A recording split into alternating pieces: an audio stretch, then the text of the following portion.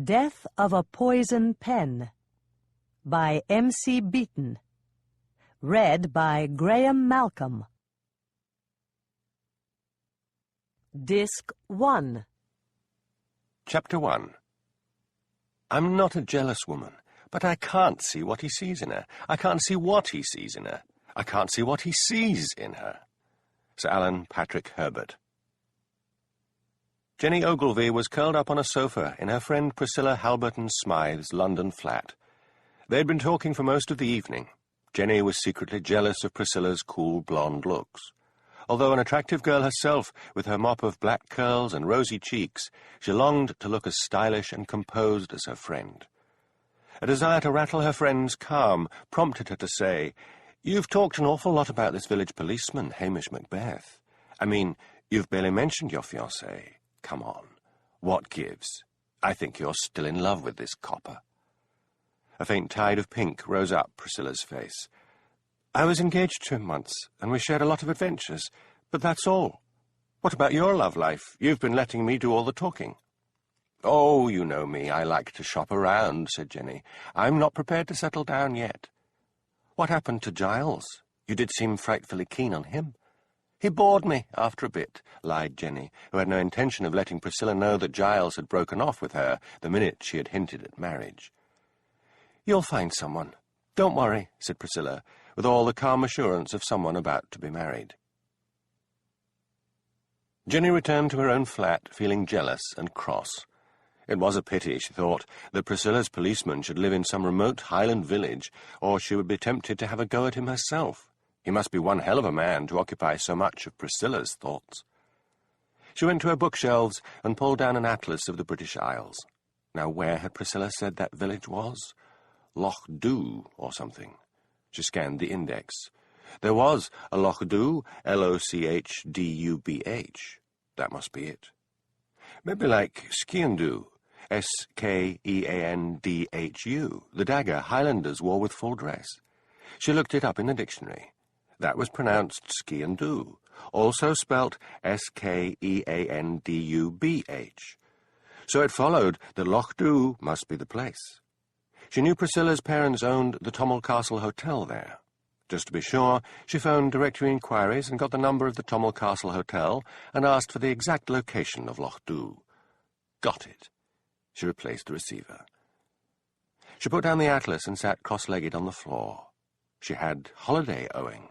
What if, just what if, she went to this village and romanced the copper? How would Priscilla like that? Not a bit, she thought with a grin. She would ask for leave in the morning. The subject of Jenny's plotting took a stroll along Loch Dhu's waterfront the next morning with his dog, Lugs. PC Hamish Macbeth was preoccupied with a nasty case. The nearby town of Brakey had been subjected to a rash of poison pen letters. At first, people had ignored them because the accusations in some of them were so weird and wild and inaccurate that they hadn't been taken seriously. But as the letters continued to arrive, tempers were rising. Mrs. Dunn, who owned a bed and breakfast on the waterfront called Sea View, hailed him. She was a fussy little woman who looked perpetually anxious and tired. "Morning," said Mrs. Dunn. "Terrible business about those nasty letters." "You haven't had one, have you?" asked Hamish. "No, but I just heard that herself, Mrs. Wellington, got one this morning." "I'd better go and see her. Business good?" "Not a bad summer, but nobody really books in now it's autumn. I've got a couple of the forestry workers as regulars. Though, mind you, a lassie from London is coming for a couple of weeks, a Miss Ogilvy. She phoned this morning." Hamish touched his cap and walked off in the direction of the manse, for Mrs. Wellington, large, tweedy, and respectable, was the minister's wife. Mrs. Wellington was pulling up weeds in her garden. She straightened up when she saw Hamish. "I've just heard you had one of the letters." Hamish fixed her with a gimlet stare to distract her from the sight of his dog urinating against the roots of one of her prize roses. "Why didn't you phone the police station?" She looked flustered. "It was nothing but a spiteful piece of nonsense. I threw it on the fire." "I can do with all the evidence I can get," said Hamish severely. "Now you've got to tell me what was in that letter. Furthermore, I've never known you to light a fire before the end of October." Mrs. Wellington capitulated. "Oh, very well. I'll get it."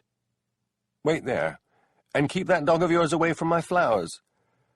Hamish waited, wondering what could possibly be so bad as to make the upright minister's wife initially lie to him.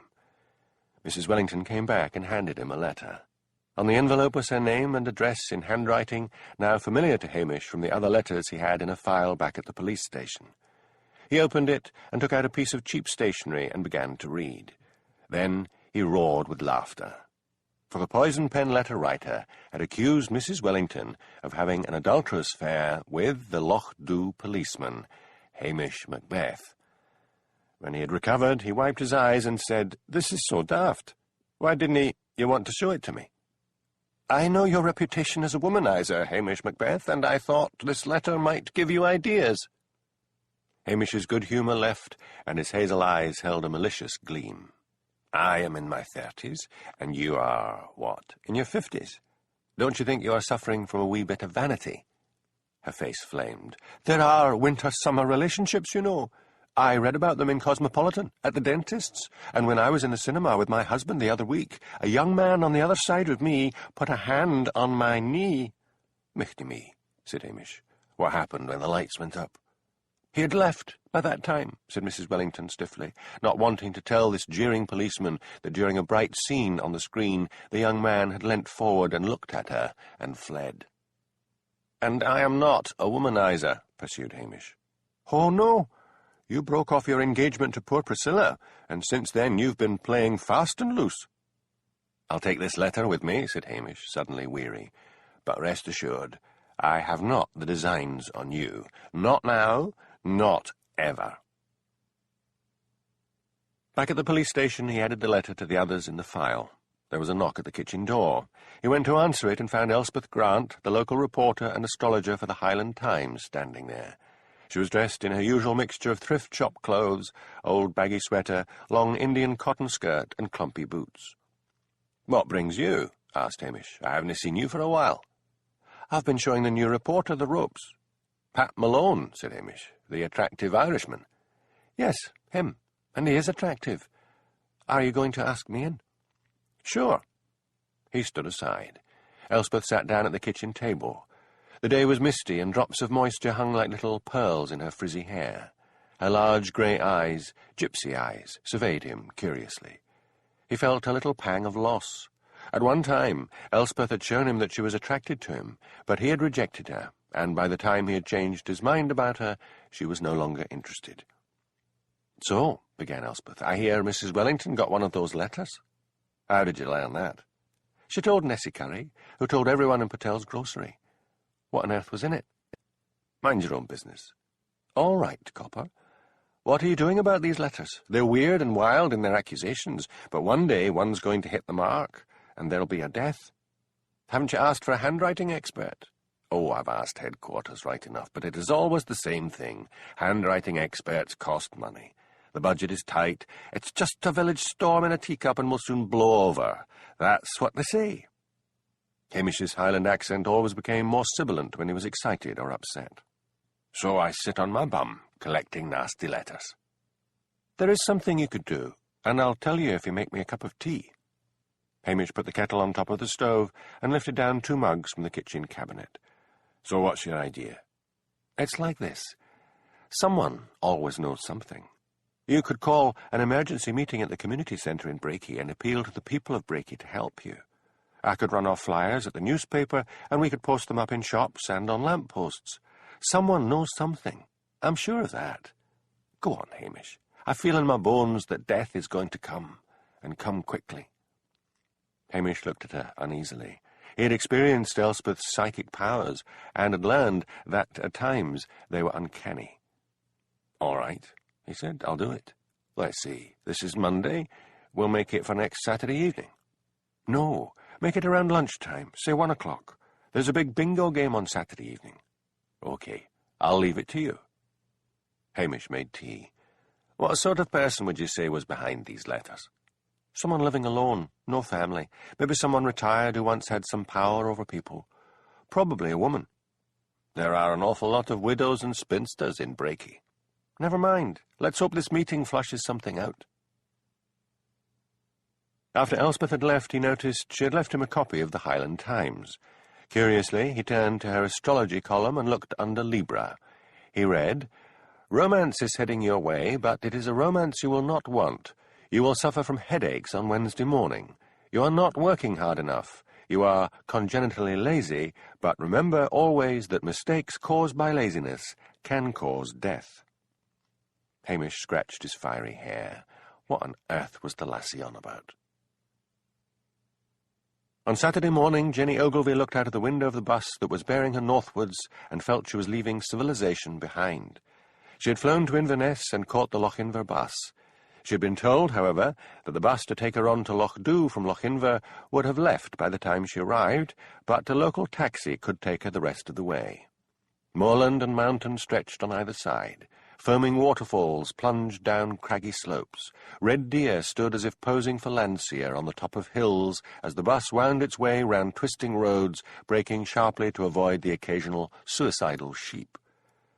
She had decided to book into a bed and breakfast in Loch Dhu rather than stay at the Tommel Castle Hotel, in case Priscilla might learn from her parents of her arrival.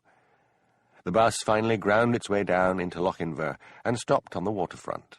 It was a fine day, and sunlight was sparkling on the water. Jenny climbed stiffly down from the bus and retrieved her luggage. She took out her mobile phone and dialed the number of a taxi service in Loch Dhu she had tracked down by dint of phoning the Sutherland Tourist Board. Better to have someone from Loch Dhu to collect her than get a cab from Lochinver. A pleasant Highland voice on the other end of the line informed her that he would be with her in 3/4 of an hour, and if she sat in the cafe on the waterfront, he would find her.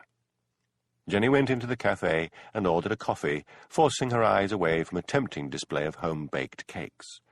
It was all right for Priscilla, she thought bitterly. Priscilla could eat anything and never even put on an ounce, whereas she, Jenny, could feel her waistband tightening by just looking at the things. She was the only customer in the cafe. She noticed there was a large glass ashtray on the table in front of her. Jenny was trying to cut down on smoking, but she hadn't been able to have one all day.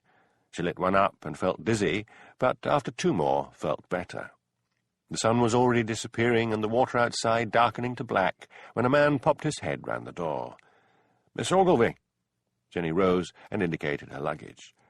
"The cab is outside," he said. "I would help you with your luggage, but my back's bad." Hoisting her 2 large suitcases outside, Jenny stared in dismay at the cab. It was a minibus, painted bright red on the front, but because the owner, Ian Chisholm, had run out of paint, the rest was painted a sulphurous yellow. Inside, the seats were covered in brightly coloured chintz with flounces at the bottom of each seat. Jenny heaved her luggage in the side door and then decided to sit up in the front with Ian and see if she could pump him for some information. The engine coughed and spluttered to life, and the bus started its journey out of Lochinver and headed up the Sutherland coast to Loch Dhu. "I'm up from London," said Jenny. "Is that a fact?" said Ian, negotiating a hairpin bend. Jenny glanced nervously down a cliff edge to where the Atlantic boiled against jagged rocks. "What's Loch Dhu like?" asked Jenny. "Oh, it's the grand place, nice and quiet. No crime?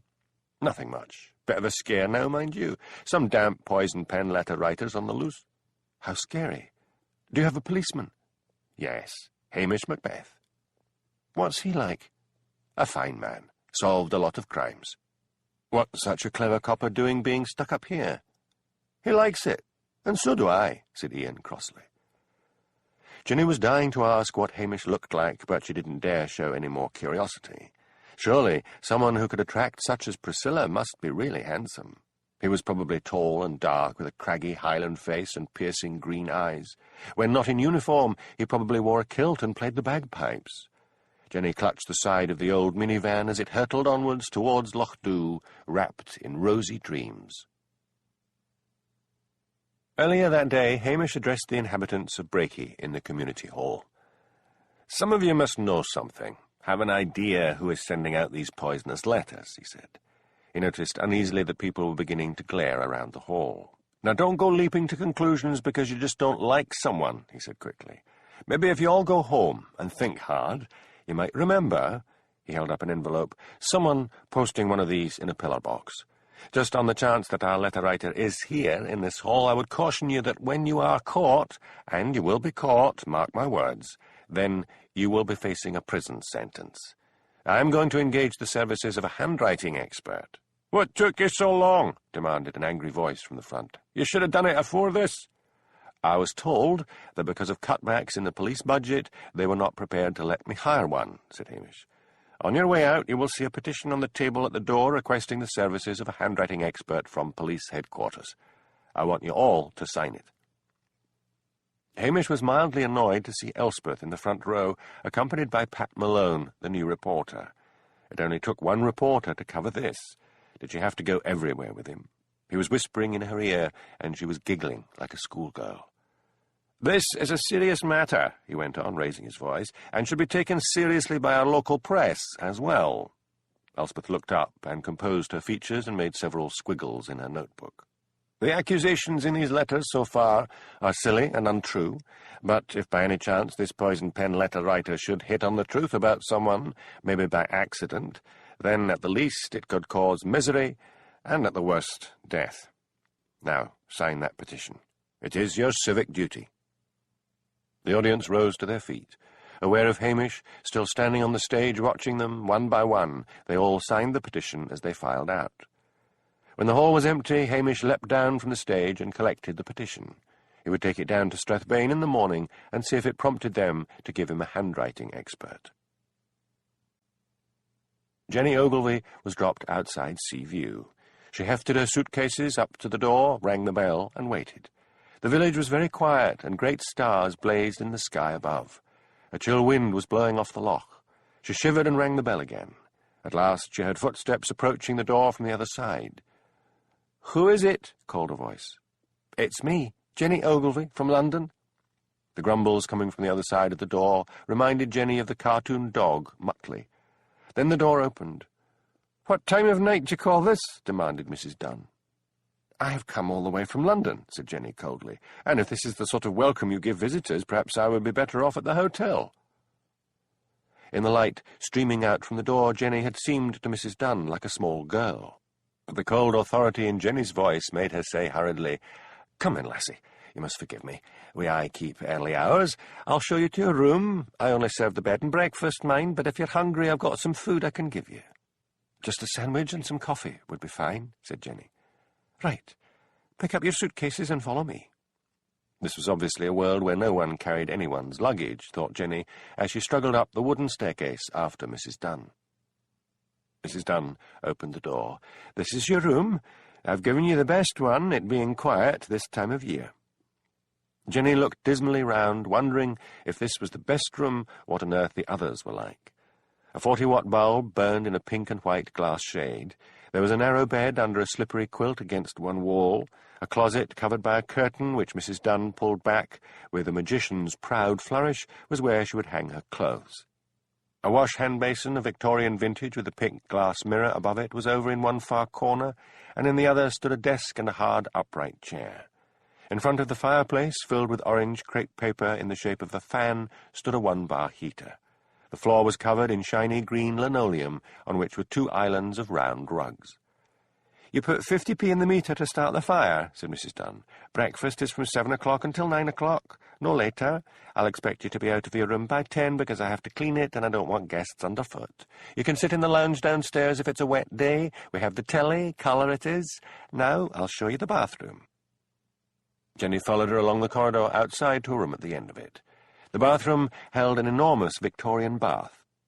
Above it was a cylindrical gas heater. "When you want a bath, put 50p in the meter above the door, turn this lever to the right, and light the geyser." "Do you mean I don't have my own bathroom?" asked Jenny. "No, but there's only the 2 forestry workers, and they're out early and don't use the bath much." Jenny repressed a shudder. "What about laundry?" "What about it? Can't you be doing your smalls in the hand basin?" "No, I would prefer to do them in a washing machine with a tumble dryer." Mrs. Dunn sighed. "Well, you can use the one in the kitchen downstairs, but only if I don't need it. There's no tumble dryer, but you'll find a clothesline in the back garden. Go and unpack and come downstairs and have something to eat." Jenny returned to her room. She felt thoroughly tired and depressed. She hoped this policeman would prove to be worth all this suffering. She opened one suitcase and unpacked a diaphanous nightgown and a silk dressing-gown and laid them on the bed. Then she began to hang away some clothes and put underwear in the drawers. When she heard Mrs. Dunn calling her, she went reluctantly downstairs. "I've put your food on a tray in the lounge," said Mrs. Dunn. "When you're finished, put the tray in the kitchen. It's at the back of the hall. And don't forget to switch out all the lights. Good night." "Good night," echoed Jenny. She went into the lounge. It was an uncomfortable-looking room with an acid three-piece suite which seemed to swear at the orange and sulphurous yellow carpet. Above the cold fireplace, some amateur had tried to copy The Stag at Bay and failed miserably. The television was operated by a coin box. A tray on the coffee table held a plate of ham sandwiches, 2 fairy cakes, and a pot of tea. The ham sandwiches turned out to be delicious, and the tea was hot and fragrant.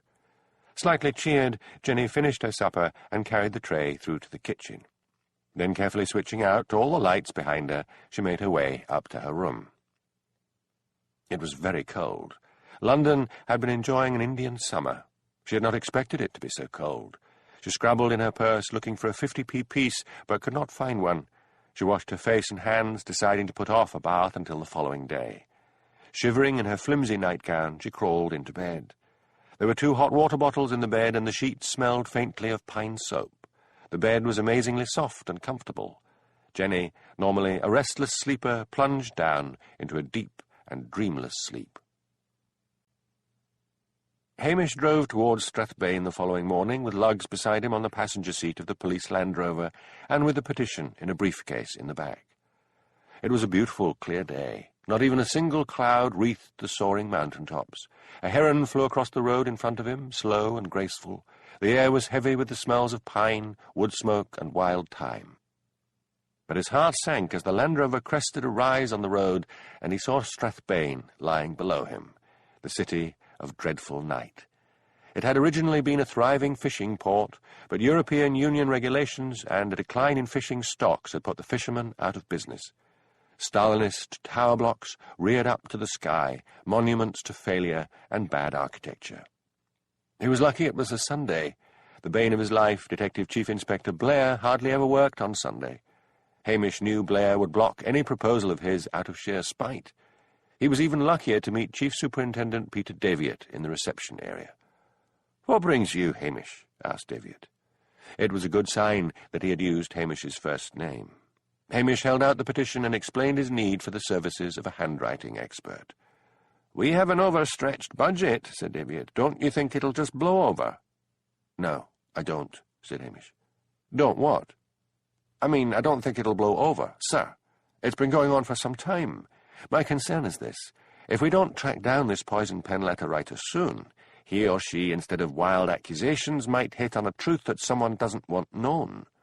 Breakie's a very churchy place. Everyone prides themselves on their respectability. It could be that one of these letters could drive a man or woman to suicide." David looked at the tall policeman with the flaming red hair. He knew that when it came to cases, Hamish Macbeth often showed remarkable powers of intuition. "Type up a report and give it with the petition to Helen." "Thank you, sir." Hamish made his way up to the detective's room, where Detective Jimmy Anderson sat with his feet up on his desk. "I was just thinking of going out for a dram," he said when he saw Hamish. "Give me a minute, Jimmy," said Hamish. "I've got to type something out for Daviett."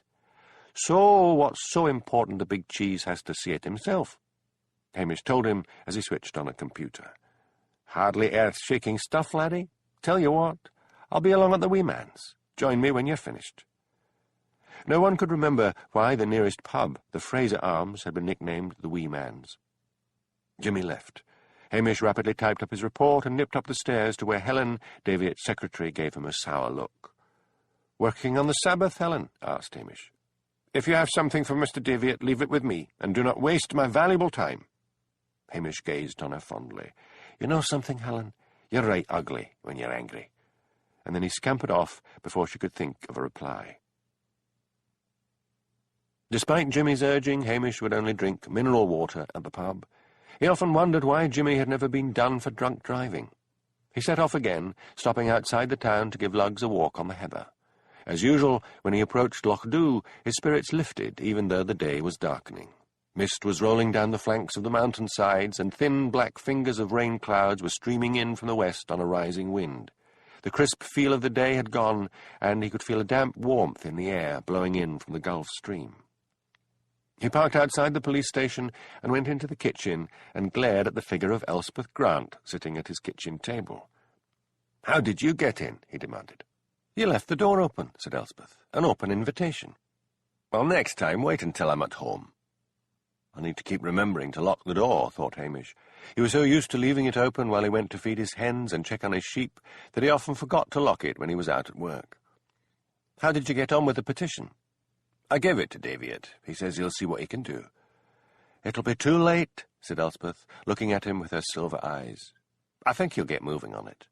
"Oh, Hamish, you know what the red tape is like. They'll pass memos back and forth, and it'll take weeks." "Well, let's see how it goes." There was a knock at the door. Hamish opened it and found an attractive face staring up at him.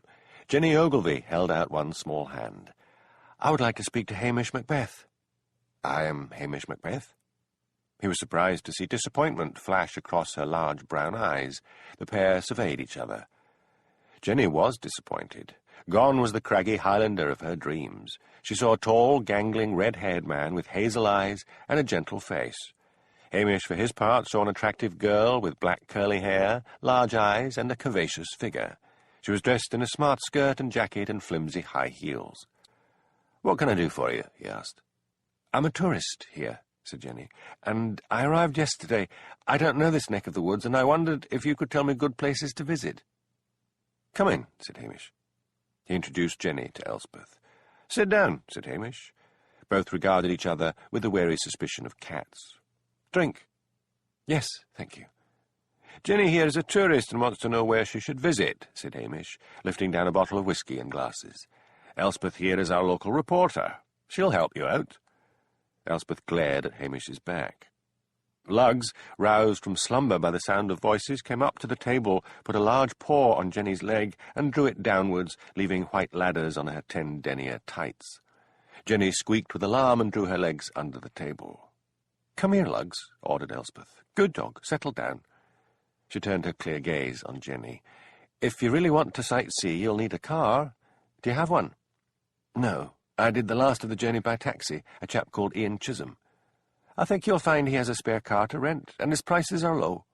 "Thank you. I'll try him in the morning." "Mostly people who come up here are walkers, hill climbers, or fishermen. They have some sort of hobby. But if you drive around, there's some wonderful scenery." "Where are you staying?" "Seaview." "You're right next to the Highland Times offices. Drop in tomorrow morning and I'll give you some maps and tourist brochures." Hamish joined them at the table and poured whisky into 3 glasses. "Do you drink it neat?" asked Jenny. "Aye, but I can put water in it if you like." "It's all right," said Jenny quickly, not to be outdone by Elspeth. Was Elspeth his girlfriend? If she was, then her plot was doomed from the start. "So, what made you decide to come this far north?" asked Hamish. His Highland voice was soft and lilting. Jenny began to understand a little of why her friend Priscilla appeared to be so fascinated with this man. "I came up from London. Just felt like getting as far away as possible." "Broken heart?" asked Elspeth. "No," said Jenny crossly. Elspeth finished her whisky and stood up. "I'd best be getting along." She walked to the door and then turned and said to Jenny, "Good hunting, but you'll find the prey is difficult to catch." Jenny's face flamed. "What do you mean?" "Just a Highland expression," said Elspeth, and she went out and closed the kitchen door behind her.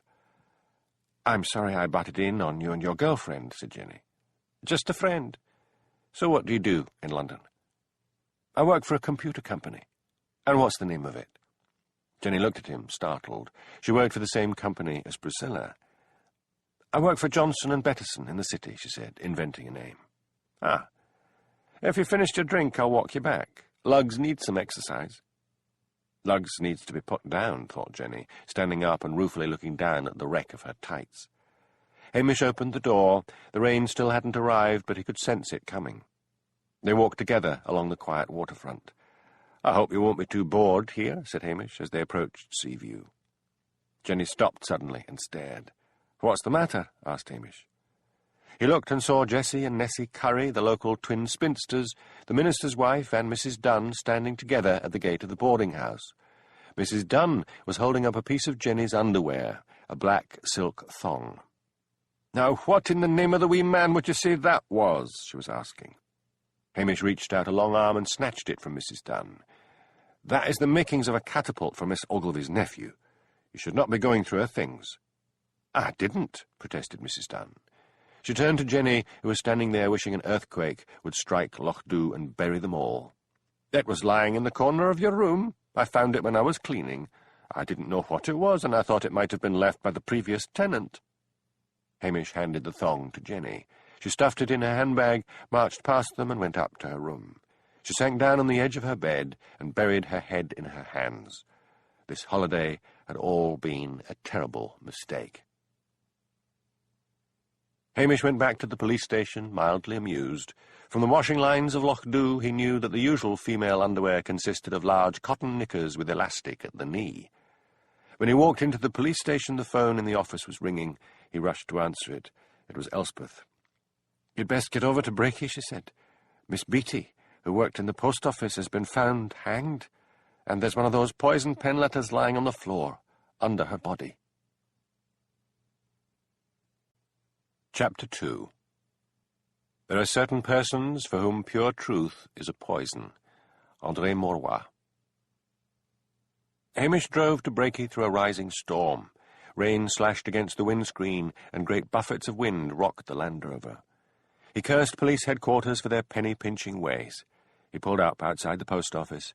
It was a sub-post office and sold groceries as well. He knew Miss Beatty lived in a flat above the shop. A thin little woman was huddled in the doorway. "Are you Mrs. Harris, who found the body?" asked Hamish. "Aye, and a terrible sight it is." "What on earth were you thinking of to report it to the Highland Times and not to the police?" "I could only get your answering machine," she whined. Hamish heard the distant sound of a siren. He had reported the death to the ambulance service and to police headquarters before he had driven off from Loch Dhu.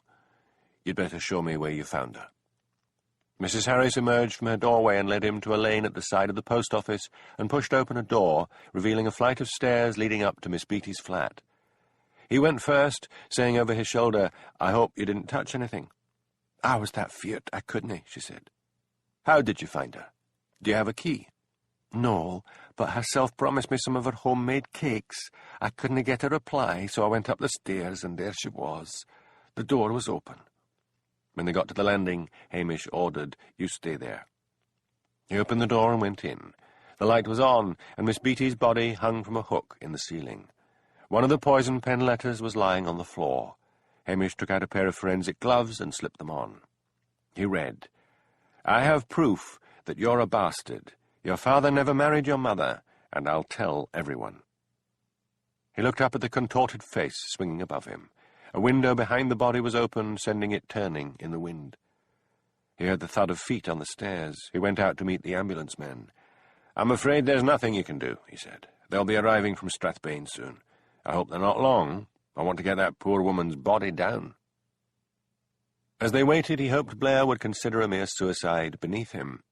To his relief, when the police arrived, they were headed by Detective Jimmy Anderson. The police photographer took pictures, and then the ambulance men took the body down. Hamish cast his eyes around the room. There was no note that he could see, only that poison pen letter on the floor. The pathologist arrived and began his examination. Hamish scowled. Something was nagging at the back of his brain. Jimmy Anderson was reading the letter. "For heaven's sake," he said, "the Highlands have I been crawling with bastards, and nobody gives a toss." Hamish wandered through to the kitchen. "Still, I suppose," came Jimmy's voice from the other room, "respectability to that poor biddy was her whole life." Hamish looked at the draining board beside the sink. 2 cups and saucers were on the draining board. 2 beads of water were on the draining board under them. He conjured up a picture of Miss Amy Beatty as he remembered her, a bustling, cheerful woman. He went back in and said to the pathologist, "I can't believe it was suicide." The pathologist, Mr. Sinclair, looked up at Hamish. "Poor woman. Clear case of suicide." "I don't think so," said Hamish slowly. Jimmy Anderson swung round and glared at him. "Come on, Hamish," he said. "What else could it be?" "Murder." "What?" Hamish said to Mr. Sinclair, "You might find she was drugged afore she was strung up." "And what makes you think that?" "Okay. She stood on a chair or something, put the rope over that hook, and kicked the chair or whatever away. So where is what she was standing on? He went to the landing where Mrs. Harris was standing with a policewoman. "Mrs. Harris, are you sure you didn't touch anything, move any of the furniture?" "Me? Och, no, I tell't you. I was too feared." Hamish went back into the flat. "What makes you think she was drugged?" asked the pathologist. "Just a hunch," said Hamish, his Highland accent becoming stronger, a sign of his distress. "There are 2 cups on the draining board that have recently been washed. I knew Miss Beatty. She wasn't the sort of body to take her own life over a letter like that." "The forensic team will be here in the morning," said Jimmy. "I wish you wouldn't complicate things, Hamish." "I may be wrong," said Hamish, "but it's as well to make sure." The police waited until the body was removed and the letter taken off to Strathbane by Jimmy. Then they sealed off the flat and left. "I'm going to Strathbane in the morning," said Hamish. "I've got to get to a handwriting expert." He drove back through the buffeting storm to Loch Dhu. He realised he had not had any dinner, but felt too tired to make anything other than a sandwich. He fried some liver for Lugs, not seeing the irony that he would cook for his dog, no matter how tired he was, but not for himself. Jenny tossed and turned, and the wind screamed and shook the boarding-house. She felt she had come to some remote, pitiless, savage land. Waves on the sea loch outside were pounding the pebbly shore, adding to the tumult. Before she finally went off to sleep, she had decided to leave Loch Dhu the following morning and get back to civilization. But when she awoke, sunlight was streaming in through a crack in the curtains, and the wind had dropped. She struggled out of bed and drew back the curtains.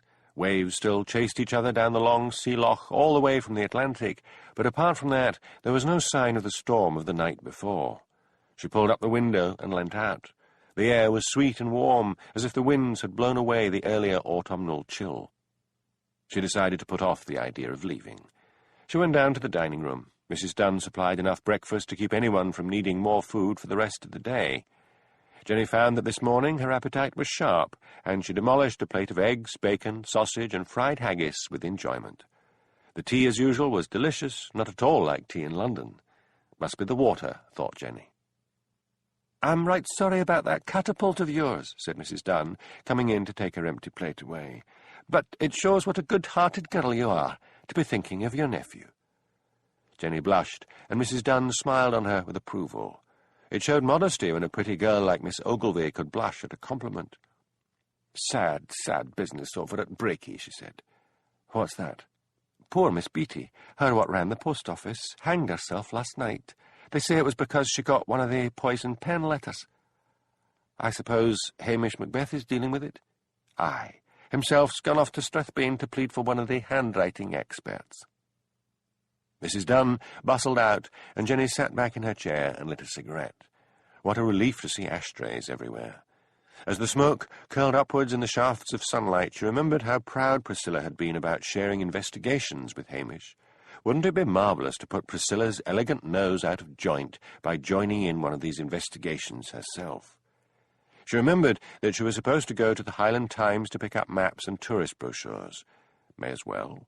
She would study a map and find the road to Strathbane, and maybe bump into Hamish by accident. Also, she needed some sensible clothes, flat walking shoes, trousers, and a warm, weatherproof coat, all the essential items of clothing she had not brought. There was no point in wearing a siren's wardrobe in the Highlands. 10 minutes later, she walked into the offices of the Highland Times. Elspeth and a very attractive young man were studying pull sheets of the paper. "Oh, there you are," said Elspeth. "Jenny, this is Pat Malone. Pat, Jenny Ogilvy." Pat had dark curly hair like Jenny's, but his eyes were bright blue. "I've got the stuff on my desk," said Elspeth. Jenny smiled bewitchingly at Pat Malone, but he was watching Elspeth with a dopey smile on his face. Amazing, thought Jenny sourly. Elspeth's clothes were a disgrace. Elspeth handed her some maps and tourist brochures. "I thought I might go to Strathbane first and buy some warm clothes and some walking shoes," said Jenny. "Good idea. You won't get very far in those," said Elspeth, looking down at Jenny's flimsy high heels. "I thought all you London ladies had taken to wearing sensible shoes." "Not if we're trying to seduce someone," thought Jenny. "I forgot to pack any," she said. "I left in such a rush. How do I get to Strathbane?" "That's easy. Go out of the village over the bridge and up past the Tommel Castle Hotel. A mile along the road you'll come to a crossroads. One way leads along the coast to Lochinver, but take the one on the right that leads inland to Strathbane." "Isn't it signposted?" Can't remember." Jenny thanked her and walked along to Ian Chisholm's garage. Ian was bent over the engine of an old Rover. She tapped him on the shoulder, and he jumped and straightened up and banged his head on the underside of the bonnet. "You fair give me a start," he said. "What can I do for you?" "I wondered whether you had a car I could rent." "You've come to the right place. I've got the very thing." "How much will it cost?" £25 a week." Jenny brightened, amazingly cheap. "I'll take it," she said. "Just you wait outside and I'll be bringing you around the front." Jenny felt that she could actually get to like this place after all. The sun was glittering on the surface of the calming loch, and only the faintest of breezes now lifted her dark curls. She heard the sound of an engine. Down from a lane at the side of the garage came Ian, driving a Robin Reliant, those three-wheeler cars beloved by some and treated as a joke by many. It was painted bright pink, not car paint, but with what looked like a flat emulsion. "Haven't you anything else?" asked Jenny, as Ian stopped the car and got out. "You can't do better than this. Of course, you could be taking the bus to Strathbane to one of the big companies. They might charge you £25 a day." Jenny looked at the car doubtfully. "Does it go all right?" "Like a bomb." "May as well take it," thought Jenny. "It does look ridiculous, but no one up here knows me." "All right," she said. She took out her checkbook. "Haven't you got cash?" asked Ian. Jenny fished out her wallet and extracted 2 20s and a 10. Ian gave her a crumpled £5 note as change. She smoothed it out. "What sort of money is this?" "It's a Scottish £5 note," said Ian. "I didn't know you people had your own money," said Jenny, as if talking to the member of some strange Aboriginal tribe. Ian shook his head as if in disbelief at her ignorance and handed her the car keys. "This one's for the ignition and that little one's for the petrol. You need leaded petrol." Jenny thanked him and got in the car. The seats, like the seats in the minibus, had been covered in loose chintz. "I feel like a travelling circus," she muttered, as she put the key in the ignition. The engine roared to life, but the needle on the dashboard showed that the car was nearly out of petrol. She switched off the engine and got out again. Ian came out of the garage. "What's up?" "Practically no petrol," said Jenny. "Oh, well, wait there. I'll get you a gallon. That'll get you to the nearest garage. These Robins don't use much." He went into the garage and came back with a gallon can, took the keys from her and poured the petrol into the tank. He handed her the keys and said, "That'll be £5. "What? That's a disgraceful price. Did nobody tell you that petrol was expensive up here?" "Oh, very well." Jenny took out the Scottish £5 note he had given her and handed it to him. He gave her a cheery wave as she drove off. The dogged pink car chugged along nicely up and over the braes. She passed the Tommel Castle Hotel entrance and drove on to the crossroads and turned off for Strathbane. She had to admit that the scenery was worth the visit. What mountains! What majestic scenery! But when she crested the top of the hill to give her a view of Strathbane, like Hamish Macbeth, she experienced a sinking of the spirits. How awful that such a run-down industrial slag heap of a place should be dumped among the finest scenery in Britain. She saw a small garage by the side of the road and checked the petrol prices. Ian had overcharged her, but not by much. Why did the Scots put up with it? The prices were higher than in England. She filled up the tank and went into the garage shop to pay. A giant of a man loomed behind the counter. She handed him her credit card and felt relief when it was accepted. She had begun to think that maybe in these primitive parts they didn't use credit cards. "English?" he asked. "Yes," said Jenny brightly. "I'm visiting." "You should stay in your own damn country." Before Jenny could think of an angry retort, a little woman shot out of the back shop. "You behave yourself, Angus. I have never heard the like. Go along with you, lassie, and welcome to the Highlands." She rounded on her giant of a husband. "And as for you, you great scunner, you get off to your bed and stop insulting the customers." Jenny fled. No, it had been a mistake. One more night, and back to civilization tomorrow morning. Hamish Macbeth kicked his heels in Strathbane Police Headquarters all day. He had left Lugs with Angela Brodie, the doctor's wife, and hoped she wasn't overfeeding the animal. Angela was apt to be absent-minded, so that every time Lugs rattled his food bowl, she thought she hadn't fed him and would feed him again. At last he was summoned up to Daviot's office. "We have a handwriting expert who will see you this evening at 7. You will find him over in the forensic laboratory on the Scottsdale Road. You did bring the file of letters with you?" "Yes, sir," said Hamish. "What's the man's name?" "Mr. Glass. Ask for Mr. Roger Glass." "Any news of the autopsy?" Sinclair is still working on it. We should have a result by tomorrow. You're going to look very silly if it turns out to be plain suicide." "I'll take that chance, sir." Hamish went back to the police canteen to pass the time. He collected a tray containing egg and chips and tea and made for a table by the window. He looked down into the street outside before he sat down. Across the road stood a shocking pink Robin Reliant. "I wonder what Ian is doing in Strathbane," thought Hamish, and then put it out of his mind. Outside, Jenny decided to give up waiting for Hamish Macbeth. Robin Reliant enthusiasts were constantly knocking on her window to get her attention so that they could reminisce about the glories of their youth when they had owned such a car. She glanced at her watch. If she was going to buy clothes, she'd better get a move on. She parked the car in a multi-story in the centre, which was built over a shopping arcade. In the arcade were several shops selling sporting goods, but they all seemed dreadfully expensive, and she had no desire to buy clothes she would not be likely to wear again. Somehow the non-appearance of Hamish Macbeth had made her decide to stay on a bit. At the end of the arcade she found a store called Murphy's, full of cheap clothes and surprisingly cheap woolens. She bought 2 sweaters and a warm pair of wool trousers and an anorak. Then she moved to the shoe department and tried on shoes until she found a serviceable walking pair. On to the underwear department to purchase several pairs of white cotton briefs. "I may look like a frump," she thought, "but I'll be a comfortable frump." She went into the toilet in the car park and changed her clothes, and then surveyed herself in the mirror. The anorak, a garment she had once sworn never to be seen dead in, was cherry red. One of the new sweaters she had bought and now put on was lamb's wool and a dull gold colour. The trousers were dark brown, and the flat shoes brown. Jenny walked to her car with a new feeling of freedom. Everything felt amazingly comfortable. Her only regret was that her new anorak clashed violently with the colour of her car. But with an odd feeling of belonging, she headed out of Strathbane and took the road to Loch Dhu. At 7 o'clock precisely, Hamish was ushered in to Mr. Glass's office. He had expected to meet a scholarly man wearing an old tweed jacket and thick glasses. Instead, he found himself looking at a man about his own age, mid-30s, with sandy hair and a round, cherubic face, wearing an open-necked checked shirt and jeans. His voice, in contrast to his appearance, was dry and precise. "You have the letters. It is Hamish Macbeth, is it not?" "Yes, it is. I have the letters here." "It will take some time." Hamish sighed. "It's an urgent case. Can't you at least try to give me some analysis of the type of person who wrote the letters?" "I'll do my best. You'll find coffee in the pot over there. Help yourself." Mr. Glass sat down and opened the file. Hamish poured a cup of coffee, sat down in a chair in the corner of the cluttered office, and tried to be patient.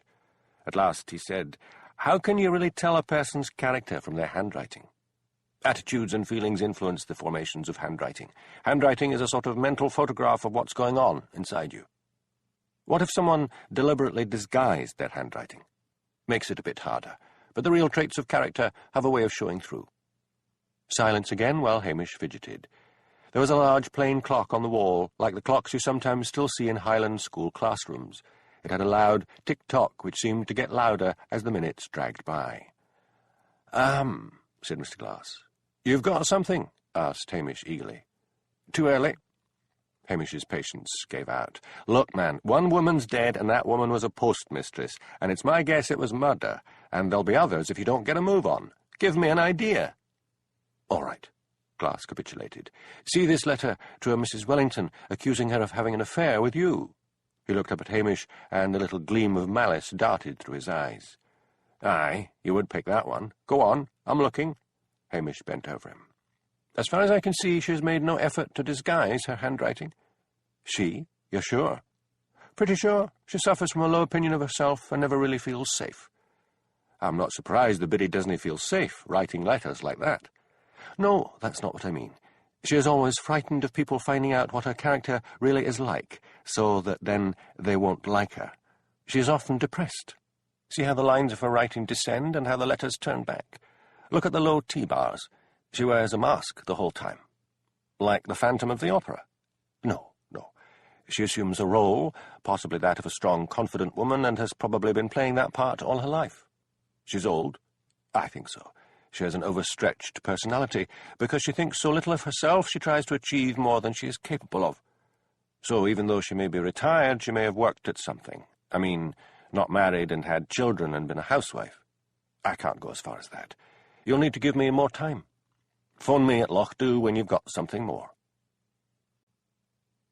The following morning, Hamish telephoned headquarters, but was told that the results from the pathologist would not be ready until later that day. There was a knock at the door. He opened it and recognised Jenny.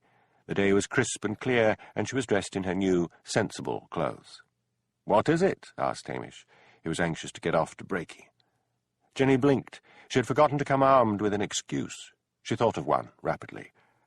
"It's very remote up here," she began, batting a pair of eyelashes, heavy with waterproof mascara, at him. "So?" asked Hamish. "I wonder if it's safe for a woman on her own to travel around." "Safest place in the world. Now, if you don't mind—" Jenny's face reddened. "Are you usually so rude to visitors?" Hamish took another look at her. She was very pretty. "I'm sorry," he said. "I've got a case that's worrying me. Look, I'll take you for dinner tonight." Jenny brightened. This was more than she had hoped for. "Where?" "That Italian restaurant on the waterfront. At 8 this evening? I should be free then." "Lovely. I'll look forward to it." As she walked off, Hamish shook his head. "A pretty girl lands on your doorstep," he chided himself, and you practically tell her to get lost. Jenny had left the door open. He went to close it and found Elspeth standing there staring up at him. He had not heard her arrive, but Elspeth always seemed to materialize. "What now?" he asked. "The handwriting expert. Did you see him?" "Yes. Oh, come in. I'm trying to get off on the road to Brakey, but maybe it would be a good idea for you to hear what the man said." Elspeth followed him into the kitchen. "What was she doing here?" "Who?" "The newcomer. Jenny Ogilvy. Wanted some advice, that's all. Now, here's what the handwriting expert said." He told her of Glass's findings. "So," he said, "what is there in Brakey for an overachiever? Maybe it is some woman who left and went to London, say, and made a success of whatever she did, then retired and returned to Brakey." "I don't think so. She's obviously had a lifetime of studying the locals." "OK, Sherlock. Come up with a better idea." "I think it would be someone with some sort of local power. The minister isn't a woman, the bank manager's a man, and a newcomer at that." "I have it." "Have what?" "What about a school teacher? Brakey School is small, and the headmistress has a lot of power." "They don't call them headmistresses any more," said Hamish. "It's head teacher in this politically correct world." "Bugger political correctness," said Elspeth. "Who do we know?" Hamish thought about it. "Miss McAndrew retired last year. I never really knew her." "Try her," urged Elspeth. "All right. But from the little I know of her, she seems a highly respectable lady." "I'd better get off." Elspeth walked to the door and then hesitated. She turned round. "We haven't had dinner together for a while. What about this evening?" "I have a date." "Oh, Hamish, there's something odd there. She's stalking you." And with that she was gone, leaving Hamish staring at the empty space where she had been standing only a second before. Hamish fed Lugs, but decided not to take his dog with him. It was going to be a tricky call. He could hardly walk into Miss McAndrew's home and accuse her of being a poison pen writer. Maybe he should pretend he wanted her advice. He drove off to Brakey, enjoying the splendid day, wondering how long it would last before the weather broke again. He drove along the shore road, noticing that for once the sea was calm, smooth, glassy waves tumbling onto the rocky beach. He called at the school and asked a teacher if he might have Miss McAndrew's address. He was told she lived in a bungalow called Brakey Manor on the shore road. Interested to meet this woman who wanted to give the impression that she lived in a manor house, Hamish drove back out again on the shore road. He had been told that the bungalow was situated on a rise just beyond the edge of Brakey. It was a small square box of a house with one large bay window. The views out over the sea must be magnificent, he thought, as he parked the Land Rover at the side of the road and got out. There was a short tarmac drive up to the front door. The garden was scrubby grass and a few trees permanently bent into a crouch by the Atlantic gales. The front door was slightly ajar. He rang the doorbell in the wall on the side and listened as Westminster chimes sounded inside the house. No one came to the door. There was a garage at the side of the house. He walked up to it. There was a window at the side of the garage. It was grimy. He rubbed it with his sleeve and peered in. A small Ford Escort was inside, so she hadn't driven off anywhere. He returned to the door and rang the bell again. Behind him, waves crashed on the beach, and a seagull screamed overhead. He pushed the door wider and called, "Miss McAndrew!" Silence. He took off his cap and tucked it under his arm. Perhaps she was asleep. He walked inside. There was a narrow hall. He looked down. The Morning Post was lying on the floor. He could feel his heartbeats quicken. "Miss MacAndrew!" he shouted again. He opened a door on his left. The living room. No one there. A door on his right opened into the lounge, musty and slightly damp, obviously the best room, used only on special occasions. There was an open door at the back of the hall leading into the kitchen. Before it, on the left and right, were two more doors. He opened the first. It was a bedroom, the curtains tightly drawn. He fumbled for the light switch beside the door and switched it on. Light glared down on an awful figure on the bed, soaked in blood. He walked forward. Dead eyes stared up at him. To make sure, he felt for her pulse and found none. Miss MacAndrew had been viciously and violently stabbed to death, a frenzy of stabbing. He took out his phone and called Strathbane. He pulled on a pair of thin gloves and went through to the living room. There was a desk by the window. On the top were a few bills and circulars. He slid open the desk drawers one after the other. In the bottom drawer, he found a packet of cheap stationery and a packet of envelopes. In one, at the left top of the desk, he found the beginning of a letter. "Dear Effie," it began, "I have not heard from you for a while." The handwriting looked like the writing on the anonymous letters. He walked outside the bungalow and breathed in great gulps of fresh air. A car drove up and Jimmy Anderson got out, followed by his sidekick, McNabb, and two police officers. Hamish went to meet them. "How did you get here so quickly?" "Blair'll be along in a minute," said Jimmy. "We were in Brakey when we got your message. We were investigating that other murder." "You mean Miss Beatty?" "Aye, that's the one. You were right. She'd been heavily drugged." "But I phoned this morning and was told the results weren't through." "I don't know who told you that, but it turns out you were right.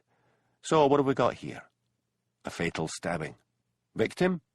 "A Miss MacAndrew, retired schoolteacher." "We've got the forensic team with us. They were going over the postmistress's flat again. We'll wait until they arrive. Any idea who murdered her, or why?"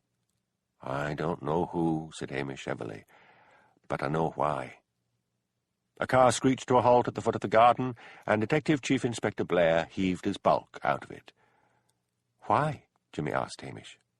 "Miss MacAndrew was the poison pen writer, and somebody found out."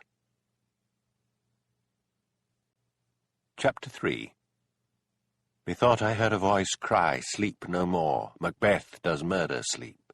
The innocent sleep, sleep that knits up the ravelled sleeve of care.'" William Shakespeare. Blair was in a bad mood. He felt resentful that somehow Hamish Macbeth had turned what had appeared to be a simple suicide into a murder. And now that long drip of water, that Glicket Highland tuchter, had found another dead body. He brushed past Hamish and said to Jimmy, "Let's be having a look at the body." "Well, sir, the forensic team's just coming. Might be as well to wait for them." Blair's eyes bulged with fury, but he saw the wisdom of what Jimmy was saying, and he rounded on Hamish. "What prompted you to call on her?" Hamish patiently went through what the handwriting expert had told him, and how he had thought a retired schoolteacher might fit the profile. Blair listened to him, his great bull head on one side. The police photographer arrived, then the forensic team, and then the pathologist, Mr. Sinclair. "As soon as you're finished, I want to look inside the place," growled Blair. "And as for you, laddie, you may as well get back to your sheep, or whatever." He stood to attention as a sleek black BMW halted behind the row of cars. Daviot got out. "I was on my way to Brakey when I got a phone call telling me the news. You found the body, Macbeth?" "Yes, sir." "Tell me about it." So Hamish told him how he had come to believe that Miss MacAndrew might be the poison pen writer, and how he had found stationery which matched the paper used by the poison pen writer in her desk. "As you know by now, you were right about Miss Beatty's death. It's estimated the murder took place on the Saturday evening, maybe somewhere between 9 and 10, said David. "Aye, and I'm wondering why I wasn't told that the findings were in when I phoned this morning," said Hamish. Blair scowled at the sky. He had been passing by when he heard the girl taking Hamish's call, and had told her to say that nothing had been discovered yet. Blair was jealous of Hamish, and was always afraid that this peculiar policeman might one day decide not to sidestep promotion, move to Strathbane, and replace him. "I don't know how that happened," said Daviot. "I think the best idea is for you to question people in Brakey and try to find out whether anyone was seen going up the stairs to Miss Beatty's flat. When we're finished here, I'll have some men released to help you. I take it that countermands Mr. Blair's order. What order? I was told to go back to my sheep, sir. Blair forced a jolly laugh. The trouble with you Highlanders, he said, is that you can't take a joke. There you are, Macbeth. Now off you go. Another car screeched to a halt, and Elspeth and Pat Malone got out. And get rid of those press, ordered David. Hamish went up to Elspeth. She's dead, isn't she? She asked. I'm supposed to get rid of you, said Hamish. Follow me to Brakey and I'll tell you about it. But mind, you didn't hear it from me. They went into a dingy pub in Brakey called the Red Rory. In a Puritan place like Brakey, thought Hamish, it followed that any drinking establishment should be as grim as possible. They ordered soft drinks and sat down at a table by the window. Hamish explained what he had found out. A double murder! Pat's Irish eyes gleamed with excitement. I never thought I'd find such excitement up here. Where are you from? Asked Hamish. Dublin. And what brought you here? I saw Sam's advertisement in the National Union of Journalists magazines and applied. He grinned. I think I was the cheapest he could get, and I didn't have any experience in newspapers. I had been an advertising copywriter since I left university. Mind you, when I saw Loch and the Highland Times, I thought, what a dump. I can't live here. But then Elspeth walked in. He smiled blindingly at her. Elspeth looked vaguely out of the grimy bar window. So you have the facts, said Hamish, but don't quote me, not even as a source. Go out there and get quotes from the townspeople and quotes from Strathbane. Now, I'm off to see what I can find out. Are you sweet on him? Asked Pat after Hamish had left the pub. The only thing I'm sweet on, said Elspeth coldly, is this story. Why don't we finish our drinks and see what we can find out so that we can print the stuff without betraying that Hamish told us? OK. It's going to be a long day. Why don't we have dinner at the Italians tonight? Come on, Elspeth. You've been good taking me around and showing me the ropes, but we've got to relax sometime. Elspeth suddenly smiled. Why not, she thought. It wasn't as if Hamish Macbeth had shown any desire for her company recently. Fine. Let's get on. Pat grinned happily. He tried to remember whether the restaurant had candlelight. Candlelight was so romantic.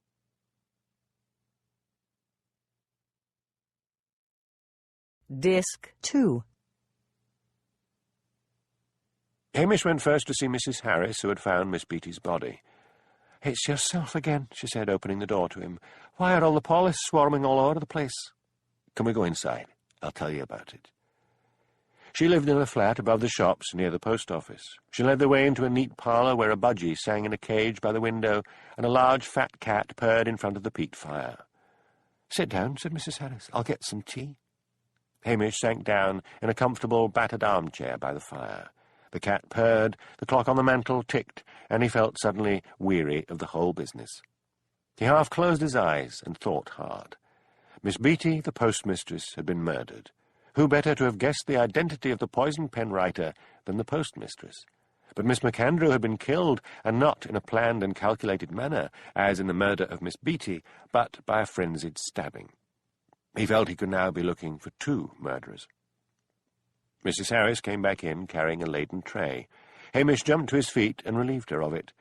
Just set it on the table by the window, she said. You shouldn't have gone to all this trouble, said Hamish, looking down at plates of cakes and scones and a large pot of tea. It's not often I get the company, and now herself has gone, there's really nobody. A tear rolled down Mrs. Harris's withered cheek, and she wiped it away with a corner of her flowered apron. She poured tea. Hamish drew up a chair at the table. She sat down to the left of him, twisting her apron in her hands.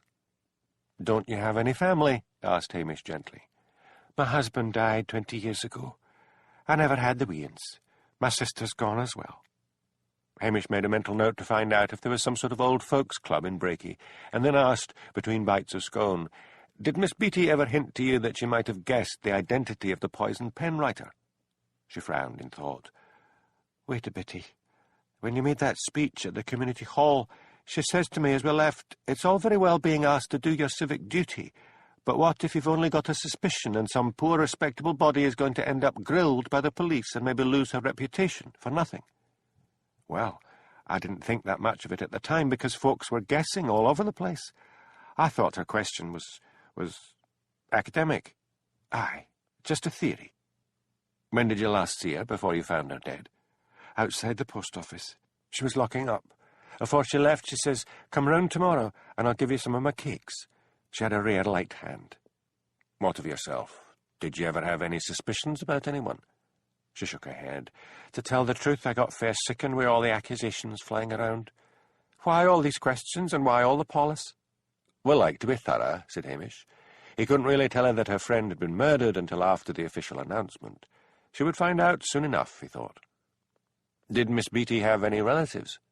She had a sister down in Perth. I think she's on her way up to the Procurator Fiscal's in Strathbane. Scotland has a system based on Roman law, and the Procurator Fiscal is the coroner and public prosecutor of a Scottish district. Hamish finished his tea and stood up. I'll be back to see you as soon as I have any news. Another tear rolled down her cheek. What's to tell? She took her own life. I didn't know she was that unhappy. She should have told me.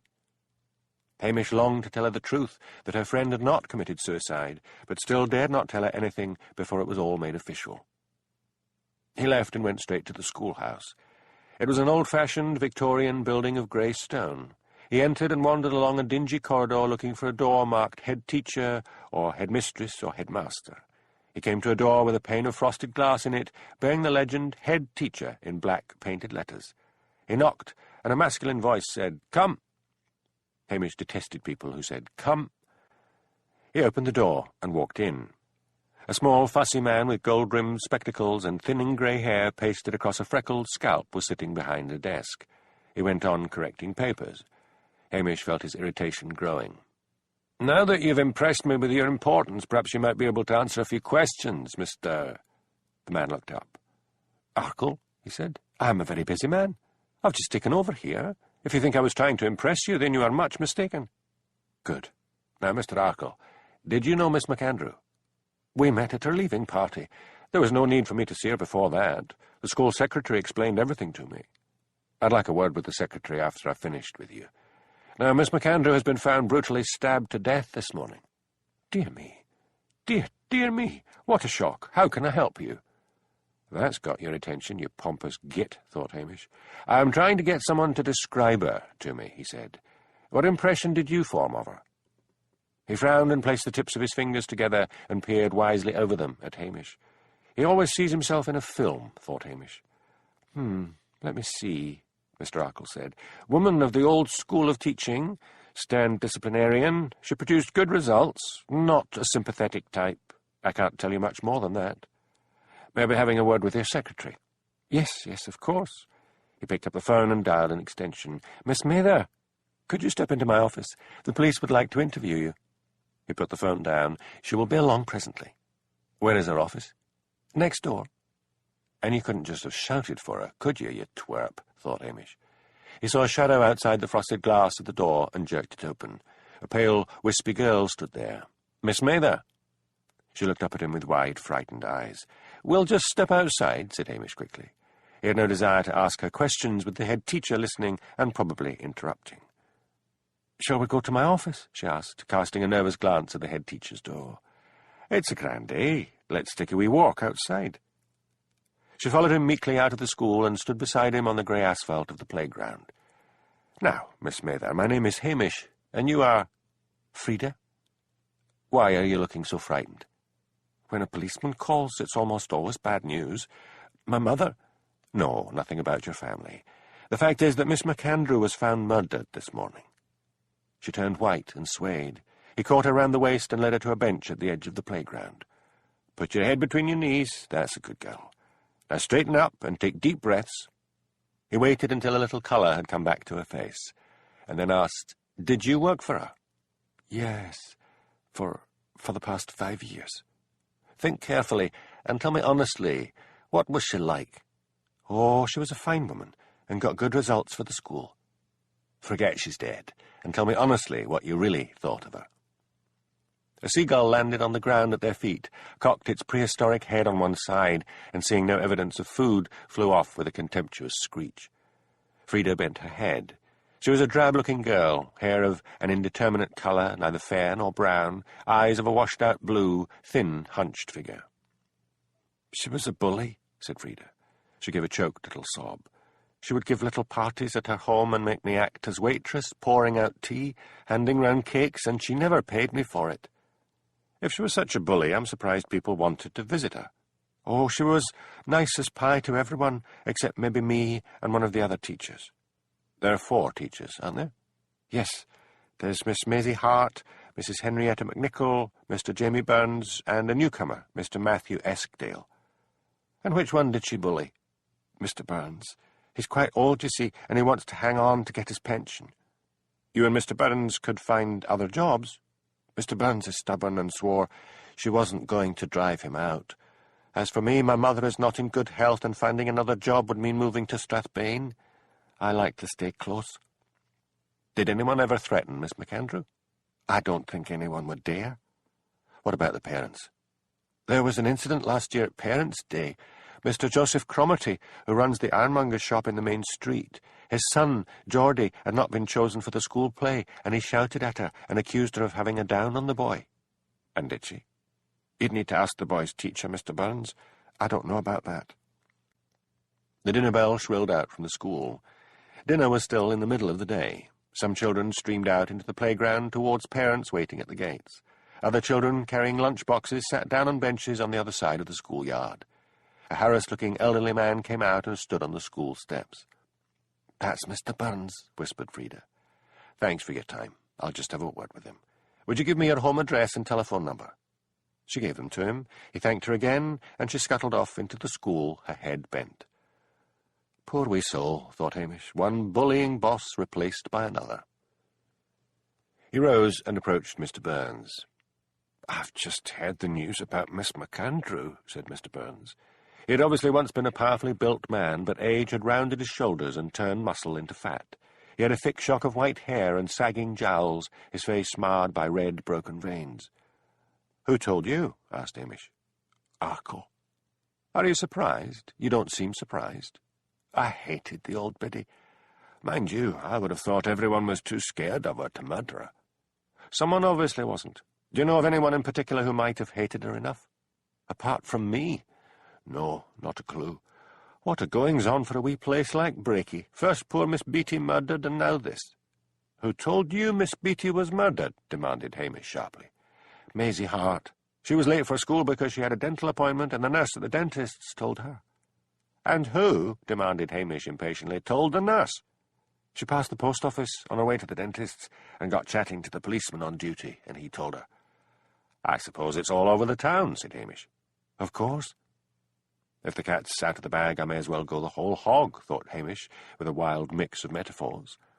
"So did you know that Miss McAndrew was our poison pen letter writer?" He looked stunned. "Never. I mean, she was a bully, but she was all up front, if you know what I mean. Writing those letters was a poisonous, sneaky thing to do. Come to think about it, they started just around the time she retired." "Did you get one?" "Yes, I sent it to you." "Refresh my memory. What was it about?"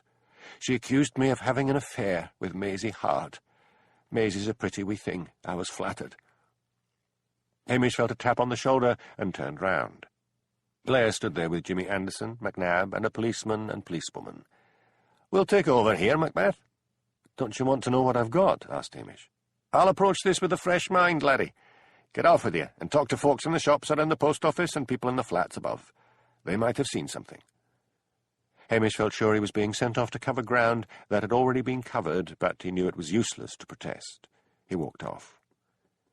He decided to look for the layabout youth of Brakey.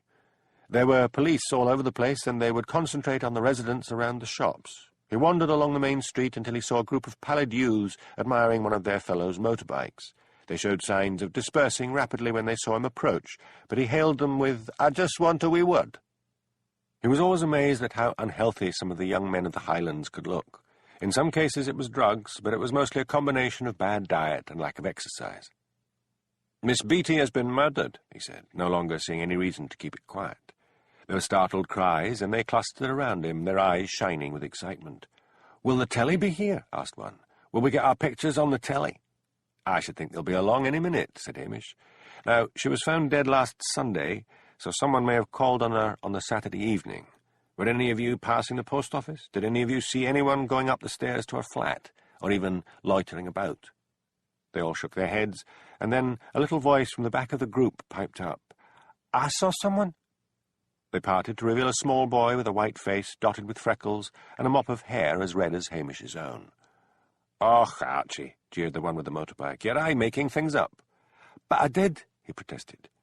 "Come here, Archie," said Hamish. He led the boy a little away and took out his notebook. "What is your full name?" "Archie Brand." "And where do you live?" "At 6 Glebe Street." "What time would this be?" "Around 9, the night Miss Beatty was murdered." "And what were you doing at that time of night? Glebe Street is at the far end. How old are you?" 10. I was going to the chip shop." "Right, Archie. Now think carefully. What or who did you see?" "It was a young fellow. I couldn't see clear for the street light was out. He was wearing black clothes. He had one of the baseball caps pulled down low." "And what was he doing?" "Just standing outside the post office, looking up and down, and when I came towards him, he turned and looked in the window." "So you didn't see his face?" "No, sir." "What age?" "Maybe about my brother's age, about 17. "Tall?" "Not as tall as you." Hamish turned and surveyed the group. "Is your brother there?" "Yes, he's the one with the motorbike." "About his height?" "Just about." Hamish wrote 5'8" in his notebook. "Slim, fat, medium?" "I couldn't be sure. He'd one of the puffy jackets on. I walked on towards the chippy and I turned back once, but he'd gone." "Anyone else around?" "No, the street was empty. There wasn't even anyone in the chip shop." "This could be vital evidence," said Hamish solemnly. "I may be calling at your home later." In the distance the school bell shrilled. "You'd best be getting back to school," said Hamish, closing his notebook. "Do I have to? I mean, this murder and all. Don't I get a day off?" "Run along," said Hamish. The boy reluctantly trailed off in the direction of the school, followed by the jeers of the gang headed by his brother. Hamish walked back to the post office and studied the shops opposite. Some of them obviously used the upstairs of the premises, but above what was once a dress shop and was now an ironmonger's he could see curtains at windows. He crossed the road and went up the stairs to the flats above. What had once been a dentist's surgery had the name of a law firm on the door. He remembered the murder of the dentist. There had been an old man living at the top of the stairs then.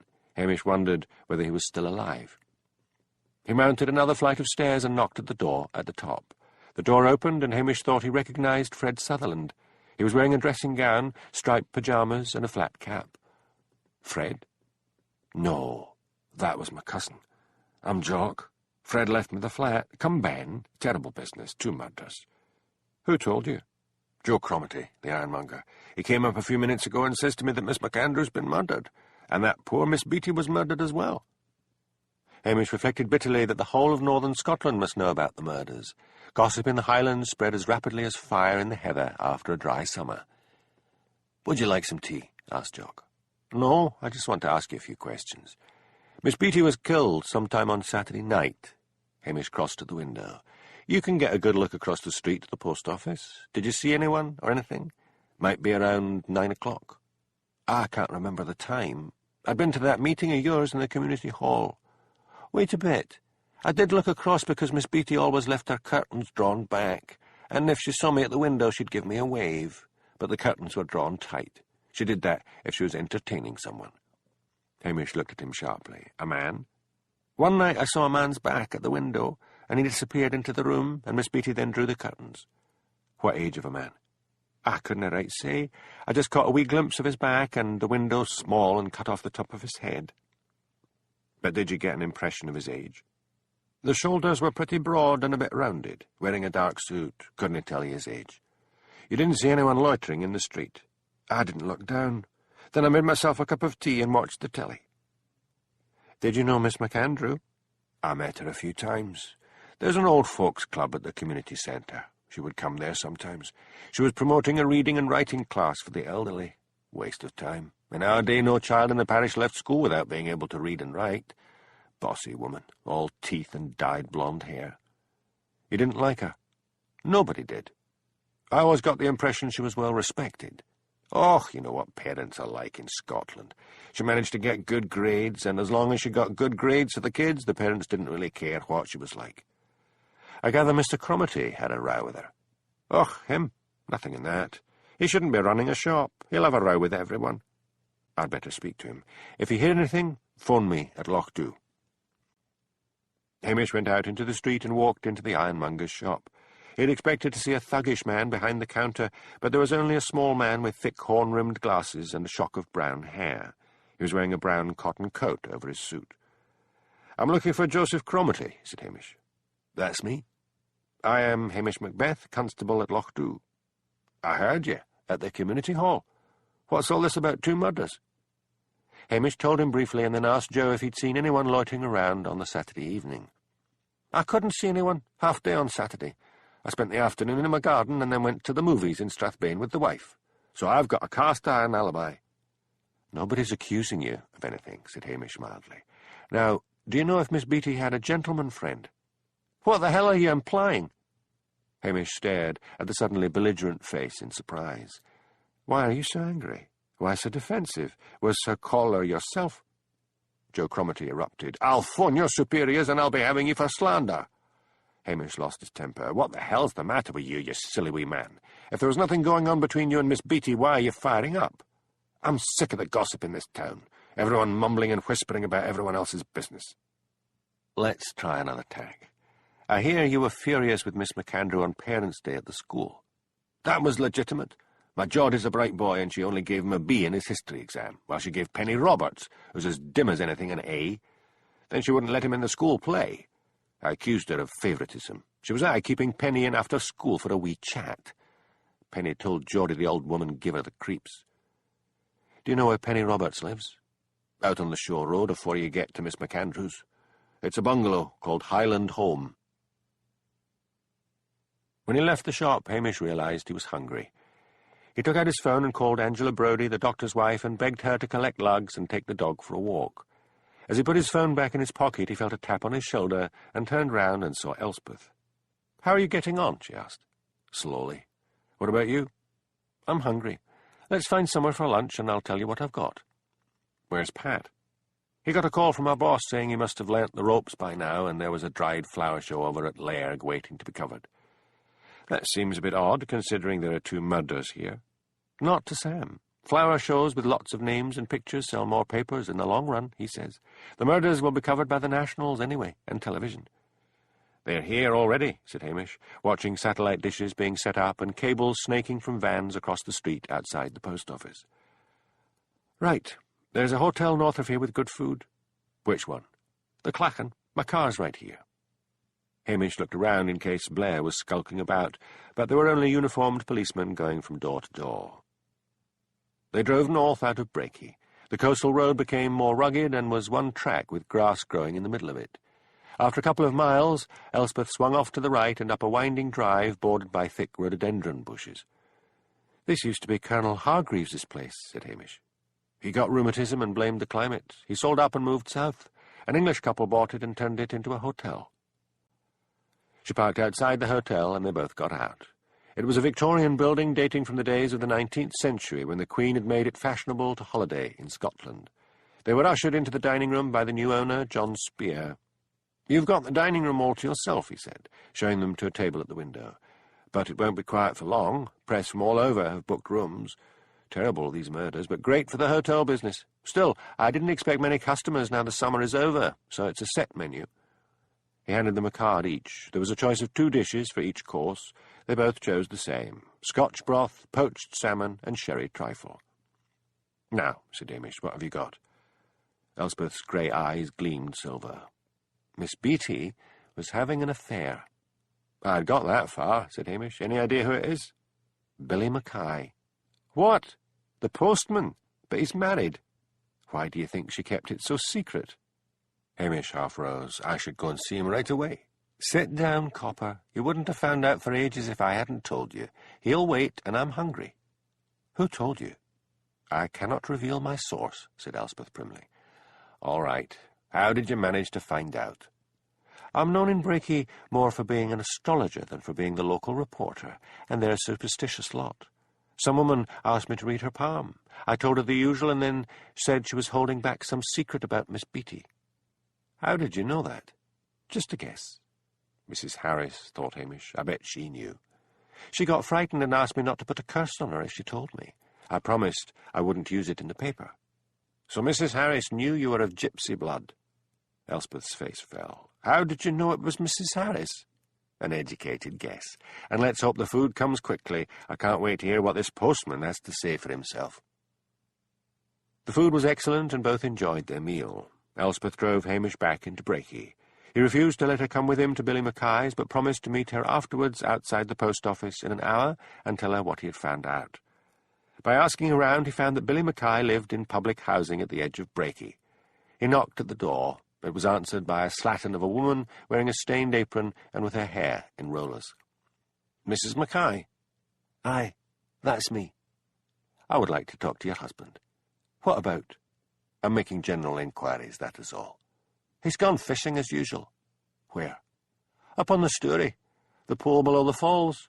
And you tell him the sink still needs fixing, and he can stay away as long as he likes, but he'll still have to fix it when he comes home. Hamish touched his cap and strode back to the Land Rover. He drove out of Brakey and up into the hills. The falls of Story were a tourist attraction in the summer, but now the car park above the falls was empty, except for a red post office van parked against some railings. He made his precipitous way along a muddy path that led down the side of the falls. The sun was already going down, and the cascade of water shone red in the setting rays. Billy Mackay did not hear him approach because of the sound of the falls. He was a thick-set little man in, Hamish judged, his late 50s. Hamish tapped him on the shoulder, and he swung around, his face a picture of dismay. "Up to the car park," shouted Hamish. "I can't hear anything here." Billy reeled in his line and meekly followed Hamish up the path. He turned and faced Hamish in the car park, wearing a defeated air. He had thin brown hair, a bulbous nose, and surprisingly beautiful blue eyes. "It's about Miss Beatty, isn't it?" he said. "The wife will kill me." "How long had your affair with Miss Beatty been going on?" "About 10 years. Man, weren't you frightened of anyone finding out?" "We kept it really quiet. I'm the postman, see, so no one thought anything of me being around the shop.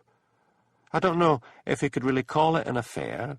It was the talking, you see, the companionship.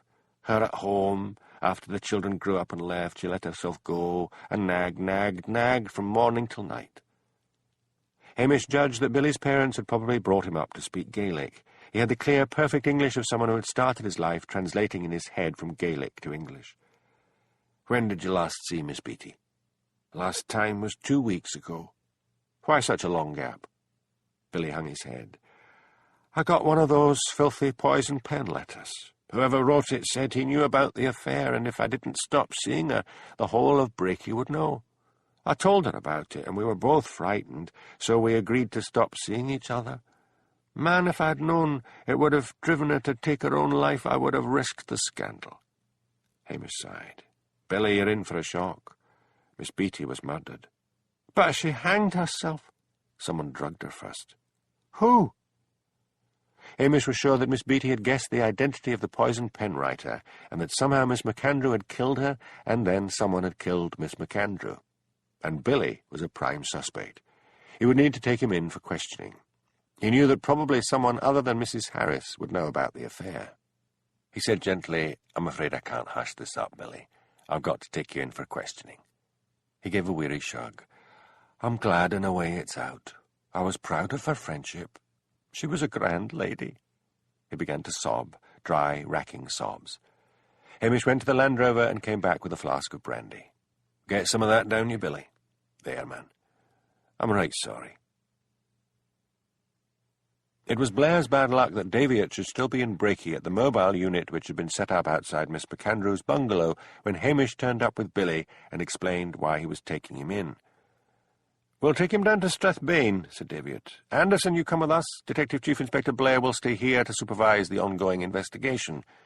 You'd better come with us, Hamish." Blair scowled horribly. He knew that when the boss used Hamish's first name, the constable was in high favour. At Strathbane, it was a long interrogation, but it transpired early on in the interview that on the Saturday evening that Miss Beatty was murdered, Billy had been down in Strathbane for a reunion with some of his old army friends, and had not got back to Brakey until the small hours of the morning. His alibi checked out. He was to be kept in the cells overnight, however, for further questioning. He was now a suspect in the death of Miss MacAndrew. They would hold him until they discovered from the autopsy some idea of the time of her murder. Hamish was dismissed. He left headquarters to find Elspeth waiting outside for him.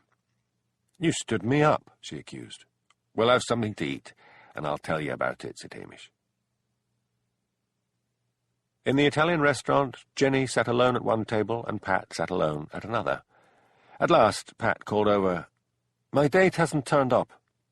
"Neither has mine," said Jenny gloomily. "So why don't we have a meal together?" suggested Pat. Jenny gave a shrug. "Why not?" Chapter 4. Fear death, to feel the fog in my throat, the mist in my face. Robert Browning. Jenny lay awake for a long time. Pat had told her all about the murders in Brakey, and so it was understandable that Hamish Macbeth had forgotten his date with her. Nevertheless, it rankled. If he had been meeting Priscilla, thought Jenny jealously, he would at least have phoned to apologize. Pat had been good company, and, yes, he was attractive and amusing, but he would not make Priscilla jealous.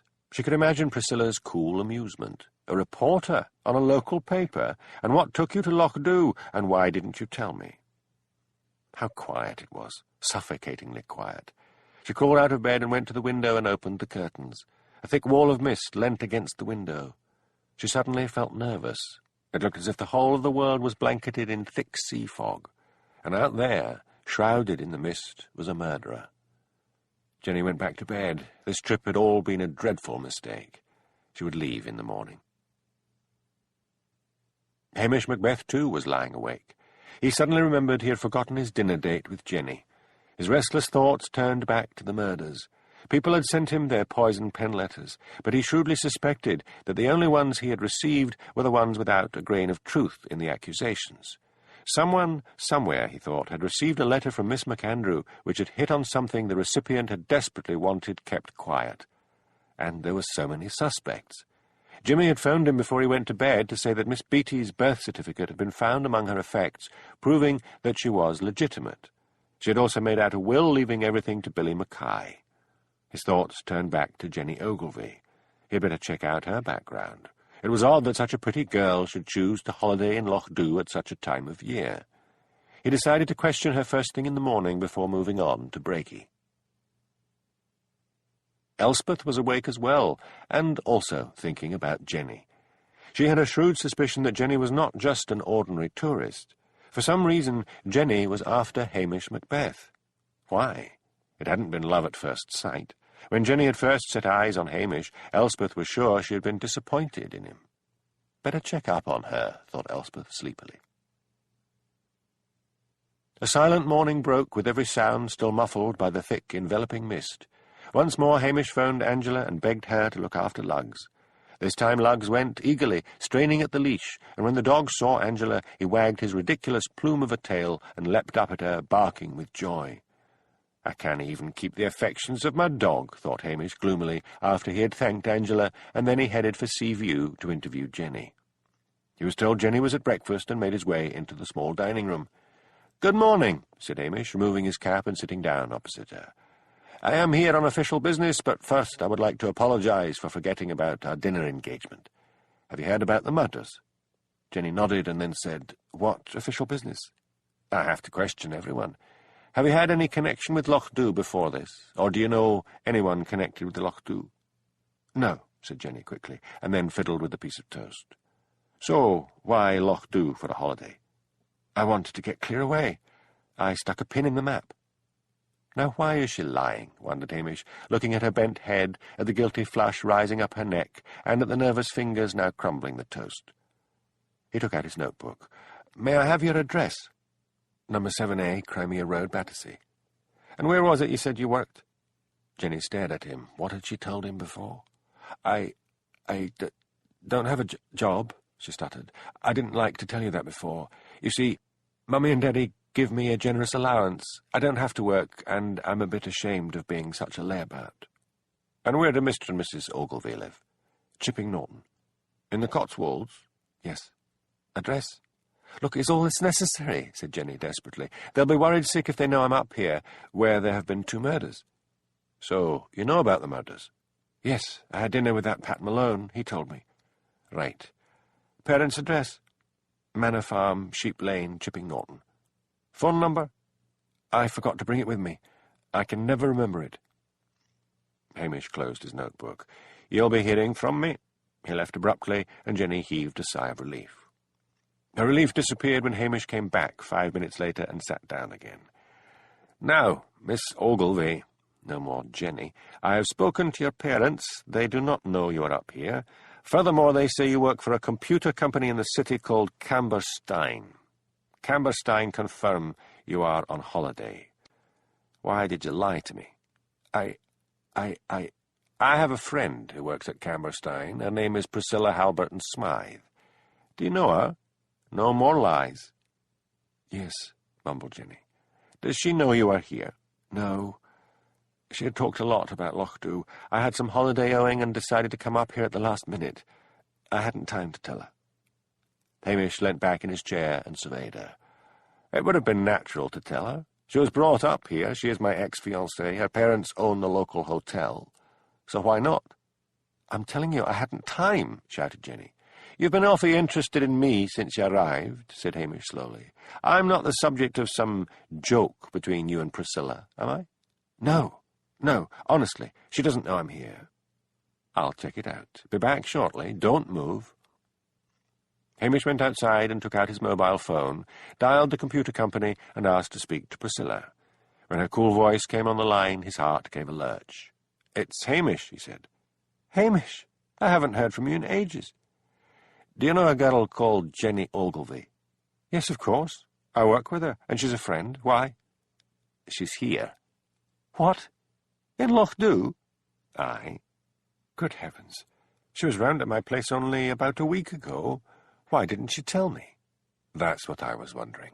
First of all, she lied about where she worked. Then she said she didn't work and that her parents were supporting her. Then she said she came up on an impulse. I am not a vain man, but she seemed to be setting her cap at me. There was a silence, and then Priscilla said slowly, I have been talking about you. I think she is a little bit jealous of me. Maybe she thought that if she could snare you, it might put my nose out of joint. Again, that lurch at the heart. I'll get rid of her. There was a silence, then Priscilla said, No, don't spoil her holiday. She's had bad luck with men and always chooses rotters. She's actually very kind. When I had the flu last winter, she came round and nursed me and did all my shopping. I thought your fiancé Peter would have been on hand to do that. He couldn't spare the time. He works very hard. Maybe she could help you on this case? What? Her? Priscilla, the lassie's daft. She's got a knack of getting people to talk to her. People on the tube end up telling her their life stories. The place is crawling with police. I have no need of her self-help, said Hamish stiffly, the strength of his Highland accent showing he was upset. But what had he expected? That Priscilla would immediately fly up to confront Jenny? He had broken off the engagement because of Priscilla's aloofness. Why go down that road again? Suit yourself, said Priscilla. I usually do. When's the wedding? We've put it off again. Peter's awfully busy. I'll let you know. Do that. I'd better get on with my work. Goodbye. Hamish rang off and stared bleakly along the misty waterfront. The thick mist was beginning to shift and eddy like so many ghosts being called home. He gave a sigh, then went in and sat down in front of Jenny.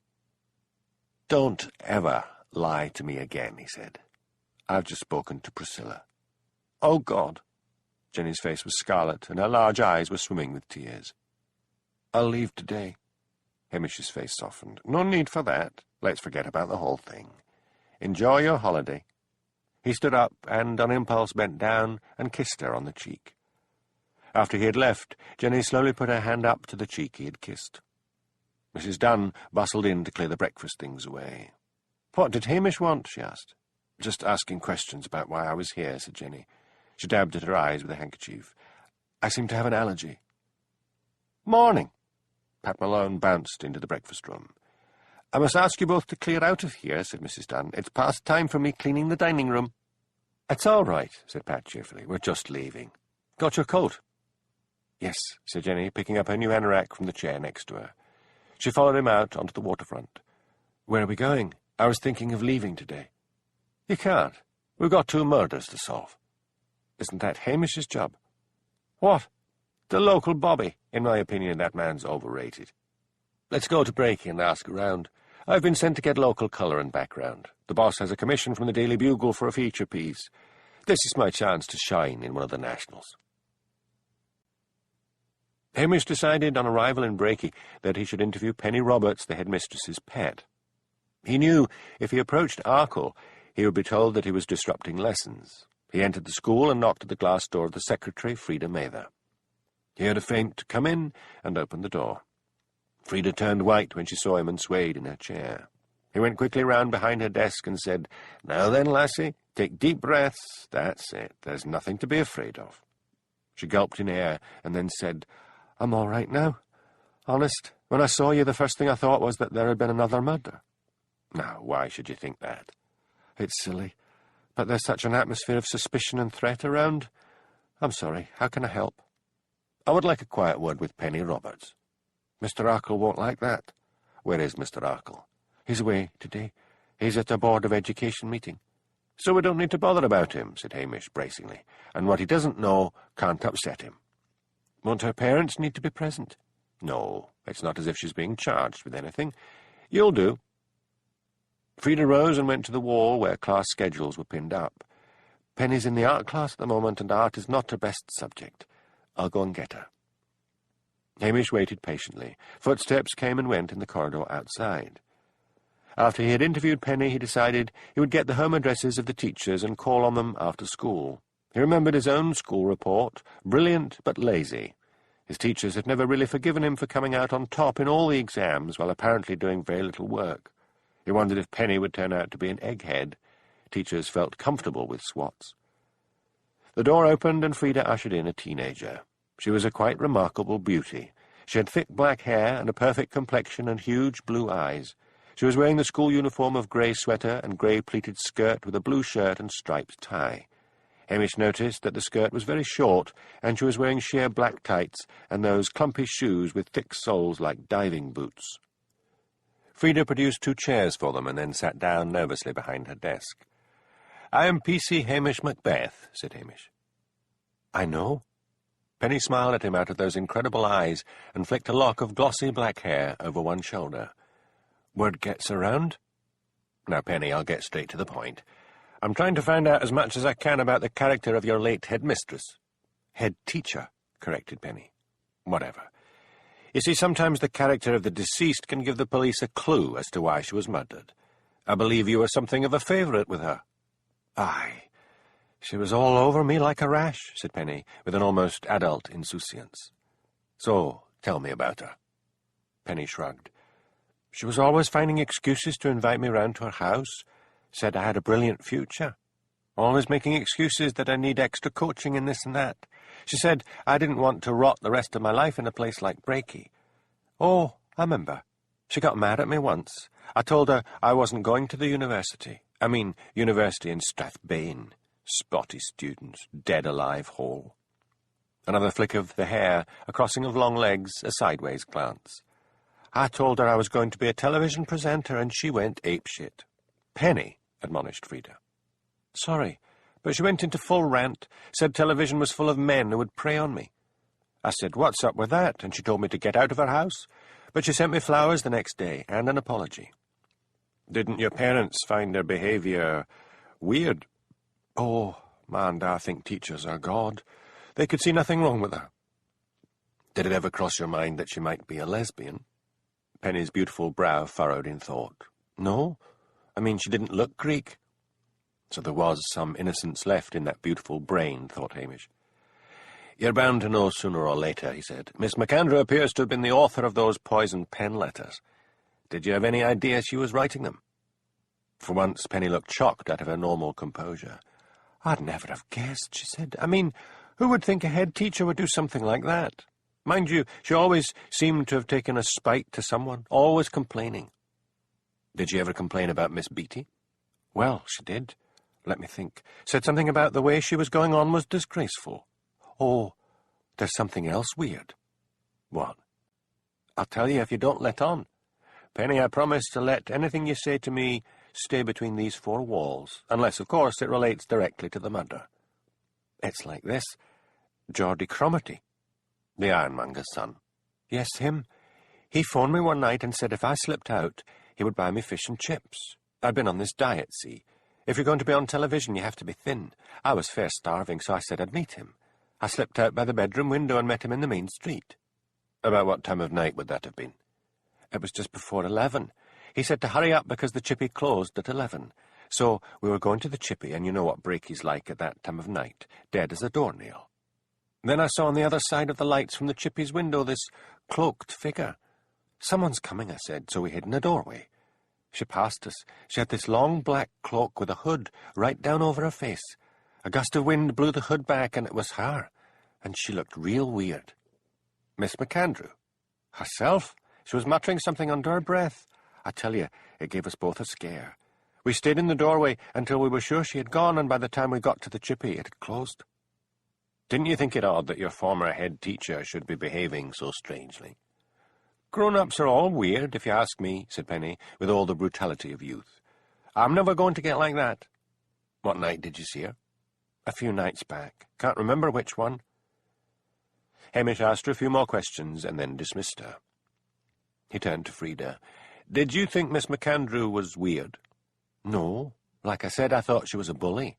I did think she was over-fond of Penny, but teachers sometimes get harmless crushes on pupils. Sometimes it's the other way round. A smile lifted her pale lips. Mind you, there's no one in this school to get a crush on. Hamish thanked her and left. He sat on a wall outside the school and made rapid notes. Miss McAndrew had taught many pupils in her career, seen them grow up, maybe knew their secrets. She had hit on one that meant ruin for someone. He closed his notebook with a sigh. He had better go back in again and ask to see Geordie. Frida had regained a little bit of colour when she ushered Geordie in to speak to Hamish. If only the lassie could get another job, thought Hamish. On the other hand, maybe she would attract bullies wherever she went. Geordie Cromarty was small and swarthy. He had hair as black as pennies, and it grew low on his forehead. His eyes were the same peculiarly silvery light grey as Elspeth's. People with such eyes were often credited with having the second sight, the ability to see the future. Hamish thought of the seer of Loch Dhu, Angus MacDonald. Perhaps it might be an idea to call on him later and see if he'd heard anything. Hamish was sure most of Angus's predictions were based on gossip. "Now, Geordie," began Hamish, "Penny tells me you were both out in Breaky one night and saw Miss McAndrew behaving strangely." "Aye. Had looked like something out of a horror movie. Big cloak and all." Now, Penny can't remember which night it was. Can you? "Sure. It was the night afore that old biddy in the post office topped herself." "May I remind you that Miss Beatty was murdered?" "Was she?" "Cool. And did Miss McAndrew go straight on down the street?" "We didn't stop to look, man," said Geordie, whose speech was an odd mixture of Highland dialect and Americanisms culled from movies. "Did you experience any trouble with Miss McAndrew?" "All the time. She told me to stay away from Penny. She said Penny was meant for better things." "What did you reply to that?" Geordie looked at him with scorn. "Listen, copper, when the oldies are getting at you, you say, 'Right, miss, no, miss, sure, miss.'" "Did Penny not find the attentions of Miss McAndrew embarrassing?" "She got the best marks in her exams. I think Miss McAndrew fixed a lot of her papers." "Did Penny tell you that?" "No, just a guess." "Your father was angry with Miss McAndrew, wasn't he?" "Aye. Herself gave me a bad mark in an exam. History it was. I'm good at history. He demanded to see the exam paper, and she wouldn't let him see it, so he said he'd write to the education board. My dad said she was taking her spite out on me because of Penny." "If you hear anything at all, Geordie, that might be relevant, let me know." Geordie looked as if someone had just pinned a deputy sheriff's badge on him. His face beamed. "Sure, Gov," he said. "You can count on me." After Geordie had left, Frida said, "I thought Miss McAndrew was a bully, but I never thought she'd cheat." "It looks as if she might have done." Hamish thanked her again and left. He made his way out of the school and along the quiet tree-lined street which led to the main thoroughfare. At the corner stood the community hall. He peered in the window. It was full of old people watching television, playing cards, reading, or just chatting. He pushed open the door and went in. "Who's in charge here?" he asked, an elderly lady in a wheelchair. "Mr. Blakey, over there." Mr. Blakey was a thin man whose face was covered in a film of sweat. The room was not particularly warm. Hamish noticed he had a slight tick at the corner of his mouth and that his nails were bitten to the quick. The sweating, he judged, must be a nervous condition. Mr. Blakey, as he was to discover, walked about in a sort of tropical rainforest. "Mr. Blakey." "That's me." Mr. Blakey took a damp handkerchief from his pocket and mopped his brow. "How often do you meet here?" "It's open every morning, then twice a week. Mondays and Fridays we show videos in the evening." "There's a Mrs. Harris. She seems quite lonely. I would like to bring her along." "What about this Friday?" suggested Mr. Blakey. "We're showing Green Card at 7 o'clock. I can't afford the new videos." "And you probably pay for them yourself," said Hamish, recognising one of the world's few genuine do-gooders in this thin, nervous man. "Well, funds are not that great." "Is this your full-time job? You're what, in your 50s? Not old these days?" "I worked at the bank for years. Had a bit of a nervous breakdown. This keeps me occupied." "I'll come on Friday," said Hamish. "I've got a lot of videos at home I'll never look at again. I'll bring them with me." Mr. Blakey thanked him, and Hamish made his way to Mrs. Harris's flat, where he told her about the Old Folks' Club. "Amy, Miss Beatty was always on at me to go, but I didn't want to be with a lot of old folk." "It'd be company for you. They're showing a movie on Friday night. I'll take you along." "I don't know." "Give it a try. I'll pick you up at 6:45 on Friday. That way you'll not need to go yourself." She reluctantly agreed. Hamish's motives were not entirely altruistic. He was sure an old folks' club would be a good source of gossip. Pat Malone enjoyed his day with Jenny. They toured round a few beauty spots, ate lunch, and wandered around Brakey, where he asked questions of passers-by in a not very interested way. It was only when he had dropped Jenny off and returned to his office that he realised he hadn't enough for a feature piece. Sam, his boss, looked at him in irritation. Pat had started off well, but Sam had noticed he was beginning to slope off on jobs. "You go over to Lairg and find out how sheep prices are doing," he said. "Get off early in the morning." "But what about Brakey?" "I'll send Elspeth." "But I can do it." "You had your chance." Hamish collected a reluctant lugs at the end of a weary day when he felt he had got nowhere at all. He decided to put on his best suit and invite Jenny for dinner, in the hope, although he would not admit it to himself, that Priscilla might get to hear of it. He brushed his red hair until it shone, and put on his one Savile Row suit, courtesy of a thrift shop in Strathbane, knotted a silk tie over his white shirt, and was heading for the kitchen door when it opened, and Elspeth stood there. "Don't you ever knock?" asked Hamish. "I heard you coming to the door." "Goodness, you do look grand. Just as well I'd dressed up." "Why?" Elspeth was wearing a long fake fur over a filmy grey dress. Instead of her usual clumpy boots, she had on a pair of black high-heeled sandals. Elspeth smiled. "Because I'm taking you for dinner." "I was going to take Jenny." "Tough. She's eaten, and is going to have an early night." "How do you know?" The truthful answer to that was that Elspeth had met Jenny, as that young lady was on her way to the police station to see Hamish. Elspeth, with true Highland aplomb, had cheerfully lied, telling Jenny that Hamish was stuck in Brakey until late, and Jenny had said that in that case she would take Mrs. Dunn's offer of a meal and go to bed afterwards and read. "Because she told me," said Elspeth cheerfully. "Come along." Hamish looked at her suspiciously as she tripped along beside him on the waterfront. The mist had come down, and little pearls of moisture shone in Elspeth's hair. Willie Lamont, who used to work in the police force and was now a waiter at the Italian restaurant, greeted them as they entered.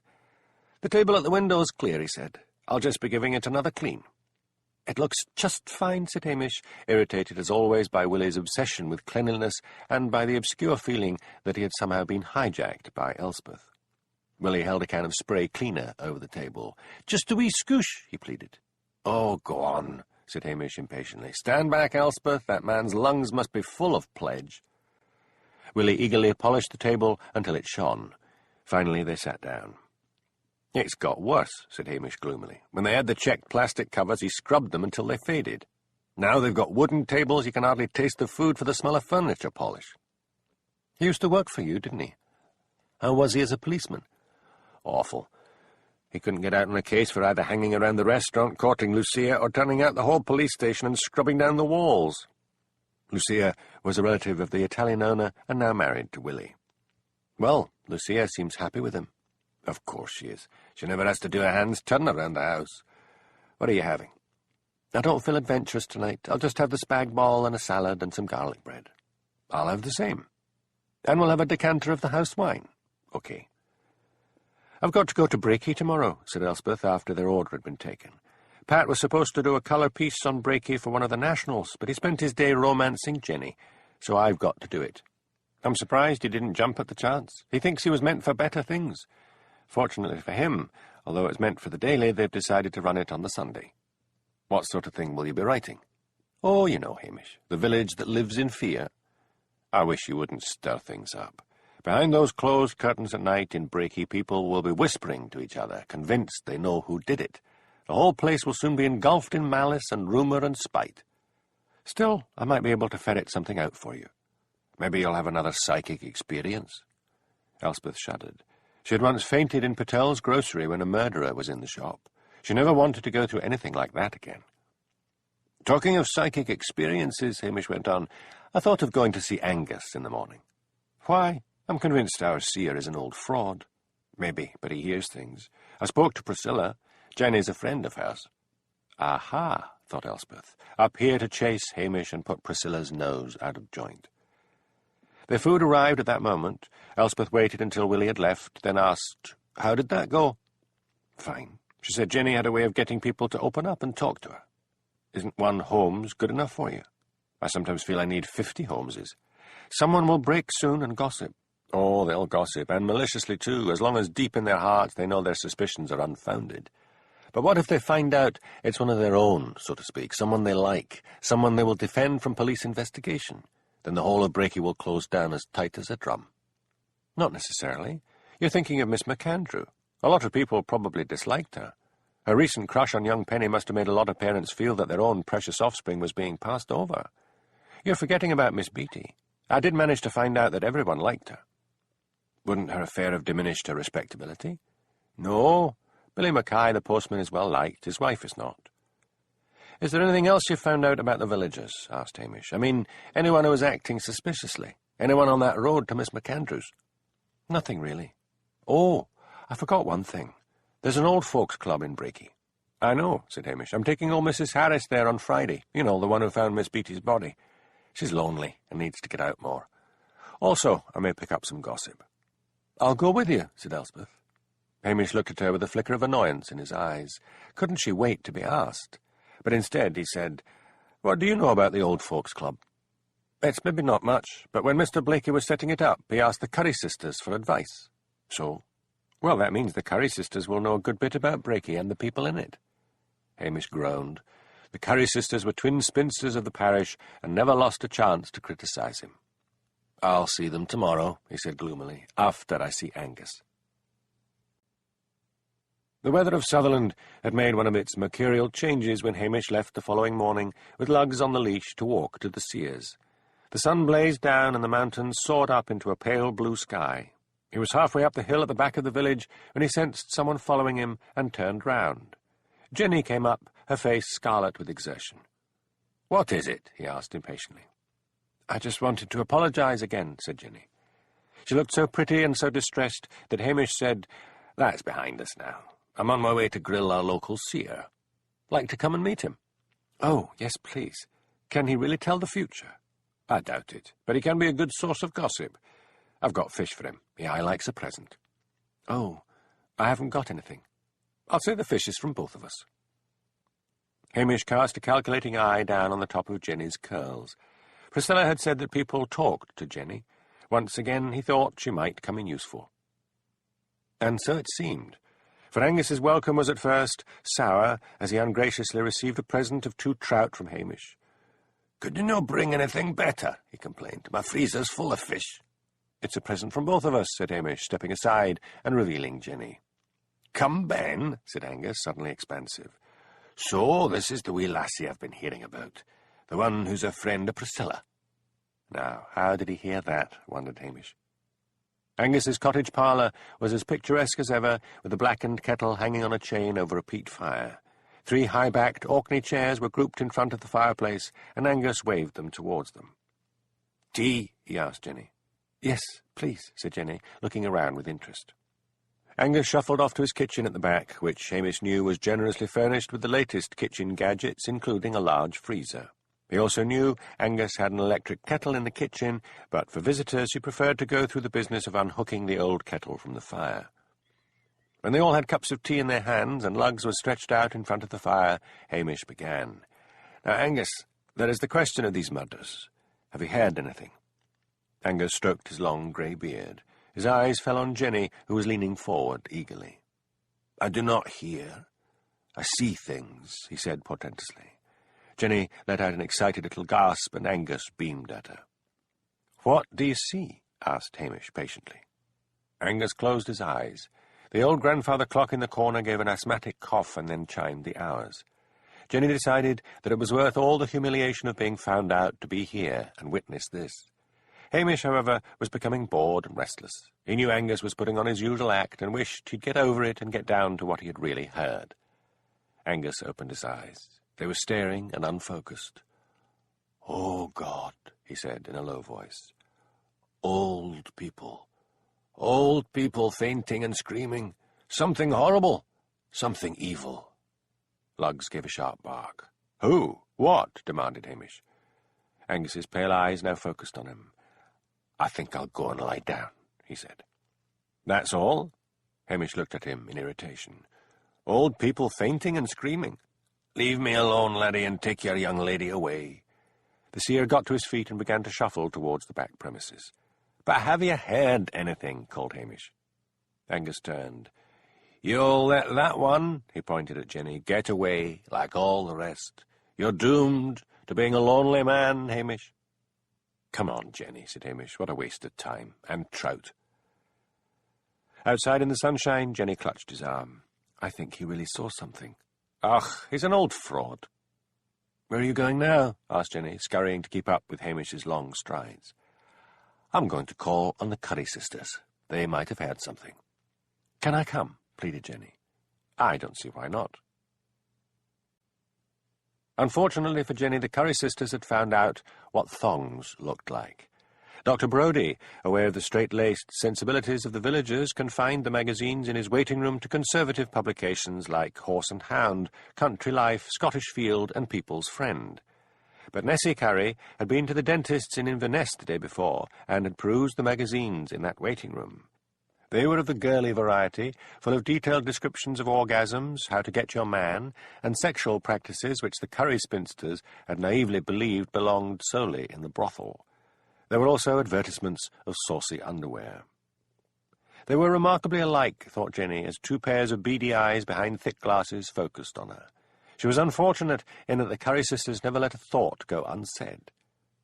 "I would have thought it very uncomfortable to wear," said Jessie, who, like Browning's thrush, had an irritating way of saying everything twice over.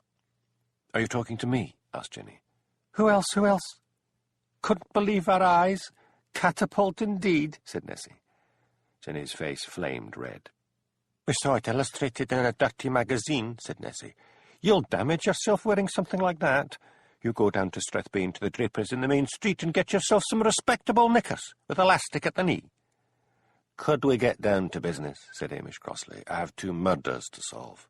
"So why aren't you solving them?" demanded Nessie. "Instead of going around with young lassies." "Young lassies," echoed Jessie. "I have to ask everyone if they've heard anything," said Hamish, who was used to dealing with the Curry sisters. "Now, did either of you know Miss McAndrew or Miss Beatty?" "Both," they chorused. "So, tell me about them." "Miss McAndrew was a bit bossy," said Nessie. "She had the reputation of being a good schoolteacher. She came to one of our church concerts last year. Miss Beatty, well, we thought her a respectable body. We didn't know she had been, romancing the postman." "How did you hear that?" "The women in Patel's were all talking about it. So Jessie and me, we decided that Miss McAndrew was in love with the postman and jealous of Miss Beatty, so she strung her up." Hamish's glance flicked to the new digital television set. The Curry sisters had obviously been exposed to a recent diet of American films. "So who killed Miss McAndrew?" he asked. "Why, Postman Billy, of course. Now that we've solved your case for you, you can leave us alone." "That's very clever of you," said Jenny suddenly. "I wouldn't have thought of that." Both sisters beamed on her. She looked so young and pretty and respectable in her new anorak and trousers.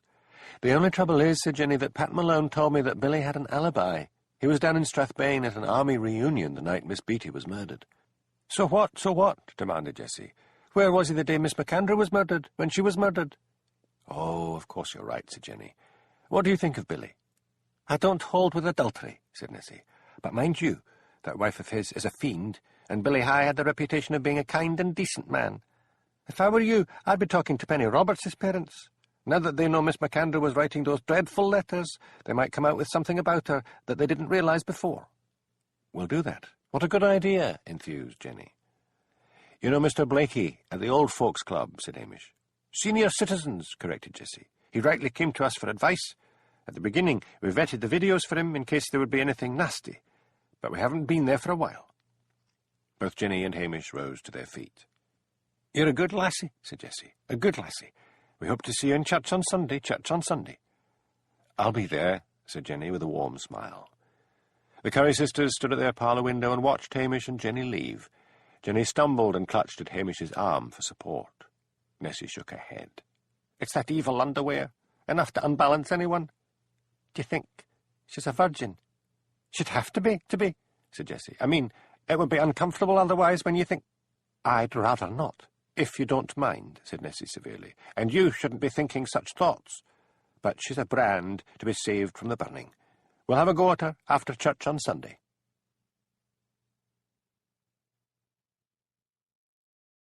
Disc 3. Chapter 5. I'd rather take my chance that some traitors will escape detection than spread abroad a spirit of general suspicion and distrust which accepts rumour and gossip in place of undismayed and unintimidated inquiry. Learned Hand. Hamish explained to Jenny that he could not take her to Brakey in a police vehicle, but she said cheerfully that she would follow behind him in her ridiculous little car. Jenny's ambition had changed. She was no longer interested in snaring Hamish Macbeth, but, remembering how much Priscilla had talked about the cases she and Hamish had solved together, in returning to London with the story about how her help had solved 2 murders. Hamish just hoped Blair would not see him around with Jenny in tow. He had to admit to himself that she had a knack of getting people to warm to her.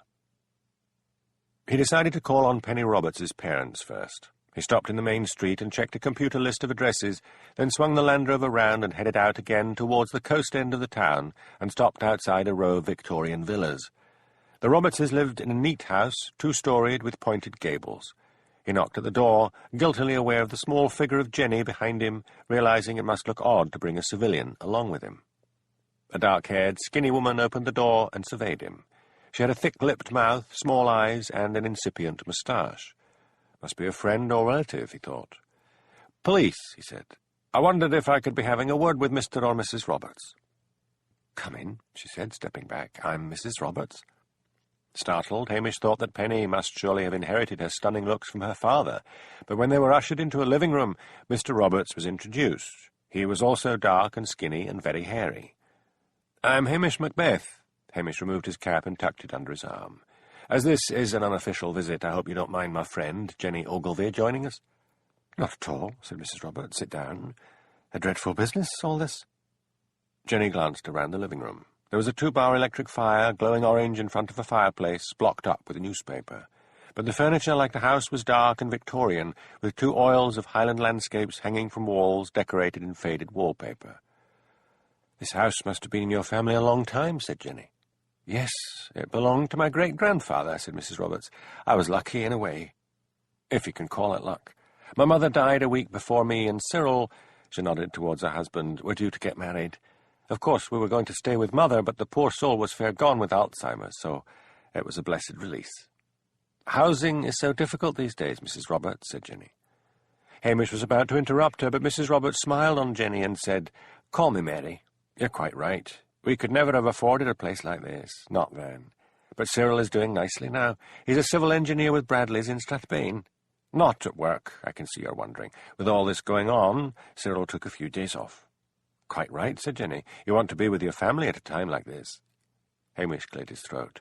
"Did you get any of the poisoned pen letters?" There was a brief silence. "No," said Mary Roberts. "I mean, it turns out it was Miss McAndrew that was writing them, and she was so fond of Penny that she wouldn't attack us. I mean, after all, we've no guilty secrets." "And yet," Hamish thought, "I feel you're lying." He pressed on. "Weren't you made uneasy that the headmistress should make such a pet of your daughter?" "We were pleased for her," said Cyril. I mean, Penny's a bright girl, head and shoulders above the rest. It seemed natural to us that Miss MacAndrew should take such a great interest. Hamish's eyes roamed briefly around the room. There were photos of Penny everywhere. Penny as a toddler, Penny as a schoolgirl, Penny on holiday in Cornwall. "Did you know Miss Beatty well?" asked Jenny. "We knew her the way everyone else in Breaking knew her," said Mary. "We chatted a bit over the counter, that sort of thing." "But you didn't socialise with her?" "No. She really isn't in our class," said Mary, with all the simple snobbery of a small, remote village. Hamish looked at them for a moment, puzzled. There was a secret in this room, in the air. "Didn't you have any inkling that Miss MacAndrew was a poisoned pen writer?" "Oh, no," said Mary. "I mean, such a respectable body. How could we dream she would do such a thing?" Jenny spoke suddenly. "Before Penny," she said, "who was Teacher's pet?" "Pardon? I mean, before Penny, do you know who was Miss MacAndrew's favourite?" Mary Roberts and her husband exchanged glances. "Let me see," said Mary. "There was Jessie Briggs. And is she still at school?" "No, she left 2 years ago." "Where does she live?" asked Hamish. "At the council houses. Highland Close. I don't know the number." "Is she working?" "I don't know." Hamish asked more questions about their opinion of the late Miss MacAndrew, but they did seem genuinely bewildered that the respected headmistress had been anything other than perfect. Outside, Hamish said, "What prompted you to ask about another favourite?" "Just an idea," said Jenny eagerly. "I mean, it stands to reason, if she'd made a pet of Penny, then she might have had other pets." "Clever idea," said Hamish, and Jenny glowed. "We may as well go and see this girl and hope that she and her family weren't so starry-eyed about Miss MacAndrew." They drove in tandem to Highland Close. Hamish knocked at the first door and got Jessie Briggs's address. Followed by Jenny, he walked up the path and knocked at a front door, noticing that the paint was peeling and the front garden behind him was full of weeds. Somewhere inside, a baby cried. The door was opened by a thin, tired-looking girl. Her blonde hair was showing an inch of dark roots. She had startlingly green eyes, and Hamish guessed that, made up and dressed up, she might still attract a lot of admiring looks. "I am PC Hamish Macbeth," he said. "This is Jenny Ogilvy. Do you mind if we come in?" "Yes, but be quiet. I've just laid the bairn down, and I could do with the rest." She led them into a cluttered living room. Several empty bottles of Bacardi Breezer stood among film magazines on a coffee table. "Are your parents home?" asked Hamish. The room smelled of stale cigarette smoke, stale booze, and unwashed nappies. "No, I live on my own. Unmarried mother." Hamish and Jenny sat down side by side on a battered sofa. Jessie picked up a waste-paper basket and shoveled empty bottles into it. "Tea?" she asked. "No, don't bother," said Hamish, quickly, anxious to get this interview over and get out into the fresh air. "So is this about the murders?" asked Jessie, sitting down opposite them. "Yes, it is," said Hamish. "We gather you are something of a favourite with Miss MacAndrew." "Oh, her." Jessie shrugged thin shoulders. She lit a cigarette and blew smoke out in their direction. "What was your experience with her?" "Weird." "In what way?" "Well, she used to ask me home and help me with my homework. Had my mind all excited that I was going to be a success. I was a looker then. You wouldn't think it now." She rose and went over to a table by the window and shuffled through the contents of a battered shoebox and drew out a photograph. She handed it to Hamish. "That was just after I left school." In the photo, Jessie's hair was thick and brown and her figure fuller. The girl in the photograph glowed with a strong sexuality. "Do you think Miss MacAndrew was attracted to you?" "Oh, sure." Jessie delicately picked a piece of tobacco off her tongue. "I didn't ken about such women then. She was always stroking my hair. She said I should go to university. Then she said she was soon due to retire and she would come with me and look after me. I began to feel threatened." "Did you tell your parents?" "They wouldn't listen. You do what she says and you'll get somewhere," they said. "Ma works on the buses and Dad drives." They were fired up by her. I tried to tell them she was faking my exams, and that when I sat my hires, I'd be in trouble because the papers would go out to the examining board and I'd be exposed as not all that bright. Who knows? I may have done better if she hadn't been breathing down my neck. Jenny looked at her with warm sympathy. "So, you decided to rebel?" "Aye, you can say that. Left her house one night. The old bag had tried to kiss me, and I felt mean and baffled and scunnert. I went into the pub instead of going home. I'd never had alcohol before. There were a lot of the local lads there. They said an alco pop wouldn't hurt, and it tasted sweet, just like soda, and it felt great, and I had a lot more. The evening began to get blurry, but it was warm and free, the feeling, so I let them buy me mere booze. I can only remember the rest of the night in flashes, but at one point I was round the back of the pub with my skirt up round my chest and one of them fiddling with me, and that was it. A slow tear ran down her cheek.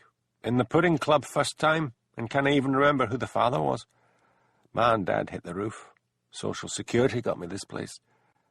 Hamish cleared his throat. Look, Jessie, could you have any idea Miss McAndrew might have been the poisoned pen writer? No, but I should have known. Why? She sent me one. I have it here. She rose and went back to the shoebox and drew out a letter, the writing now familiar to Hamish. It said, "You have ruined your life, you silly slut. Now you are prostituting yourself and you will end in the gutter where you belong. You threw away a golden chance at life." Hamish's mouth tightened in distaste. What does she mean about prostituting yourself? I got a taste for the booze. It keeps me going. Costs, though. I got a fellow comes around. Nothing serious, but he pays me a bit. Oh, that wicked, wicked woman, said Jenny, bursting into tears. Hamish looked at her impatiently, beginning to regret bringing her along. Let's keep to practicalities, he said severely as Jenny blew her small nose. Are you addicted to the booze? If you mean, can I stop? No. I think there's an AA meeting in Breaky. Oh, them. God bother us. They're not religious. You can believe or not believe, but they've taken a lot of people out of the gutter. You phone them up, they'll send someone round. You can take it or leave it. No one will force you. Jenny had dried her eyes and had found a phone book and was looking it up. I'll just phone Strathbane and they'll put me in touch with someone here, she said eagerly. Jenny, admonished Hamish, just leave it. The lassie has to do it for herself. Undeterred, Jenny wrote down the number and handed it to Jessie. Jessie, said Hamish, here's my card. Phone me if you hear anything or think of anything. Outside, he said to Jenny, this is not going to work. I admit you ask some good questions and people take to you, but you cannot let your feelings get involved in a police case. It's very hard, said Jenny. Furthermore, if Blair gets wind of you going around with me, I'll be in deep trouble. Where do we go now? I'm thinking. So many suspects. It's nearly lunchtime. I'd like to go to the school and see if any of the teachers have thought of anything. Why don't you wait outside and have a chat with anyone around? Jenny pouted. Can't I come in with you? No. Leave this one to me. The playground was full of noisy children. Hamish noticed that a woman he guessed to be a volunteer was supervising them. With any hope he would find all the teachers in the staff room. He decided it would be better to interview them all together than separately in their homes. By dint of opening several doors, he found the staff room. They were all there, Maisie Hart, Henrietta McNichol, Jamie Burns, and Matthew Eskdale, all puffing on cigarettes. 4 dismayed faces looked up through the haze of cigarette smoke as Hamish entered the dingy room with its institution green walls and scarred and chipped furniture. Just continuing my inquiries, said Hamish, made nervous by the sight of teachers, reminding him of his own school days. He found an empty chair and sat down and took out his notebook. 4 weary pairs of eyes stared at him. Now, to begin, I need more of your impressions of Miss McAndrew. Were you aware that she might have been faking the results of exam papers? I thought once that she might, said Maisie cautiously. I mean, what was that girl? Jessie, that's it. She looked round at the others. She had brilliant results in the school exams, but when it came to the ones that were sent out to the examining board, she barely scraped through. I thought that was exam nerves, protested Henrietta. That's what Miss McAndrew said. She was a bit of a bully, said Matthew Eskdale. Made Jamie's life hell, didn't she, Jamie? I've already told this policeman that, said Jamie, so there's no use trying to move the focus off yourself. You sucked up to her something awful. No, I didn't. You did. Gentlemen, protested Hamish, we're getting nowhere. Outside the school, Jenny was approached by a swarthy boy. You come here with that copper? He asked. Yes, said Jenny, I'm helping him. My name's Geordie Cromarty, and I'm helping him as well. How clever of you, said Jenny, batting her eyelashes at him. Geordie eyed her speculatively. He and his pals had often discussed the charms and experience of older women, each one dreaming of a Mrs. Robinson who would deftly remove their unwanted virginity, but the ladies of Breaky were built on formidable lines, and some still wore corsets, and so they had given up hope. But here in front of him in the school playground, sitting on the wall and showing lengths of black stockinged leg, was a beauty. He puffed out his chest. I could tell him a few things. "Like what?" breathed Jenny, gazing at him with well-feigned admiration. "Like Miss Beatty was seen going to Miss McAndrew's house 3 days before she was killed."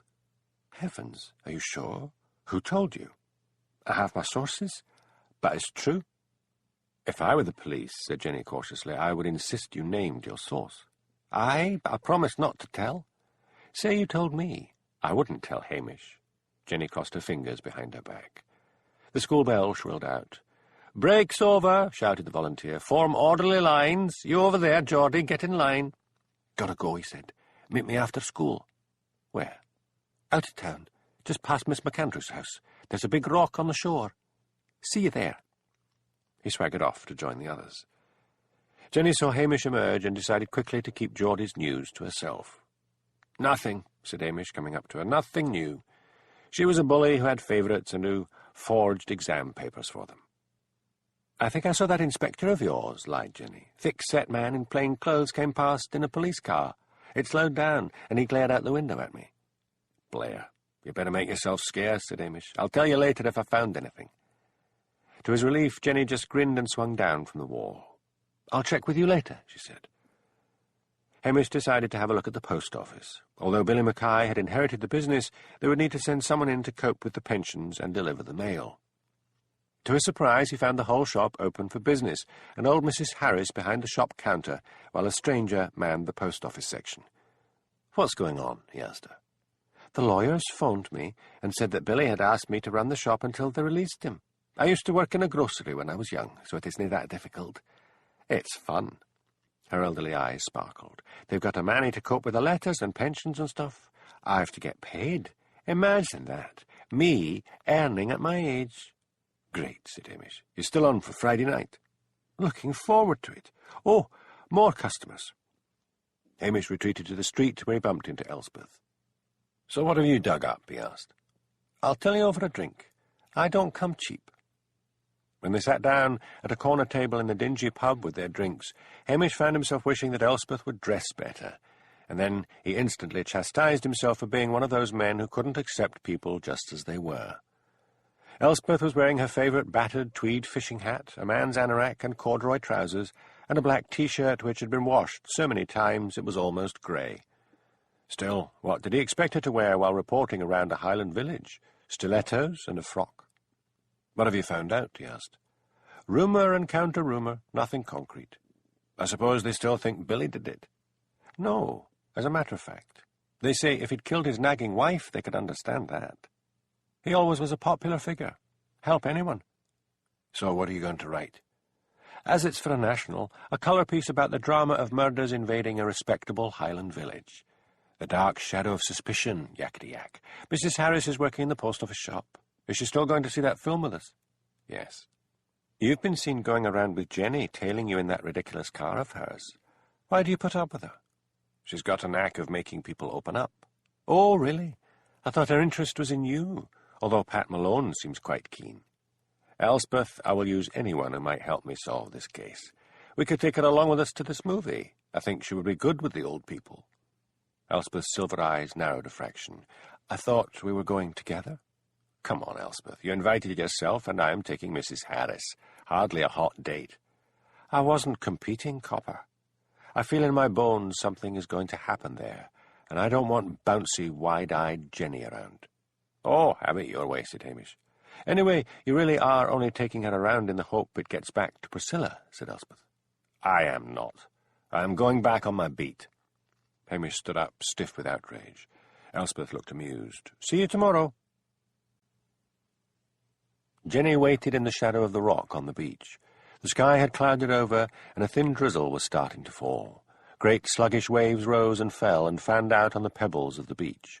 A seagull cried mournfully overhead. "Psst!" Jenny jumped nervously. Geordie appeared around the other side of the rock. "You startled me." "So, what have you got to tell me?" Geordie swaggered. "It'll cost you." "How much?" "A kiss." "Oh, go on with you. You're only a kid." He looked at her stubbornly. Jenny sighed. She thought briefly of London, red buses, restaurants, crowds, civilization. What was she doing on a draughty Highland beach with an amorous schoolboy? "Oh, all right," she said. "Pucker up." Geordie planted a kiss on her mouth, grinding his lips against her own. "There," he said, releasing her. "I bet you've never been kissed like that before."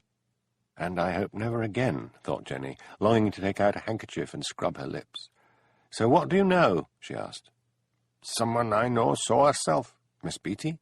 "Aye, her. 3 days afore the murder. She went into Miss McAndrew's house." "You told me that. What more?" "After half an hour, she came out, and she was crying sore. Fair broken up she was." "Can't you tell me the name of the witness?" "I cannae. Mair than my life's worth," said Geordie dramatically. They could hear the sound of a car coming along the road. It screeched to a halt.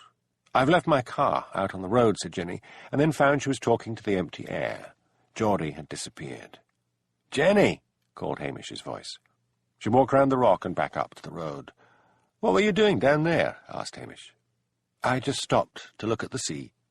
"Aye, a grand day for it," said Hamish sarcastically. He walked down to the rock and round to where Jenny had been standing. She followed him reluctantly. Hamish stooped and picked something up off the ground and held it to his nose. He stared down at her. "This is a cannabis roach. Not smoked today. There are several others lying about. So, Jenny Ogilvy, what were you doing hanging around what looks like the local lad's cannabis smoking area?" "I was meeting someone who had information." "Who?" I promised not to say. "Your lipstick's smeared." Jenny blushed and took out a handkerchief and scrubbed her mouth. Hamish surveyed her. "I think you've been kissing someone. Pat Malone isn't around today, and as far as I know, you don't know anyone else. Now, who would want a kiss for information? A randy schoolboy? Come on, Jenny, out with it." It was Geordie Cromarty. "And what did he have to say?" "Oh, very well. He said someone he knows, and he won't say who, saw Miss Beatty going into Miss McAndrew's house 3 days before the murder." "Which murder?" "Oh, I didn't ask. Her own, I guess. Anyway, Miss Beatty came out half an hour later, and she was crying." Hamish frowned. "I thought maybe Miss Beatty was murdered because she had something on Miss McAndrew, but it looks the other way round. I'll get back to Lochdew and phone Jimmy Anderson and see what they've dug up on Miss Beatty's past. Are you going to stay here and romance the local talent?" "No. I'll follow you." Once back at the police station after collecting lugs, Hamish phoned up Strathbane and asked to speak to Jimmy Anderson.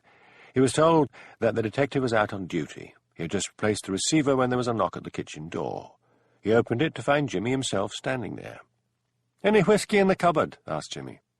"Some, but don't drink it all." Jimmy sat down at the kitchen table as Hamish lifted a bottle of whisky and a glass down from the kitchen cupboard. "It's cold in here," complained Jimmy. "I'm just back. I'll light the fire." Lugs rattled his empty water bowl on the floor. Hamish filled it up with water, shoved logs and paper and firelighter into the stove and threw in a match. It lit with a roar. "Now we've got you comfortable, I want information out of you." "Not drinking?" asked Jimmy, pouring himself a hefty measure.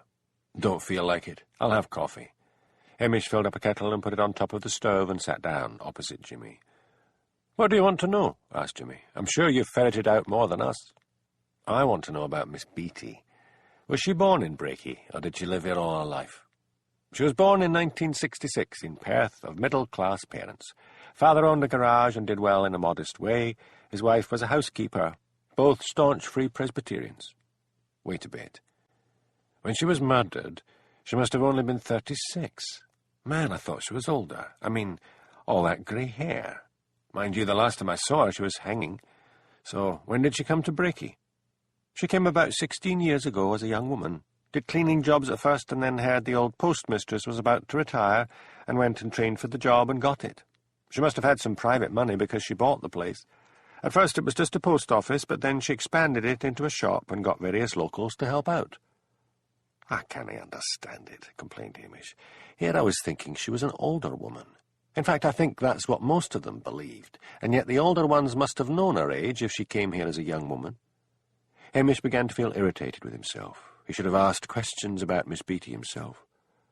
"What's Billy been saying?" "They've released him." "Does no one tell me anything?" Jimmy looked amused. "They don't usually have to."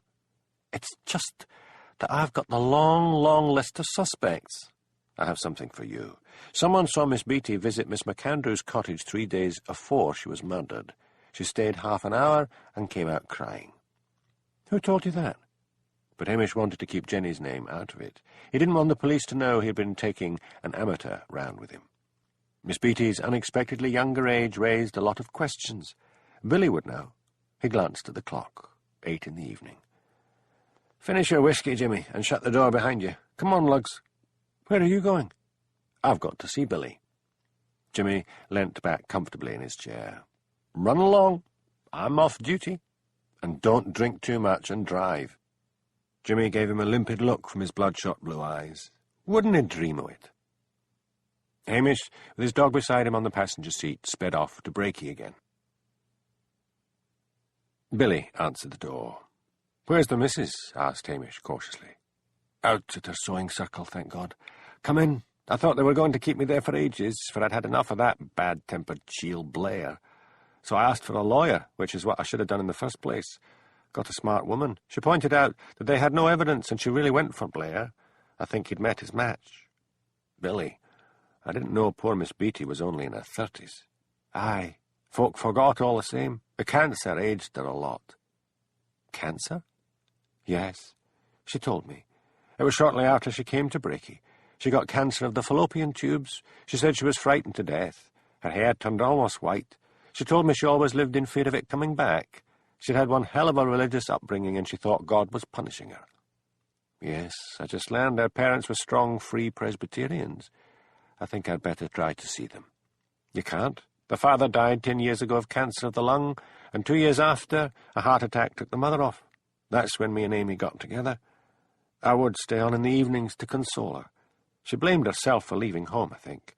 There had been some breach, and after she left, she never went to see them." "Can you think of anything in her past that Miss McAndrew could have found out to upset her?" "Me and Amy were that close." A tear ran down Billy's cheek. "She would have told me. Even if Miss McAndrew had found out about her affair with you, wouldn't that have been enough?" "Aye, but she would have told me." "Did she ever talk about her?" "Let me see. She used to say things like, 'I can't thole that woman. There's something creepy and nasty about her.' Anything more concrete?" "Hamish, I'm so glad to be out. Look, she'll be back in a moment. I'll phone you if I remember anything." Hamish left and drove slowly back, with Lugs asleep on the seat beside him.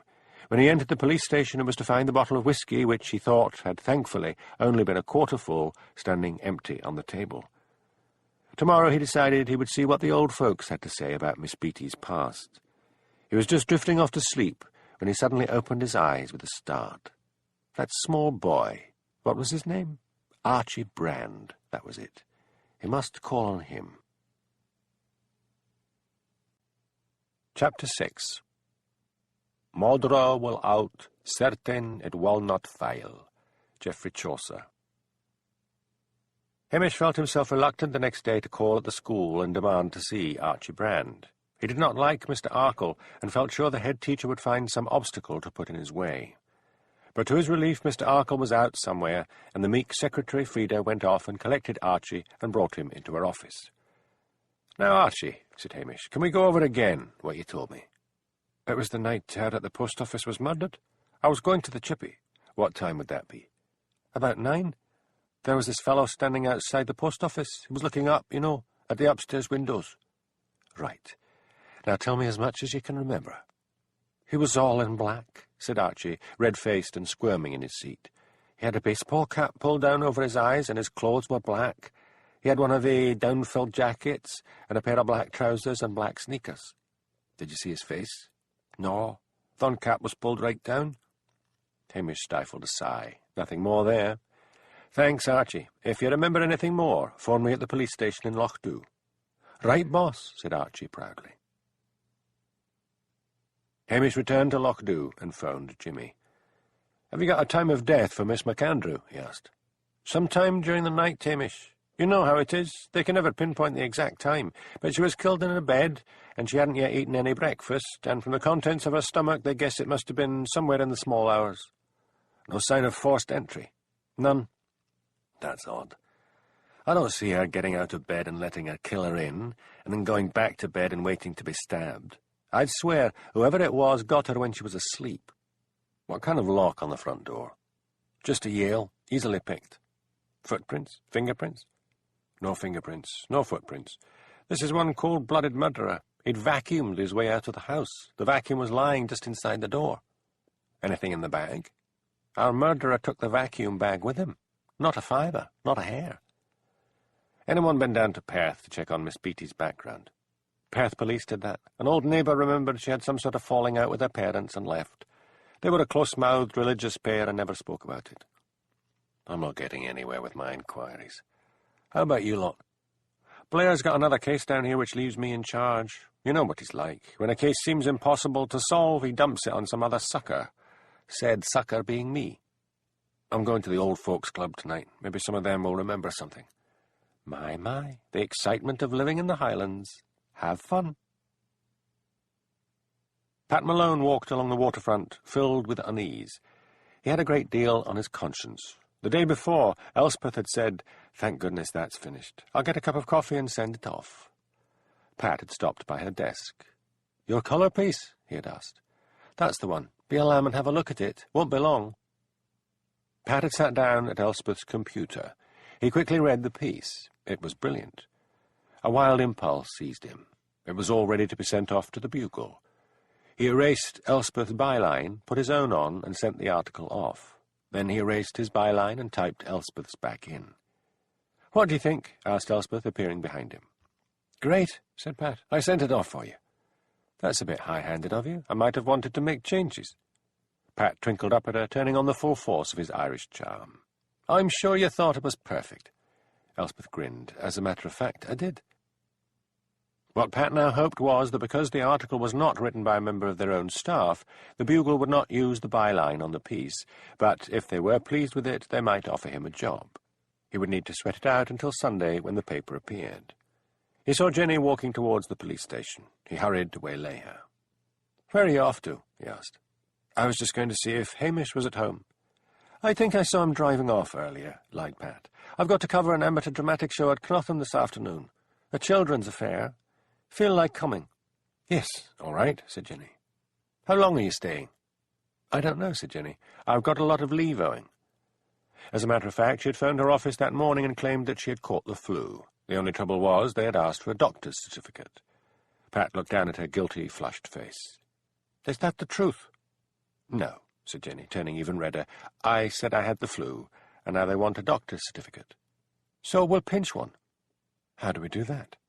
"I'll tell this local doctor I've got back pain, you create a diversion, and I'll nick one." "Could you?" breathed Jenny. "It's worth a try. Come on, the surgery's open." They walked into the surgery. Pat explained his problem to the receptionist, glad he had taken the precaution of signing on when he'd first arrived in Lochdu, and therefore was saved the business of filling out forms.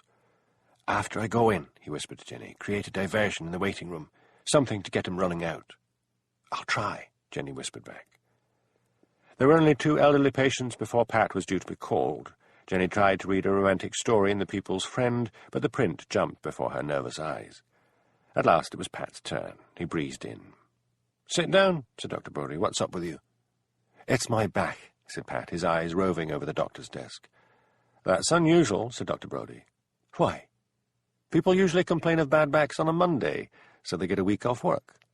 "I'm not trying to get off work," said Pat. "I just want something to ease the pain." "Did you do anything to strain it?" "As a matter of fact, I did.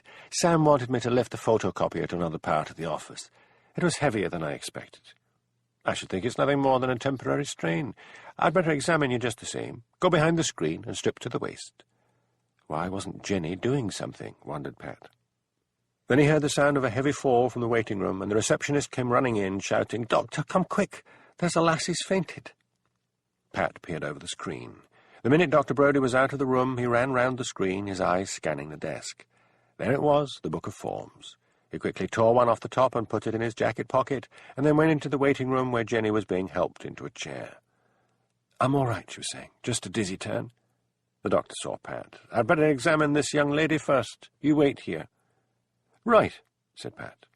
"Actually, I'm probably making a fuss about nothing. A couple of painkillers will probably put me right." Jenny was helped into the consulting room. Pat waited anxiously. She was gone for ages. Jenny had to have a full examination. At the end of it, Dr. Brodie studied her rosy cheeks and bright eyes and said slowly, "I would say you are one remarkably healthy lady. Have these murders made you nervous?" "Oh, yes," said Jenny, seizing on the excuse. "I was helping Hamish with his inquiries yesterday, and it was all very exciting. I think the horror of it all got to me today." "I don't know what Hamish was thinking of to involve you in 2 nasty murder cases," said Dr. Brodie. "I'll be having a word with him."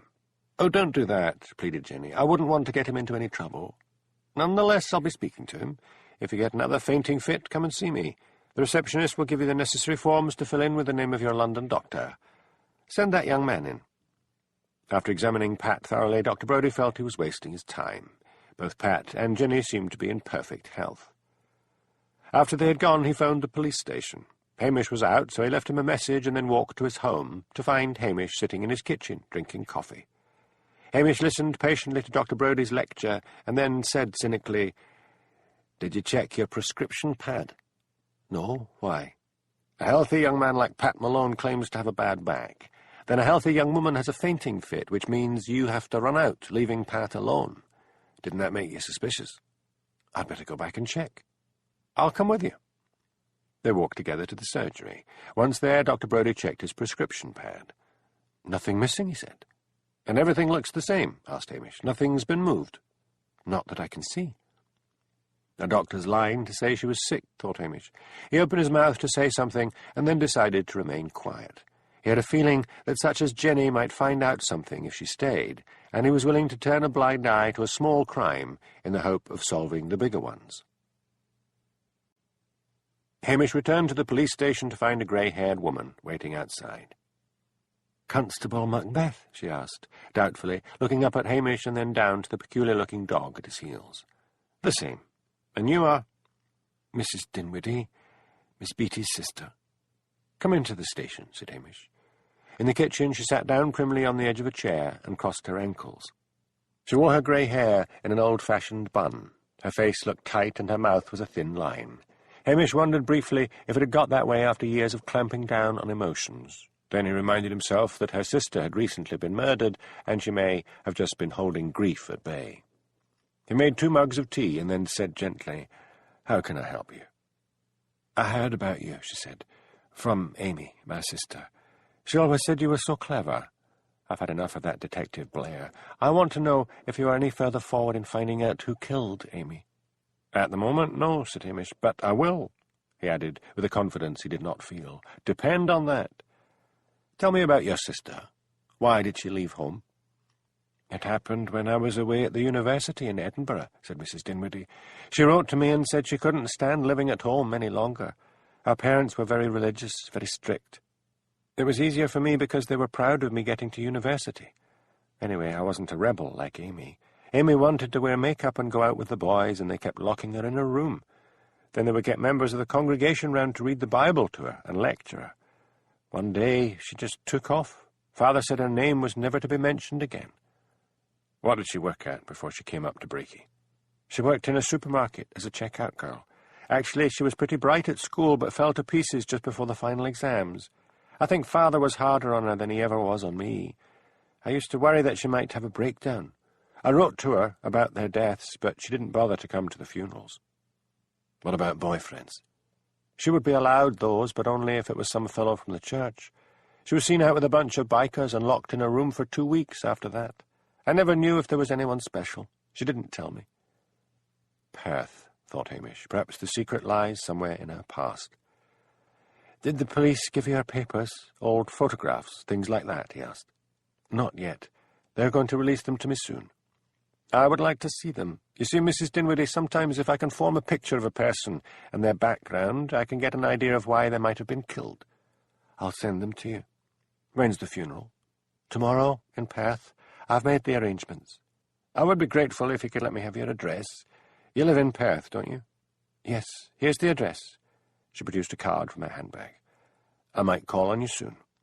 "Let me know when, because if I have any photos or papers that might interest you, I'll keep them instead of sending them up here." Hamish thanked her and saw her out. He returned to the kitchen and fed Lugs, forgetting in his preoccupation with the case that the animal had already been fed. He sat down at the table and stared into space. "The problem is, Lugs," he said to the dog's uncaring head, which was buried in his food bowl, "there's too many damn suspects. Was it one of the parents or the school teachers? That might account for Miss McAndrew's murder, but not Miss Beattie's. Are there 2 murders here? Maybe I'll pick up something at the old folks' film show. Luggs ambled away from his now empty food bowl, keeled over, and fell asleep. Early that evening, Hamish put a selection of videos in a bag and went out with Elspeth to her car. There were still too many police in Brakey, and he did not want to be spotted giving a civilian a lift in a police car. He was almost relieved to see Elspeth wearing one of her usual grunge outfits, old anorak, jeans, and tweed fishing hat. There was always something unsettlingly attractive about Elspeth when she dressed up. He was wearing a suit, collar and tie, and maliciously hoped he was making Elspeth feel inferior. "Why are you all dressed up?" asked Elspeth as she drove out of Loch under a black and windy sky. "As a courtesy to old Mrs. Harris. I see you haven't bothered." "Wasn't time," said Elspeth cheerfully. "I was out reporting. A wee boy got stuck up on the top of the falls." "Which one?" "Diarmid Patel. He was standing in the middle of the top of the falls, too scared to move one way or the other." "Not much of a story." "Not compared to Murder and Mayhem, but you forget, we're a local Highland paper." "How's your astrology piece doing? Haven't read it lately." "Sam says it's what sells the most papers. I'm good at it." Hamish snorted. "You're good at making things up." A buffet of wind shook Elspeth's small car as she moved along the coast road. "Another Sutherland gale," said Elspeth. "When I see one of those nature films on television, and they speed up the sky scenes so that the clouds race from horizon to horizon, I think they should come up here and find it doesn't need any tricky camera work to make the sky look like that." Mrs. Harris came downstairs to meet them when they parked outside her building. In honour of the occasion, she had put a sort of 1940s make-up on her face, white powder and dark red lipstick. Elspeth drove to the community hall and parked the car. The hall was full, but Mr. Blakey had reserved them seats at the front. He thanked Hamish for his present of videos. "I'm looking forward to this," said Elspeth. "I didn't see Green Card when it was first released." The elderly audience were rustling sweetie papers. The local shop nearby still sold sweets from large glass jars and put them in paper bags. An elderly woman next to Elspeth offered her a jelly baby from a large crumpled bag. Elspeth took one and murmured her thanks. Elspeth turned to Hamish. "That's a very small screen for a movie," she said. "Actually, it's not a screen. It's just a telly." "All our Mr. Blakey could afford," murmured Hamish. "Shh, it's about to start." Hamish wondered why so many should turn out on a cold, windy night to watch a video on a television set when they could have rented one and watched it in the comfort of their homes. But then he reflected that the show was free, and they obviously enjoyed each other's company. Elspeth settled back to enjoy the film, but soon found her enjoyment impaired by the voices all around her. Some had seen it before and insisted on telling their neighbours what was going to happen next, and the deaf had companions who bellowed scraps of dialogue into their ears. When the film was over, noisy and appreciative applause rang out. Mr. Blakey walked to the front of the room and held up his hands. "Before you all go," he said, mopping his forehead with a large white handkerchief, "a video was delivered to me this morning from Help the Aged, suggesting you all might like to see it before you go home. It is only 15 minutes long." He slotted the video in, pressed play, and then signalled to someone at the back of the room to turn out the lights again. At first there was nothing but white dots on black. "Must be broken," someone shouted. And then, suddenly, there was a picture of a room, and the camera swung round to focus on a figure in a chair. "That's Miss Beatty," came a chorus of horrified voices. There was another shot of a black screen with dancing lights, and then a picture of Miss Beatty's lifeless body, swinging this way and that. Pandemonium erupted. The elderly screamed, chairs were overturned, some women fainted. The screen went blank. Hamish ran to the door and locked it and took out his phone and called for backup. He turned and shouted, "Sit down, everybody. Nobody is to leave until statements are taken." Mr. Blakey confronted him. "But some of the women have fainted. See, they're all right. And if there's any sign of anything more serious than a fainting fit, let me know. How did you get that tape?" "It was put through the hall letterbox. I don't know when. I found it when I came to open up. There was a letter with it." "I'll need to see that. But first let's get this lot calmed down." Hamish went up and stood in front of the now blank screen. Mr. Blakey switched on the lights. Elderly women were being helped back to their seats. The air was redolent with the scent of urine. "Poor things," thought Hamish. "Listen," he said, "the police are going to need your help. We'll not keep you any longer than possible. When backup arrives, leave your names and addresses, and then you will be allowed to go home. If any of you can think of anything that's of use, stay behind." Now, this tape, supposed to have come from Help the Aged, was put through the letterbox of the hall. Anyone who saw anyone near the letterbox, please let me know. Isn't there usually refreshments served after the movie? I think a lot of you could do with a cup of tea. 6 women got up meekly and headed to the kitchen off the hall. Hamish surveyed the audience. The panic was slowly being replaced with a buzz of excitement. The ones who had fainted appeared to have recovered. Mr. Blakey handed Hamish a letter. Hamish took out a pair of thin plastic gloves and took the letter from him and read it. It was typewritten. He read, "Dear Mr. Blakey, as a member of Help the Aged, I thought this 15-minute documentary might interest your members." It was unsigned. "What was I to think?" pleaded Mr. Blakey. "It had a label on the video. Help the Aged." "You left it in the machine?" "Yes, I just switched the machine off." There came a thumping at the door and a cry of, "Police, open up!" Hamish went to the door and opened it. Jimmy Anderson stood there, flanked by 6 policemen. "We were doing door-to-door inquiries when we got your call," said Jimmy. "What the hell's going on?" Hamish explained. Jimmy ordered the policemen to go around and take names and addresses and told them to keep back anyone who had something of interest to say. "Where's the video?" he asked. "In the machine. I thought it had better be left there for the forensic boys. This is the letter that came with it."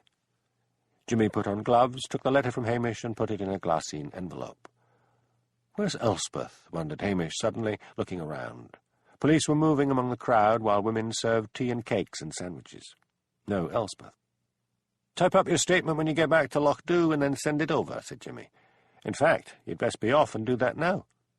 "I'd better talk to Mrs. Harris first. I brought her along with me." Hamish made his way to where she was sitting. "I know your name and address, Mrs. Harris," he said, "so I can take you home." "Where's that girl, Elspeth?" "I don't know," replied Hamish. How was he to get back to Lochdew if Elspeth had disappeared? Elderly people were gradually making their way out of the hall, now nervous and subdued. Hamish suppressed a groan. Of course, Elspeth would have run off to file a story which Sam would send out to the news agencies and nationals. Brakey would be swarming with more press than ever before by the morning, and the pressure of the media would mean Blair back on the job, ranting and raving. Hamish escorted Mrs. Harris outside. To his relief, Elspeth was sitting in her car, her mobile phone at her ear, talking busily. He rapped on the window. She said something into the phone and rang off. Hamish and Mrs. Harris got into the car. "Are you all right?" Elspeth asked her. "I can't take it in yet," said Mrs. Harris. "Was that really Amy in that film, or was it some awful joke?" "We'll find out," said Hamish. "Are you going to be all right on your own?" "Aye. I'll be fine once I get into my flat and have my things around me." "People will be talking about nothing else in the morning," said Hamish. "If you hear anything you think might interest me, phone me." "I'll do that," said Mrs. Harris. When they dropped her off, Hamish got into the front seat of Elspeth's small car. "Home," he said. "I thought the whole point of this was to talk to some of the old people and find out if they knew anything," said Elspeth. "And what about the letter that came with the video? Mr. Blakey said something about a letter." "I've got to file a statement, and they can all wait. What was the point of the video? It didn't show the murders." "It could be a warning." Elspeth expertly swung the car round a startled sheep in the middle of the road. "Maybe someone tried to blackmail the murderer or murderers, someone who was in on it. He or they didn't pay up. Maybe it was a warning that next time they'd show more." "This is the Highlands of Scotland," shouted Hamish, exasperated. "Not some damn horror movie." "Wait a bit. Horror movies. There's something there. A child. What if a young child found that video and sent it to the community hall as a joke, not knowing that it was showing part of a real murder? And typed the letter to go with it? Not likely," said Elspeth. "You're right. You know what this means?" "What exactly are you getting at?"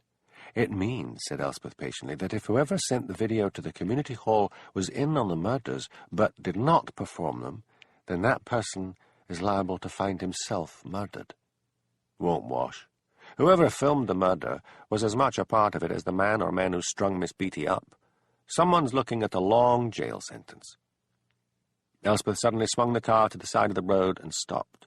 She darted out and was violently sick. Hamish climbed out and handed her a rather grubby handkerchief. "There now," he said gently. "It's the shock." Elspeth choked and gasped, and then handed Hamish back his handkerchief, unused. She took a small packet of tissues out of her pocket, extracted one, and dabbed her mouth. "Sorry, Hamish. It's a nightmare. "It is that," he said grimly. "Get back in the car, lassie, and I'll drive." Jenny and Pat Malone were just finishing a meal at the Italian restaurant when Ian Chisholm entered. He bent his head over a table of diners and whispered urgently. There were cries and shocked exclamations. Ian left. The diners he had spoken to leant over to the next table and began to whisper. More cries of shock and alarm. "Something's up." Pat got to his feet, "and I'm going to find out." He walked over to the diners Ian had first spoken to. Jenny watched. She couldn't hear what they were saying because they were whispering. Finally, Pat came back. "I'd better get to the office," he said. "You'll never believe what's happened now." "What?" "A video was shown at the community hall in Breaky tonight. Someone had delivered it and said it was a short documentary from Help the Aged. It showed Miss Beatty hanging."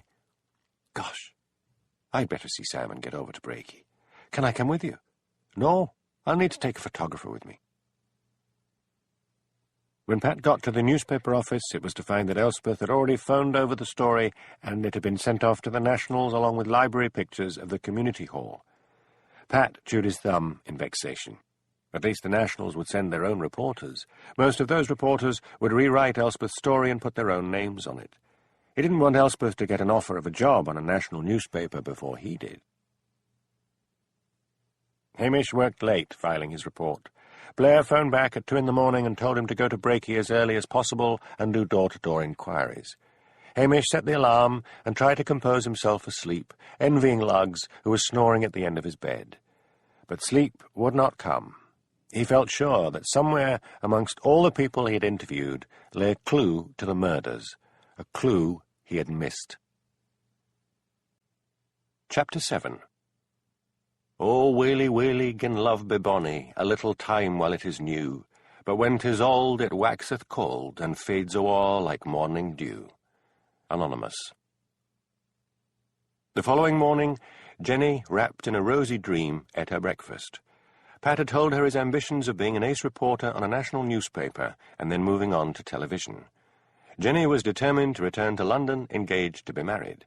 Hamish Macbeth was proving too difficult, and she obscurely blamed him for having caught her lying.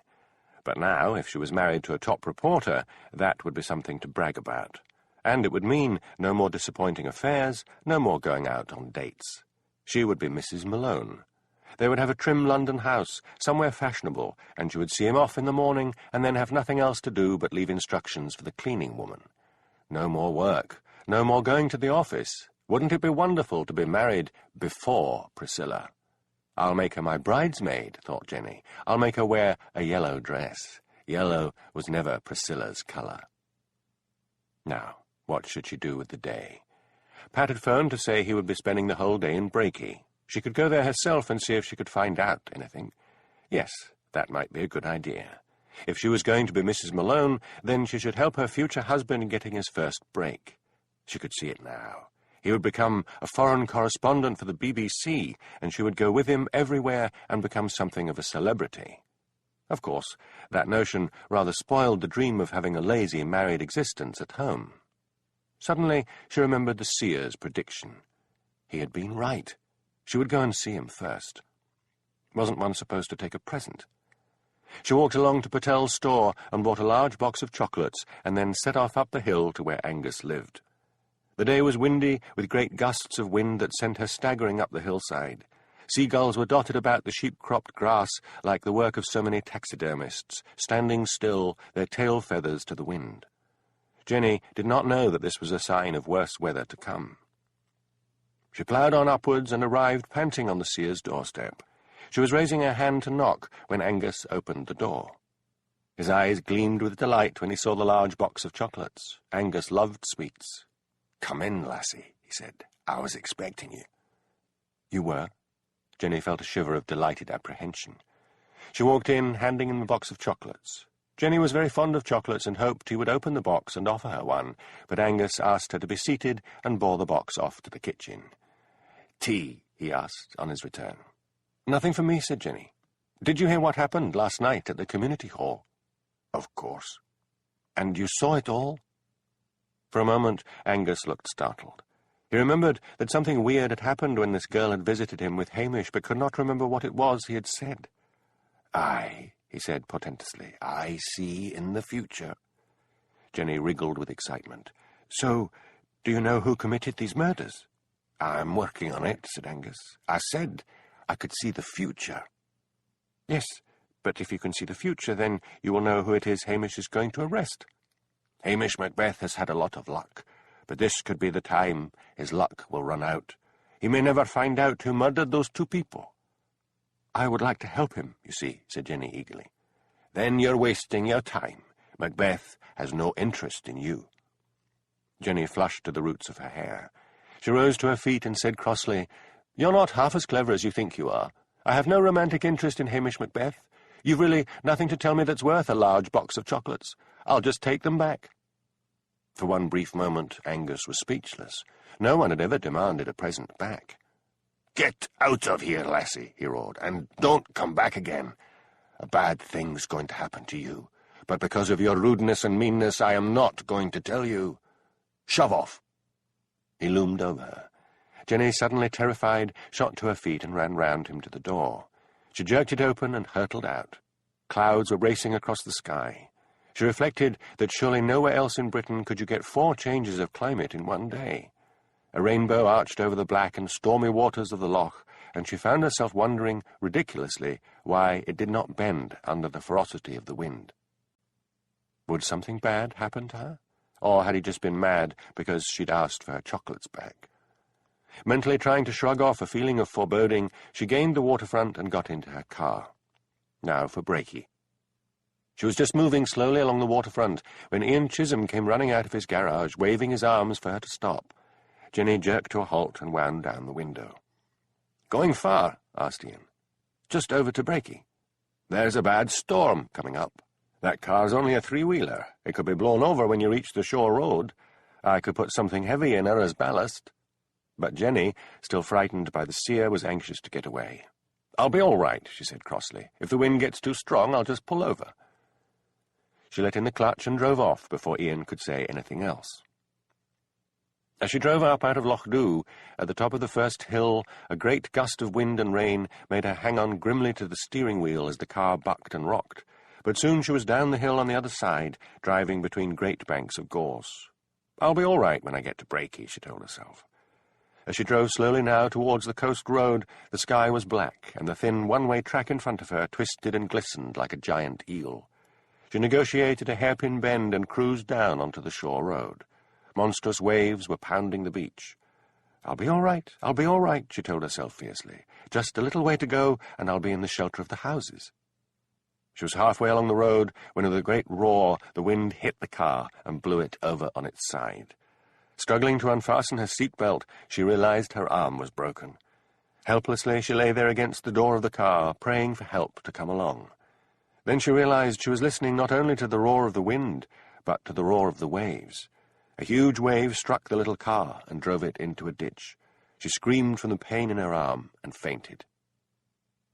From his croft, high up above the shore road, a crofter, Duncan Murray, saw what was happening and picked up the phone and called the police. He was old, in his 80s, and did not feel strong enough to go to the rescue himself. Jenny came out of her faint. Another wave pounded down on the car. The sea was coming right across the road. She could only hope the tide would turn and leave her, miraculously, still alive. Oh, God, she was going to die here, in this ridiculous car, in the wilds of the northernmost part of the British Isles, and all because she had been jealous of Priscilla. And then she thought she was hallucinating, because through the window on the passenger side, above her head, she saw the face of Hamish Macbeth. But he turned out to be real, because he wrenched open the passenger door. "There's another big wave coming," he said. "Come on, take my hand." "My arm's broken," said Jenny, "my right arm." "Give me your left hand, quick." But another wave struck, drenching Hamish and flooding the car. "Do you want to die?" roared Hamish as the wave retreated. He leant in and put his arms round her waist and began to pull her upwards. "Here's the ambulance," he said. He shouted over his shoulder, "Come on, boys, and she'll have us all drowned." He let Jenny go, and she fell backwards with a moan. She felt the car rock, and then it was pushed upright. Another wave struck it, and she could hear yells and curses from outside.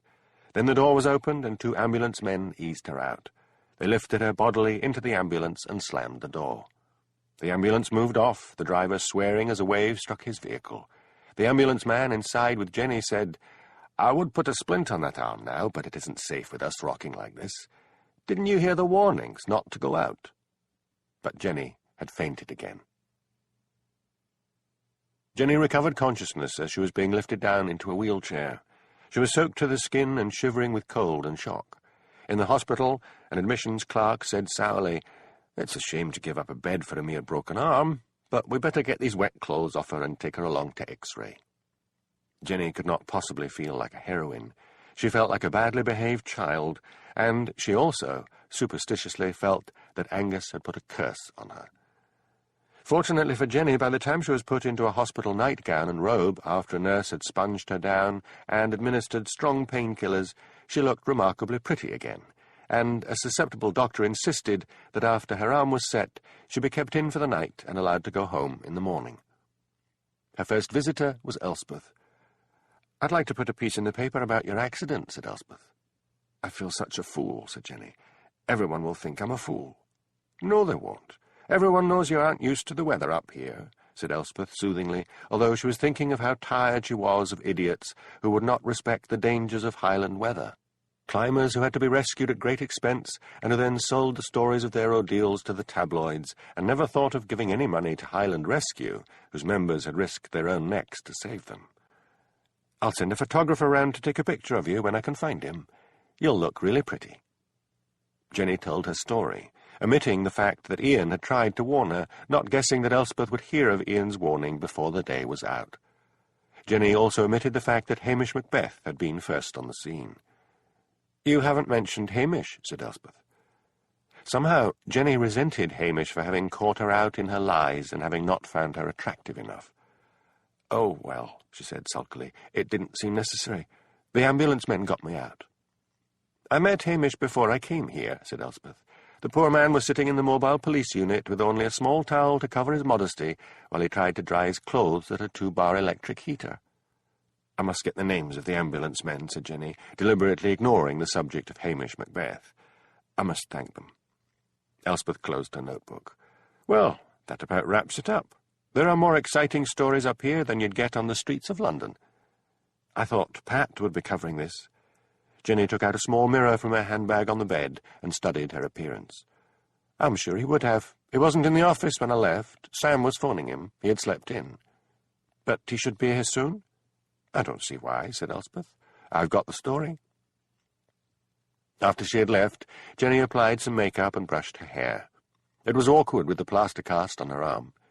Her next visitor was Hamish Macbeth, wearing an old pair of trousers, short in the leg, and a long, Fair Isle sweater.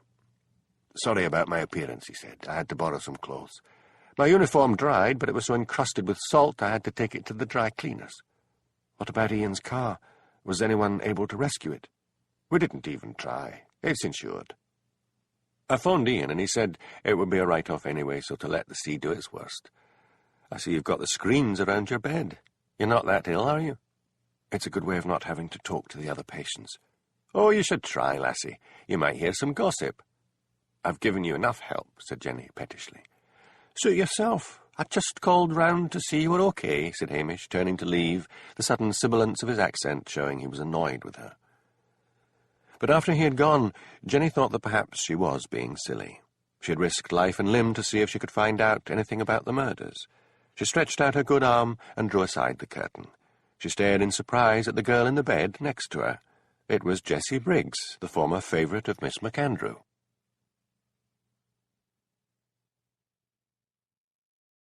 Disc 4. "What are you doing here?" asked Jenny. "Got pumped out," said Jessie in a weak voice. "Drugs?" "No. He left me. The boyfriend. Told him to give me a bottle of whiskey as a farewell present, and I drank it along with a lot of aspirin. Didn't want to live." Large tears ran down her pallid face. She wiped them away with the back of her hand.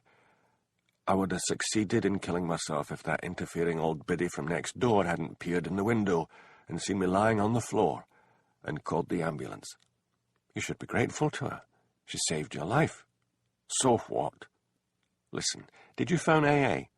"Oh, them. I phoned them the once. I told them it was all Miss MacAndrew's fault I was in this state, and some woman says to me, she says, 'Nobody makes you drink,' It's not as if she held you down and poured it down your throat. I said it was because she'd ruined my life. She says she used to suffer from self-pity as well and used to blame everyone for her drinking. I told her to go and shove her head up her arse. Try them again and go along. What have you got to lose?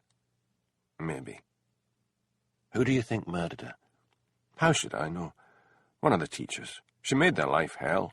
Joseph Cromarty, the ironmonger, he hated her. I passed them in the street not long before she was killed, and he was shouting at her that she was a disgrace, and he was glad she had retired. He said if she'd stayed on, he would have murdered her.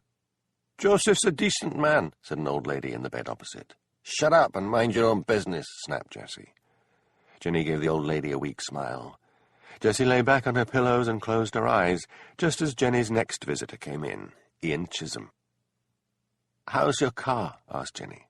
"Oh, I'll be getting herself out at low tide. I did try to warn you." "I'm awfully sorry," said Jenny. "Hamish said you're insured." Ian silently cursed Hamish Macbeth. He'd come to the hospital hoping to get a cheque from Jenny. "Well," he said huffily, "so she is. But that was a rare car. Not many of those around nowadays." He looked so angry that Jenny said quickly, "Maybe I can rent something else from you. I should still be able to drive." "I have a wee Morris Minor, but I will need to be charging you more for the rental, seeing as how you are the bad risk." "Like how much?" £125 a week. "I'll think about it." Jenny copied Jessie and lay back on her pillows and closed her eyes while she privately resolved to go down to Strathbane and rent something modern. She kept her eyes firmly closed until she heard Ian leave. Elspeth met up with Pat Malone in the main street of Brakey. A savage gale was whipping rubbish down the street from overturned garbage bins. Her face was soaked with rain and flying salt spray blown in from the sea. "Let's get inside somewhere," shouted Pat, "and compare notes." They went into the dingy pub. Most pubs now supplied coffee, but not this one. They ordered soft drinks and went to a corner table.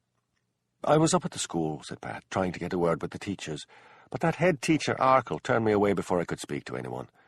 What about you?" "I've been interviewing Jenny. Quite a good local story." "What's this about?" asked Pat. Elspeth knew the town had been buzzing with the rescue of Jenny Ogilvy, and wondered, not for the first time, how a reporter like Pat Malone could miss stories that were right under his nose. As usual, he had slept late, and she guessed that he had rushed up to Brakey, gone to the school, and been turned away, and had not tried to do anything else but look for her to see if he could save himself some work. She told him about Jenny's rescue. "I'd better go up to the hospital and see her." "Why?" "I've already phoned over the story." "We're pals. I'd better go now." Elspeth glared after his retreating back. Pat had been quite keen on her, she thought sourly, before Jenny came along. Still, as far as Hamish Macbeth was concerned, Jenny wasn't a threat. It had been mean of Jenny not to give Hamish any credit for her rescue.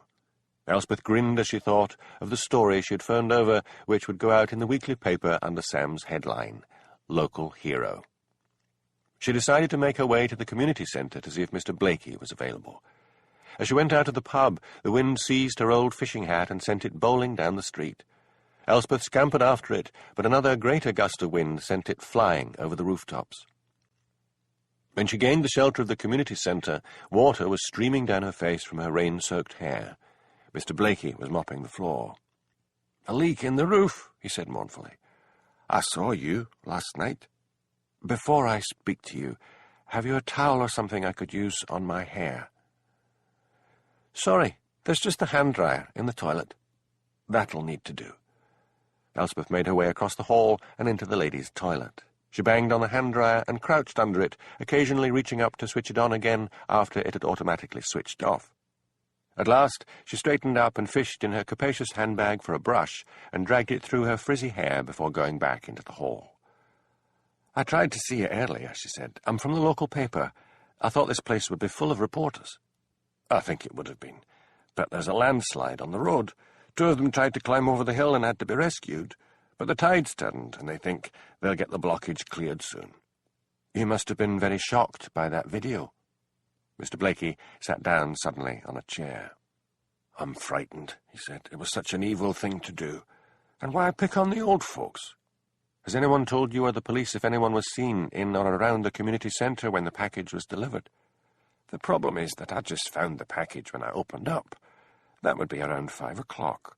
It could have been delivered any time during the day. I saw you handing Hamish a note. Yes, that came with it. I told you about that. It simply said it was a video from Help the Aged. Typewritten? Yes. Oh, well, the police will be searching everywhere in Brakey for the typewriter that was used. What worries me, too, said Mr. Blakey, is that they'll be too frightened to come back for another film show. They used to love them. I'll see what I can do. Elspeth's busy mind was already forming an appeal. Maybe raise money for a proper screen and cinematography equipment. She asked him some more questions, and then she said she had to file a story. She went back out into the storm and located her car, stopping on the way to buy a rain hat and a towel. In the car, she once more dried herself and then took out her laptop, pushed back the driving seat to its limit to give herself more room, and began to type busily. When it was finished, she sent it over and then phoned Sam, the owner and editor. She told him about her idea of an appeal to help the community centre. "Great," said Sam. "Where's Malone?" "I think he's up at the hospital seeing Jenny." "Didn't you tell him you'd already done that story? And have you a camera? Harry can't get through. There's a landslide." Harry was the photographer. "Yes, I've got a camera." "Then get a photo of Jenny and one of Hamish. Get as many photos of the locals as you can. That's what sells this paper. And get Pat to take photos as well." "I doubt if he'll have a camera." "I'm seriously thinking of sacking him, Elspeth." "Give him a talking to first." "I already have. Doesn't seem to make a damn bit of difference." Elspeth rang off and located her camera. She drove up to the hospital. Pat was sitting on the end of Jenny's bed, laughing and joking and eating most of the chocolates he had brought her. "Look what the cat dragged in," cried Pat. "Harry can't get through, so I'm here to take a pic of Jenny," said Elspeth. "Have you a camera, Pat?" "No."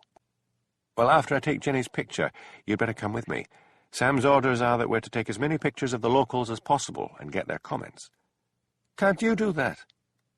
"It would be nice to have some help." Elspeth took several photographs of Jenny and then said, "Come along, Pat." "I don't take orders from you," he muttered, but he bent and kissed Jenny on the cheek and reluctantly followed Elspeth out of the hospital. "I'll follow you down into the town," he shouted above the roar of the wind. Elspeth set off and parked in the main street. But when she got out of her car, there was no sign of Pat Malone. Wearily, she set off in the direction of the post office. To Elspeth's delight, there were 6 elderly ladies clustered around the counter in front of Mrs. Harris, all chattering and exclaiming about the events of the night before. Elspeth interviewed them and then photographed them. As Elspeth was taking the used film out of her camera and searching in her pockets for another roll, Mrs. Harris exclaimed, "Would you look at that?" Everyone swung round in alarm. Mrs. Harris was pointing at the window. "Sunshine," she said. The weather of Sutherland had gone in for one of its mercurial changes. Pale yellow sunlight was flooding the street outside. Elspeth left the shop. The wind was dropping rapidly and the clouds were rolling back.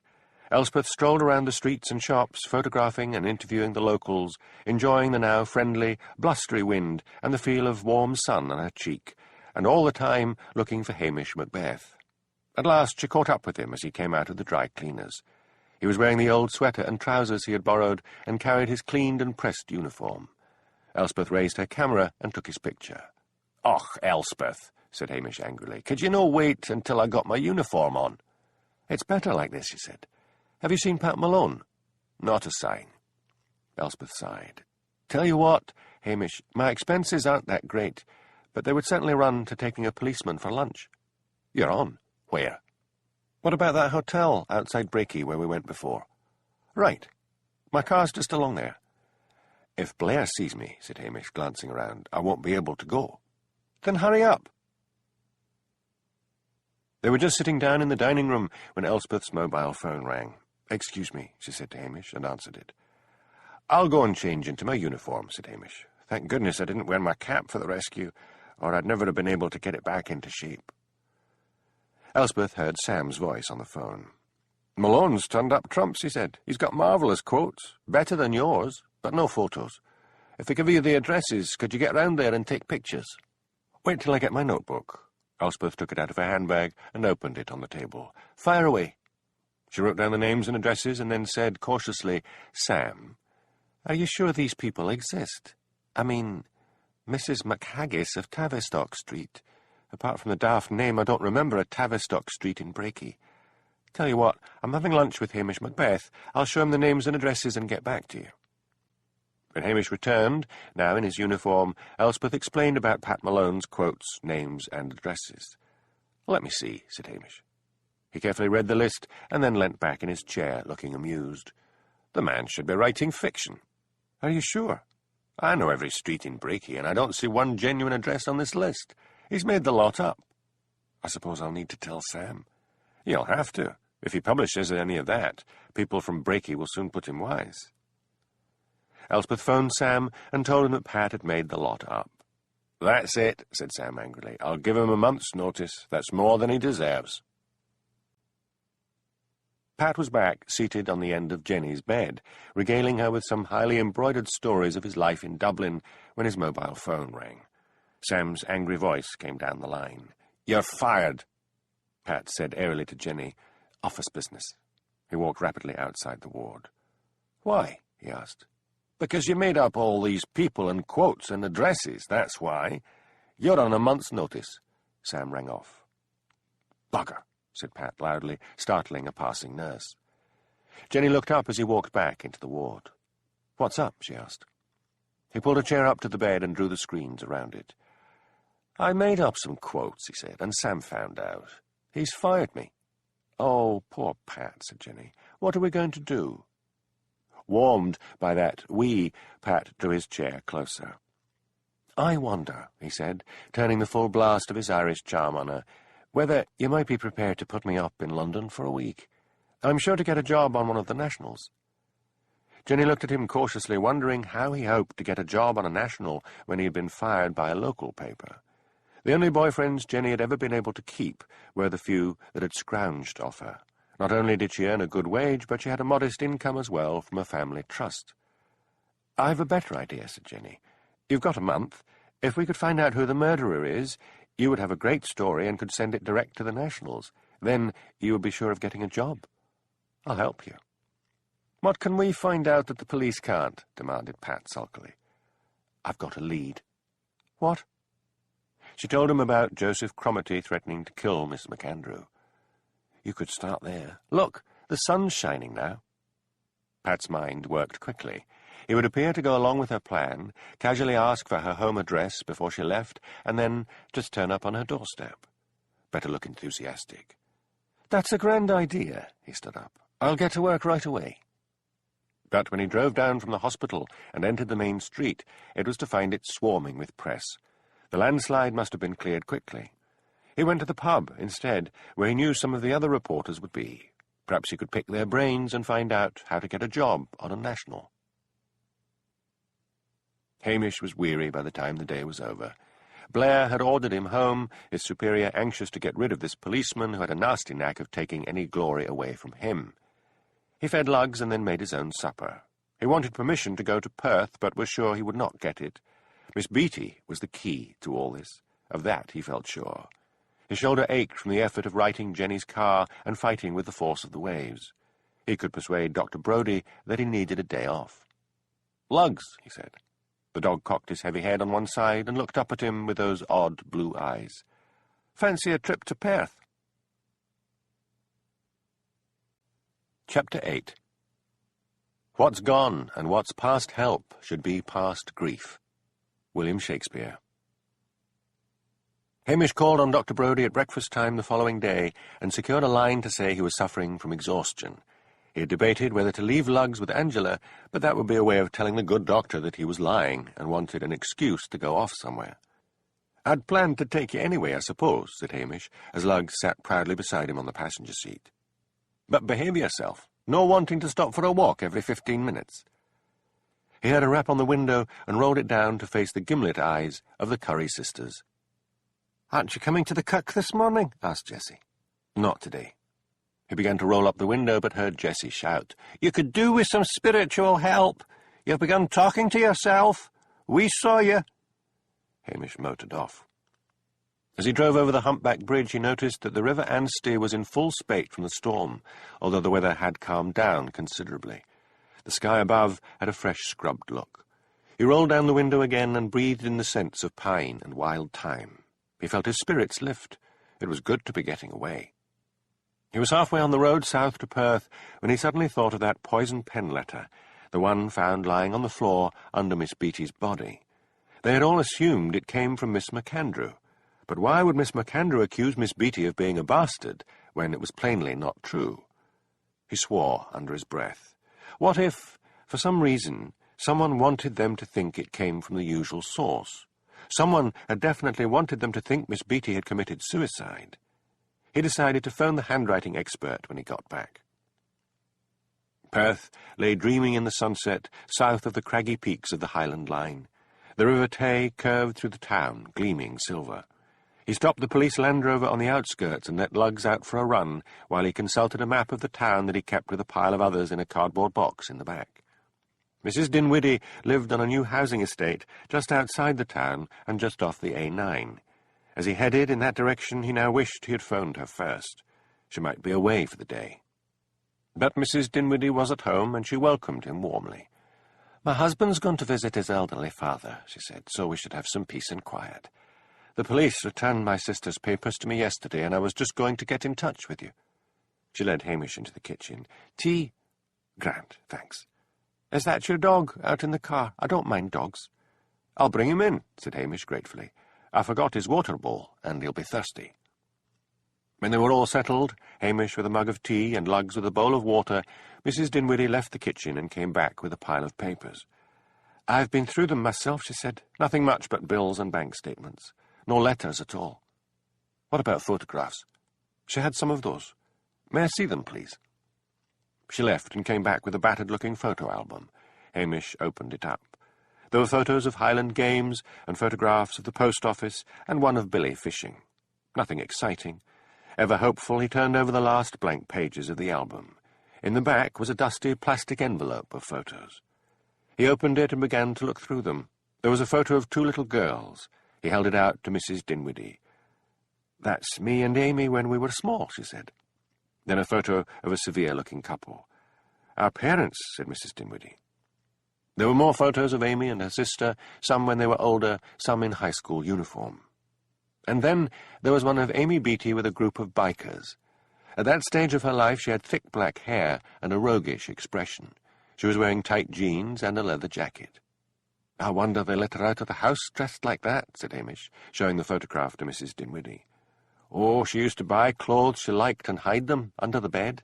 She would change into them somewhere outside. Then Mother found out about her wearing them, and the house was searched. My parents had a ceremonial burning of them in the garden. Poor Amy cried and cried." "The fellows in this picture, do you recognize any of them?" Mrs. Dinwiddie pointed to a handsome young man who was sitting astride a motorbike, smiling at Amy Beattie. "That's Graham Simpson. He was at school with Amy.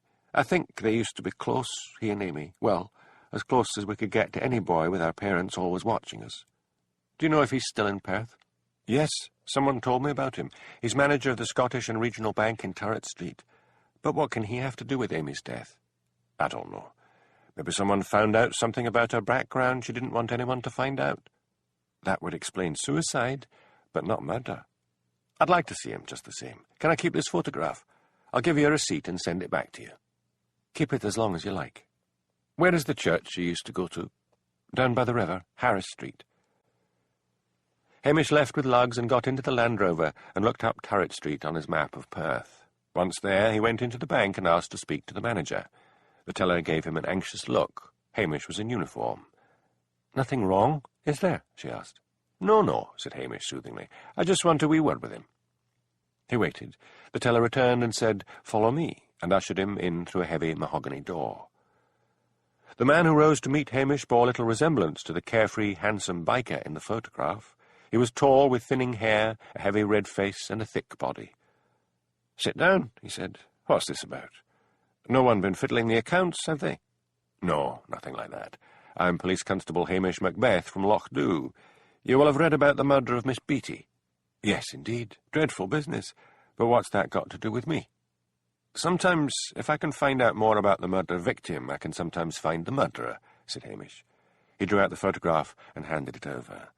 "This is you, isn't it?" "Michty me, so it is. And Amy? Were you Miss Beattie's boyfriend at one time?" "Hadn't a chance. Her parents were that strict. We were able to see each other for a bit, and then they started locking her up at home, and Mr. and Mrs. Beatty came round one evening to see my parents. They called me a limb of Satan, and my father threw them out of the house. She left Perth suddenly, I believe. Do you know the reason for it? The reason was her parents. I guess she couldn't stand them any more. But time heals wounds, and yet Miss Beatty did not even attend their funerals. You'd have to have known them. Right pair of scunners. Now, if you'll excuse me, he half rose. Hamish surveyed him. You seem in a hurry to get rid of me. It's not that. I have an appointment with someone. They should be here any moment. One more thing. The other young men in the photograph, there are 3 of them. Can you tell me if I can contact them? I shouldn't think so. I only remember one of them, and that's Peter Stoddart, and he went to Australia. Why can't you remember the names of the others? I find one can usually remember the names of friends of one's youth. Peter was my friend. The others, as I mind, were just visiting the town from down south. Hamish left with an uneasy feeling that the man had been lying to him. But he drove to Harris Street and parked outside the church. The congregation were just leaving, and the minister was standing on the church porch. He was an elderly man. Hamish could only hope he had been minister at the time Mr. and Mrs. Beatty were alive. "Might I be having a word with you?" he asked. "I'm investigating the murder of Miss Beatty. Do you remember her parents?" "I became minister here after Miss Beatty left home, but yes, I remember Mr. and Mrs. Beatty. Come along to the manse. It's a bit chilly here." Hamish followed him to the manse next door. The minister led him into a gloomy Victorian kitchen. "Sit yourself down, and I'll make some tea. My wife died last year, and I'm still not very domesticated, but I do my best." Hamish waited patiently while the minister made tea and put the teapot, milk and sugar, cups, and a plate of digestive biscuits on the table. "Did you ever hear any talk of why Miss Beatty left home?" asked Hamish. He shook his head. "I am not surprised she left home. However, I heard some talk from some parishioners that she was a wild girl, and from others that she was disgracefully bullied. The Beattys were very strict indeed. They saw sin everywhere. They were even having their doubts about me. They considered me too lenient with the youth of the parish. They did not seem to understand that life had moved on since the days of their youth. I am afraid it is only the middle-aged and elderly that attend my church these days. I cannot go out and terrorize young people into attending, which is what the Beattys wanted me to do. I am sure Miss Beatty left home because she could not stand the harsh discipline any more." Hamish asked him some more questions, but it all seemed very simple. There had been nothing more dramatic in Amy Beatty's past than a pair of insufferably bullying parents. As he drove back north, he reflected that the handwriting expert would hardly be available on a Sunday, so he went to police headquarters. He hoped Jimmy Anderson was not still up in Brakey, but he found him in the detective's room typing up reports. "Hamish," said Jimmy with a grin, "heard you were sick." "Between ourselves," said Hamish, "I've been down to Perth. I had a hope that there might have been something in Miss Beatty's background that might give me a clue, but I can't seem to think of anything. But an idea occurred to me. What about that letter that was found with Miss Beatty's body? I mean, the poison pen letter. What about it? I mean, it turned out to be a load of rubbish. She wasn't a bastard. Was it the same handwriting as the others? Cost you a double whiskey? Oh, all right. If a gannet could drink whiskey, it would be just like you." Jimmy booted up his computer. Hamish sat down next to him, obscurely thankful that Jimmy did not smoke. Hamish had given up smoking a while ago, but the occasional yearning for a cigarette never seemed to go away. At last, Jimmy said, "Here it is. The letter was sent to Roger Glass, non-handwriting expert. He said it was the same handwriting as the others." "Now that's odd." Hamish leant back in his chair. "I have a feeling that the murders were committed by lucky amateurs. I mean, we're not dealing with hitmen here, but why leave a letter they were sure we would find out didn't contain anything like the truth?" "Don't ask me, Sherlock," Jimmy was beginning, when Hamish disappeared under the desk. Jimmy swung round just as Detective Chief Inspector Blair lumbered into the room.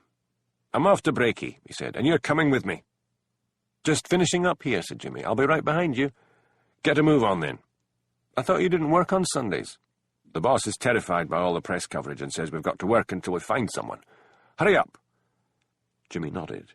He waited until Blair had left and then said, "You can come out now." Hamish groaned as he unwound his lanky form from under Jimmy's desk. "I'd better wait until I'm sure the old scunner is on the road. Then I'll get to Loch Dhu fast in case he decides to drop in. Don't forget, you owe me a whisky. At the Highland Times, Elspeth was starting to read through a pile of national Sunday papers. She turned to the Sunday edition of the Bugle, wondering if they had used her colour piece. She flipped over the pages, and then she found it. She stared at the large byline as if she could not believe her eyes. Pat Malone, it said. She remembered Pat telling her he had taken the liberty of sending off her article. He must have erased her name and put his own on, and once the article had gone, he had put her name back on it. Sam was having a day off and had gone to visit relatives in Alness.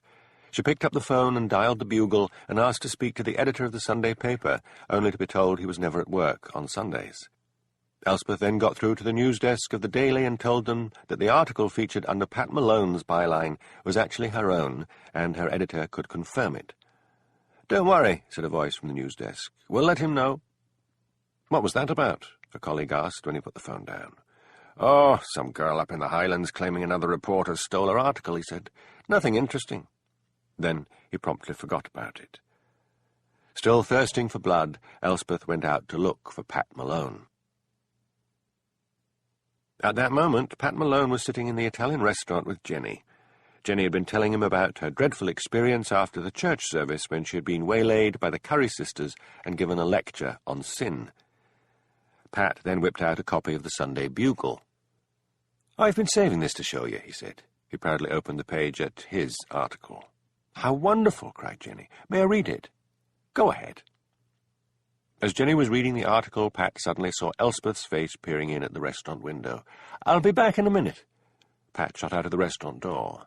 Jenny could see Elspeth shouting at him and Pat shrugging his shoulders. She turned back to the article. It was very good. She had just been beginning to think that Pat was not a very dedicated reporter. But this article proved not only that he was a dedicated reporter, but that he could write as well. Oblivious to the angry voices outside the restaurant, she fell into a rosy dream where Pat would become a famous writer. He was just accepting the Booker Prize when the real-life Pat came back into the restaurant. Jenny blinked the rosy dream away. "What was all that about?" she asked. Elspeth seemed angry. "Oh, office squabble." He sat down and smiled at her. "To tell you the truth, I think Elspeth's jealous of you.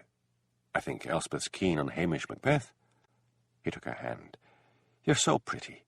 All the women are jealous of you." Jenny looked into his blue eyes and caught a flicker of something at the back of them, something like fear. "Did she threaten you?" "That wee girl? Don't make me laugh." "You're afraid of something, aren't you?" Pat thought quickly. He planned to go south and try his luck, and he wanted free lodgings. He gave a shrug. "You're a sharp girl. I think Elspeth knows that the colour piece might get me a job on a national. She knows my ambitions. I need this month's notice to look around. I'm frightened she puts in a bad word about me with Sam, and he might tell me to leave this week." Privately, Jenny, although she had originally sympathized with him, thought there was surely little more he could do to make Sam even more furious with him. "If you could dig up a really good story about this murder," she said, "then Sam might relent." "I've tried to, best I can," he said moodily. Then those blue eyes of his looked at her speculatively. "But if you could get close to Hamish Macbeth, he might let something drop. Could you do that for me?" "Hamish Macbeth is not interested in me." "But you haven't really tried," wheedled Pat. "I feel you and I are destined to be together for a long time." Jenny gave a little gasp. "Do you mean marriage? You and me?" "Oh, well, why not?" thought Pat. He could always wriggle out of it later. "I'll get you the ring as soon as I get a job on a national," he said. "Gosh, I feel like ordering champagne, but I haven't enough with me." "I'll order it," said Jenny, flushed and happy. She made to raise an arm to call Willie the waiter, but Pat stopped her. He had visions of Willie asking what the celebration was, and Jenny telling him. "Let's keep it our secret for the moment," he said. "It would be difficult for you to get anything out of Hamish Macbeth if he knew you were engaged to me." "All right," said Jenny. Then she gave him a wicked grin. "But I know a better way to celebrate. Let's go back to your place." "Think of your reputation. My landlady would have it all over the village, and the Curry sisters would be making you spend every day with the minister to cleanse your soul." "I suppose you're right." When they walked outside, it was a cold, moonlit night. "A brabrick nicht the nicht," said Jenny, although all her CHs were pronounced as Ks and came out as a brabrick nick the nick. Let's go for a stroll. It's early yet. Tell you what, run along to that police station and get to work on Hamish. He gave her a little shove. It's our future you're working for. But he did not kiss her good night. Jenny walked off forlornly in the direction of the police station. She had received her first proposal of marriage, and yet it all felt wrong. He's just using you, screamed a voice in her head. Hamish Macbeth opened the kitchen door and looked down at the forlorn figure of Jenny. "What?" he demanded. "I just came to say hello." "Oh, come in. Don't be long. I want to get to bed early. Tea, coffee, something stronger?" "Nothing for me." Jenny sat down at the kitchen table and shrugged off her anorak. Under it, she was wearing a shimmering grey dress with a low neckline and long filmy sleeves to hide the plaster cast on one arm. "Been out somewhere grand?" asked Hamish. "Just the local restaurant." "With Pat Malone?" "Yes." "I hear he's been fired." "It's so unfair. I think making up all those names and addresses was the last straw as far as Sam was concerned." "I suppose." Hamish sat down opposite her. "So what's eating you? You look miserable." "It's these dreadful murders." "Then you should head south and get out of it." "Doesn't seem much point. I've got more time off because of this arm." "But you could go back to your parents and rest up and be looked after." "Never mind that," said Jenny. "Are you any further forward in finding out who did it?" "Not a clue." Hamish leant back in his chair and studied her. "Pat must be desperate for a story to stop him getting sacked." "That's nothing to do with me." "And yet you have dinner with him at the restaurant. I saw both of you when I was walking lugs. Immediately after dinner, you're here on your own." Jenny flushed and rose to her feet. "It was just a friendly call." The telephone in the office shrilled. "Wait," ordered Hamish. He went through to the office and picked up the receiver. It was Jimmy Anderson. "Get on your uniform, laddie, and head for Breaky. There's been another death." "Who?" "Lunwy's secretary, Frida Mather. Overdose of sleeping tablets, was helped down with vodka." "Suicide or murder?" "Looks like suicide. Left a note saying, 'I can't go on. I'm sorry I did it.' Blair thinks that wraps things up." "Is he daft? And even if she had the strength to hoist up Miss Beatty, who took the video? Stop talking and get over here." Hamish went back into the kitchen. "I've got to go," he said. "Another death in Breaky." "Who?" "You'll find out soon enough. Off with you." Jenny took out her mobile phone and dialed Pat's number, but he had his mobile switched off. She called at his digs and was told by his landlady that he hadn't come home. He's obviously heard about this death and gone straight to Breaky, she thought. Elspeth came shooting out of her place and got in her car and drove off. Well, at least Pat will be there first this time, thought Jenny. Pat Malone sat in the bar of the Tommel Castle Hotel, wondering why it was so quiet. He had come up to join the crowd of national reporters who were staying at the hotel and who usually crowded the bar in the evenings. Had Pat had the instincts of a real reporter, he would have guessed that something else must have happened to cause this mass exodus. Instead, he sat sipping his drink and hoping that Jenny was finding out something useful from Hamish Macbeth. Hamish Macbeth rarely lost his temper, but he found rage boiling up when he reached Breaky. Blair was determined that Frida had murdered both Miss Beatty and Miss McAndrew, and that was that. The note saying, "I did it," was proof positive. In vain did Hamish argue that she probably meant that she was about to commit suicide and did not want anyone else blamed. How could such a wee lassie, he shouted, have the strength to hoist up Miss Beatty, take that video, and frenziedly stab Miss McAndrew to death? Blair's eyes gleamed with malice.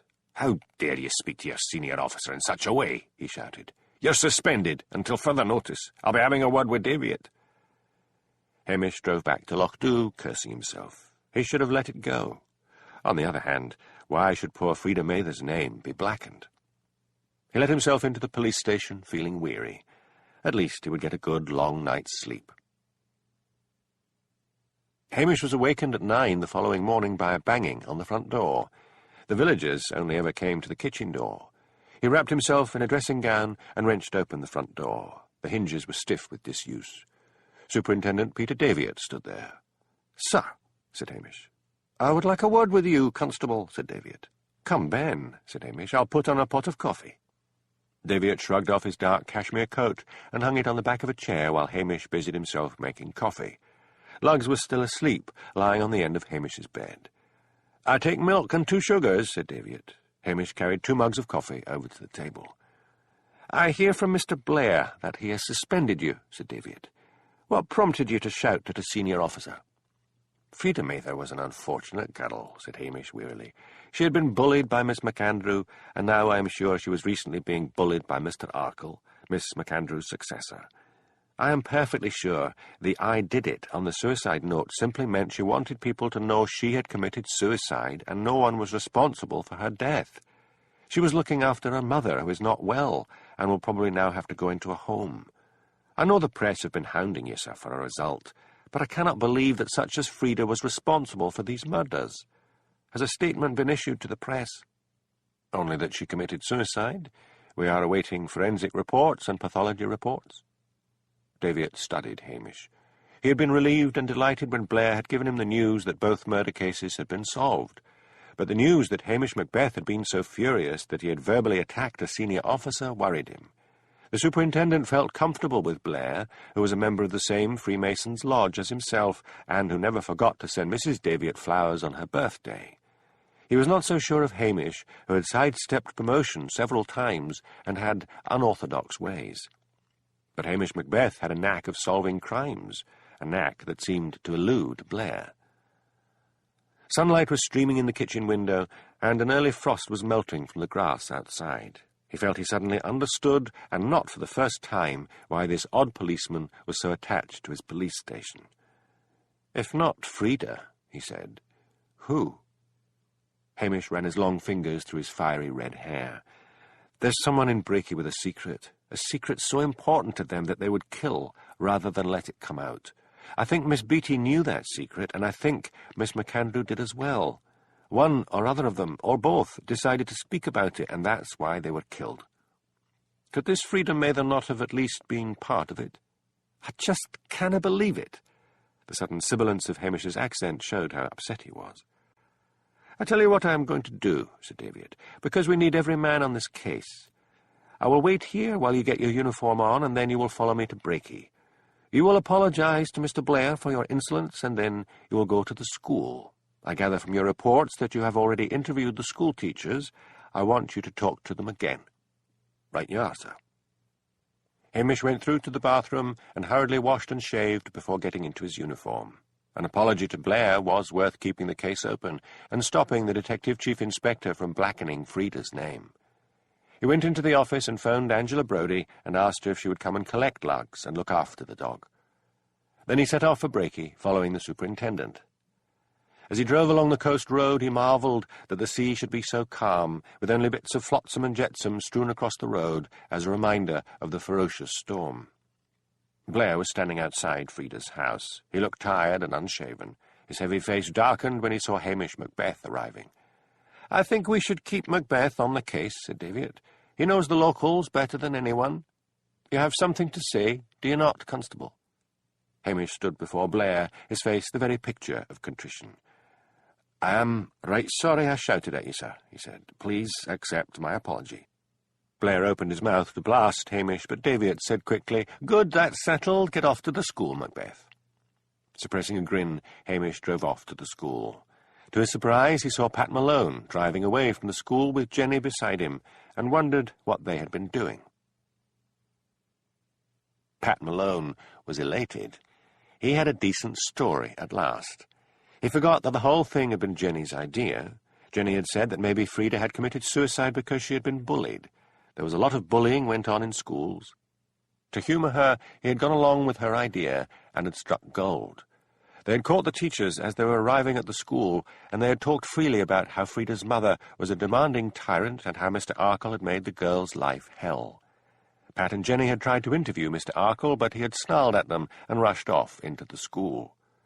Pat also ignored the fact that it was Jenny's sympathetic manner which had elicited the quotes. Bullied to death. What a story. Back at the Highland Times, Sam listened to his account. "Great stuff," he said. "Write up a piece for us and get it off as well to the nationals and the agencies." Jenny sat down beside Pat at his desk. When she saw what a bad typist he was, she said, "I'll type. You dictate." By altering a lot of Pat's clumsier sentences, she felt it was a good article. It only showed what Pat could do with a strong woman to help him. Jenny's spirits had risen, and she dreamt of a great and successful future for both of them. Hamish guessed that Pat and Jenny had spiked his guns. A furious Mr. Arkle refused to let him speak to the teachers. When Hamish told him that he would arrest him and charge him with obstructing the police, Arkle relented. But when Hamish interviewed the teachers, all were wishing they had not criticised their head teacher, so they did not mention his treatment of Frida, but confined themselves to comments that they believed Frida's mother to be demanding and difficult. For want of a better idea, he decided to have another go at Joseph Cromarty. He found the truculent ironmonger in his dark shop. The sun now only shone on the other side of the street. The nights were drawing in fast. Soon the sun would rise at 10 in the morning and set at 2 in the afternoon. Winter was one long dark tunnel in northern Scotland. "What do you want?" demanded Joseph. "I'm busy." "Aye, I can see that," said Hamish sarcastically, looking around the empty shop. "Now, you were once overheard saying you felt like killing Miss McAndrew." "So what? Me and a lot of other people." "What other people?" Joseph scowled horribly. "I can't bring them to mind. Leave me alone." "Think, man. I'm not accusing you of anything. Haven't you heard anything, seen anything?" "I thought the murders were solved," said Joseph. "That wee girl, Frida, did them." "No, she didn't. That was a suicide, pure and simple." "Come on. There was a policy in here earlier saying as how everything was wrapped up." "He made a mistake," said Hamish wearily. He tried a few more questions without getting anywhere. Hamish wandered over to the post office. He hoped it might be quiet, and that he might have a chance to have a word with Mrs. Harris, but it was full of chattering women, all exclaiming and gossiping about Frida's death. They fell silent when they saw him. He asked them all if they could think of anything, any small thing that might help to solve the murders. Startled faces looked at him. Shocked voices exclaimed that they had heard Frida Mather was a murderess. Hamish's news that Frida had nothing to do with the murders sent them all scurrying off. "Are you sure Miss Beaton never said anything to you about why she left Perth?" Hamish asked Mrs. Harris. "Just that she had been unhappy at home, and that her parents were awfully strict. Maybe you should try Billy again. He's still out on his rounds, but he should be back any minute. He starts around 6 in the morning with his deliveries. He drives his van in round the back." Hamish left and went up a lane at the side of the post office and waited patiently in the yard at the rear. After a 10-minute wait, the post office van came into the yard. Billy climbed out and greeted Hamish with, "I shouldn't feel happy about that wee lass's death, but to tell the truth, it's a weight off my mind. I thought that bastard Blair would never give up suspecting me." "I'm afraid whatever policeman has been gossiping around Breaky is wrong, Billy. Frida took her own life, and I'm willing to bet anything she had nothing at all to do with the murders." Billy sat down suddenly on an upturned crate. "Will this all never end, Hamish? It's a misery at home, with herself nagging me from morn till night. Now Amy's gone, life looks awfully bleak." Hamish pulled up another crate and sat down next to the postman. "Are you sure, Billy, she never gave you a hint of why she left Perth?" "Well, she would talk a lot about how strict her parents were, things like that." "What about old boyfriends?" "No, never." "Was she frightened of anyone?" "She was frightened of the poisoned pen writer." "Why frightened, Billy? People were angry and upset, but frightened." "Our affair meant a lot to her, as it did to me. She said, if she takes this away from me, there'll be nothing left." "Wait a bit. When she was talking about the poisoned pen writer, she said, 'she'. I never gave it much thought. I mean, we all thought it must be some woman. I mean, it's hardly the thing a man would do. But there was a case recently of a man in England who was exposed as a poisoned pen writer, and the story was in the Scottish papers." "I don't remember that." "Billy, I want you to think, and think hard. Go over all the conversations you had, and if you can remember the slightest thing, let me know." "But what would that have to do with the death of Miss McAndrew?" "Some way. They're tied together." "I'll do my best." Chapter 9. Man is neither angel nor beast, and the misfortune is that he who would act the angel acts the beast. Blaise Pascal. At the end of a long day, Hamish returned to his police station. He checked on his sheep and locked his hens up for the night. There was a fox roaming around, and Hamish knew if he saw it, he would take his shotgun and blast the animal to kingdom come. He was always amazed at the bleeding hearts of townspeople who would step on a cockroach, but went all sentimental over Mr. Foxy.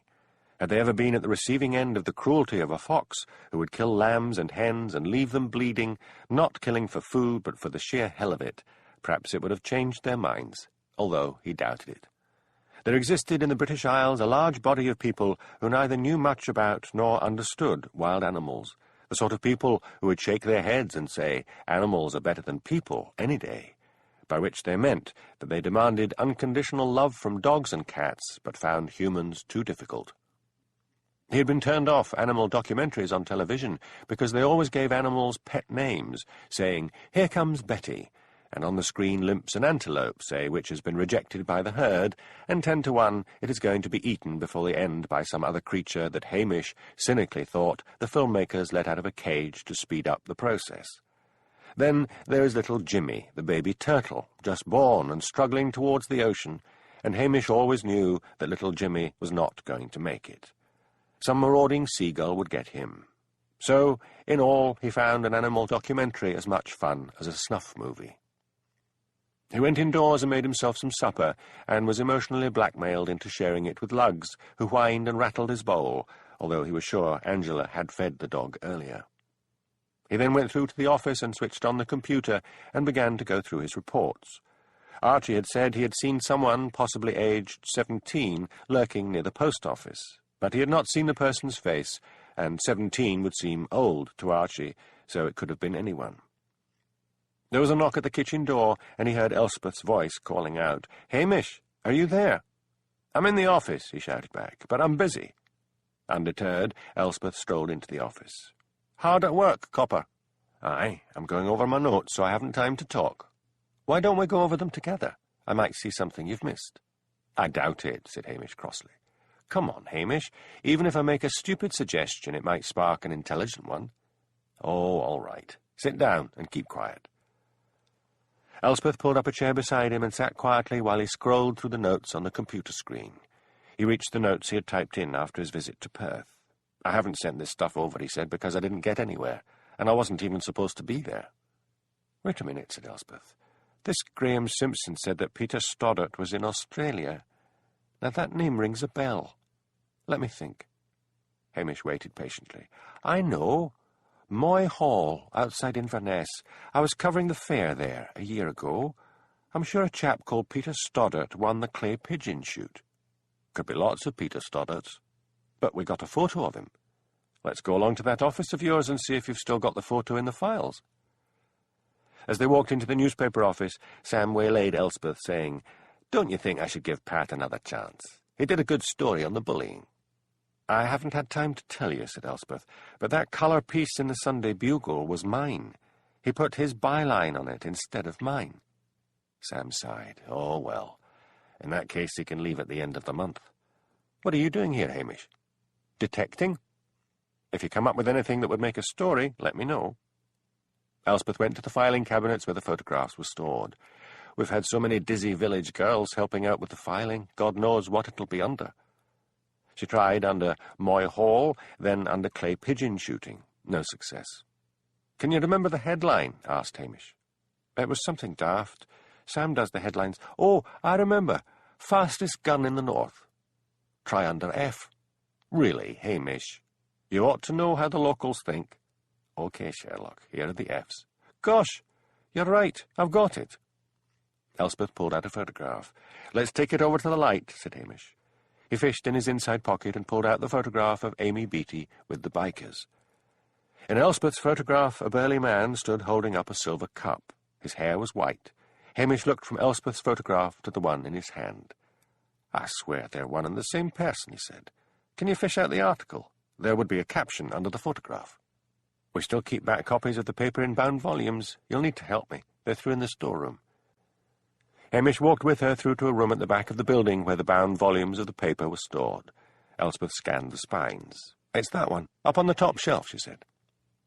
Hamish reached up and lifted it down. They carried it to a table.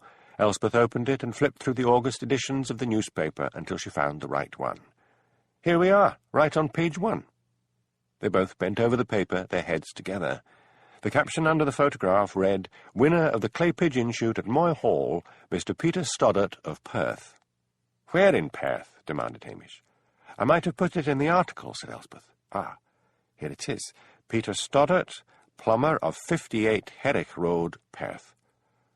Hamish closed the book, lifted it up and put it back on the shelf. "I've got to get to Perth tomorrow," he said.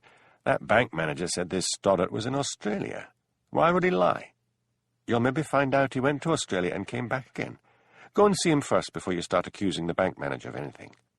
I've got to get to Perth without Blair knowing anything.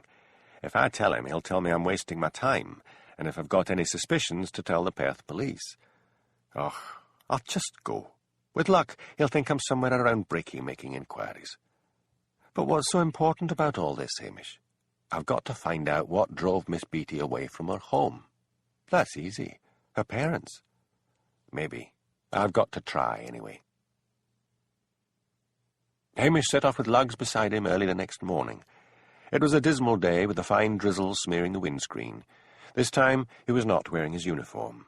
He shouldn't have been wearing it the last time, he thought. He could have been spotted by some Perth policeman. Of course, some Perth policeman could easily spot the Land Rover, but he felt less conspicuous walking around in civilian clothes. He decided to try to find Peter Stoddart and tackle him first.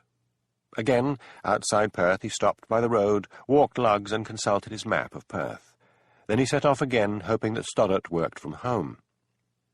Herrick Road was in a fairly new housing development on the outside of the town. He located Stoddart's house and went up and knocked at the door, which was answered by a tired, faded-looking woman. "I am Police Constable Macbeth," said Hamish. "Is your man at home?" "Aye. Come in. What's the matter?" "Nothing to worry about. I just wanted a wee talk with him." She ushered him into what she called the lounge. Hamish sat down on a cream, wool-covered sofa and looked round. The room smelled of disuse. How odd, he mused, that in this modern day and age so many houses in Scotland kept a room for best. What a waste of living space. The door opened, and the man from the photograph walked in. "What's up?" he said. "You lot were round last month to check the guns in the gun cabinet." "Nothing to do with that," said Hamish soothingly. He took out the photograph he had got from Mrs. Dinwiddie. "Is that you?" "Aye, so it is. I loved that bike. You'll have read about the murder of Miss Amy Beatty." "I did that. Bad business. But what's it got to do with me?" "I'm trying to find out why Miss Beatty left Perth."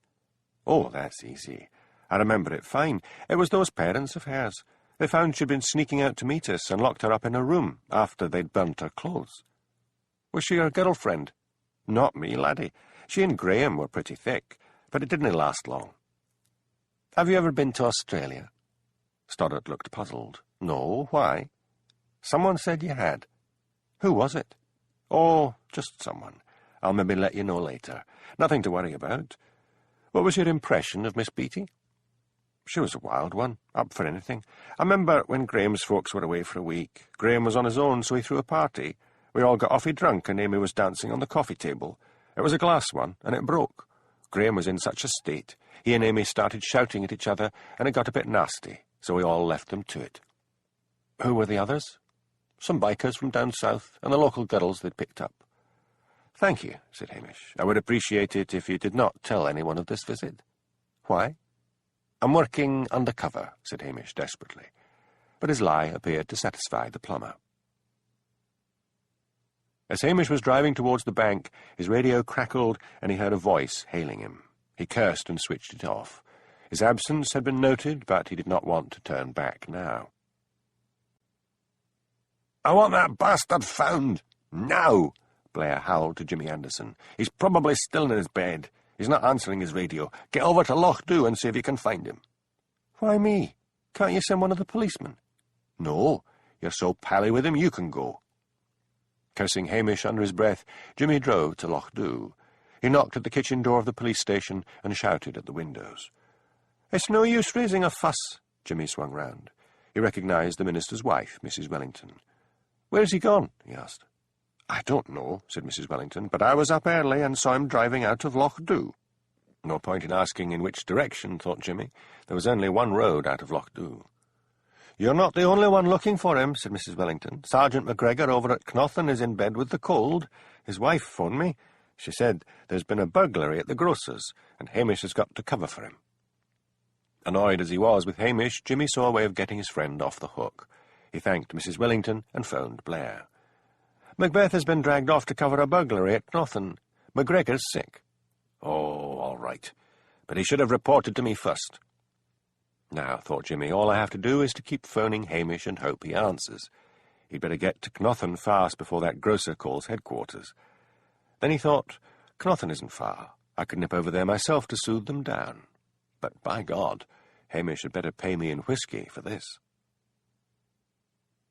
When Hamish presented himself at the bank, the teller who had gone in to see the manager reappeared, looking flustered. "I'm afraid Mr. Simpson isn't in today." "Is that a fact?" "Where are you going?" she shrieked. Hamish went straight to the bank manager's door and opened it. Graham Simpson leapt to his feet.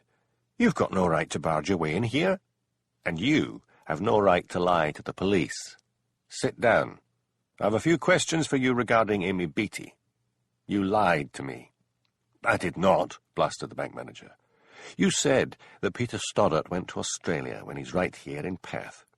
"Is he? Someone must have told me he had gone to Australia." "Havers, you had an affair with Amy Beatty, didn't you?" "Oh, well, it isn't a crime. I had a party one night at my house. We all got a bit drunk and Amy damaged a table. We had a row and then made up. We were both very drunk."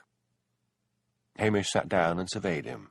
He suddenly remembered that poison pen letter that had been found by Miss Beatty's body, which read, "I have proof that you're a bastard. Your father never married your mother, and I'll tell everyone." He had never been able to see the point of that letter. Miss Beatty's parents were married. But what if that letter had been sent to someone else, and that someone else had been so frightened that it had led to murder? In a level voice, he asked, "So when did she tell you she was pregnant?" "I'm a respectable man," he began.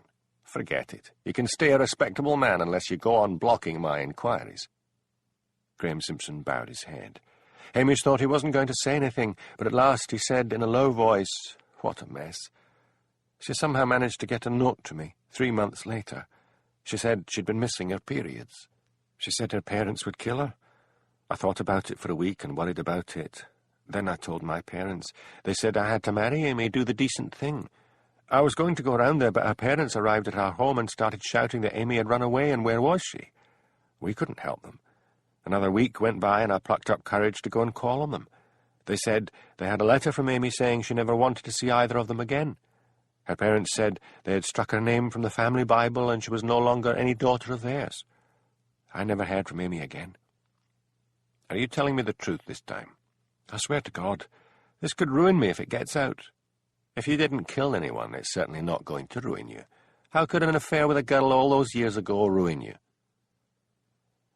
Hamish left the bank and climbed into the Land Rover. He took out his mobile phone to check for messages. There was a text message from Jimmy Anderson.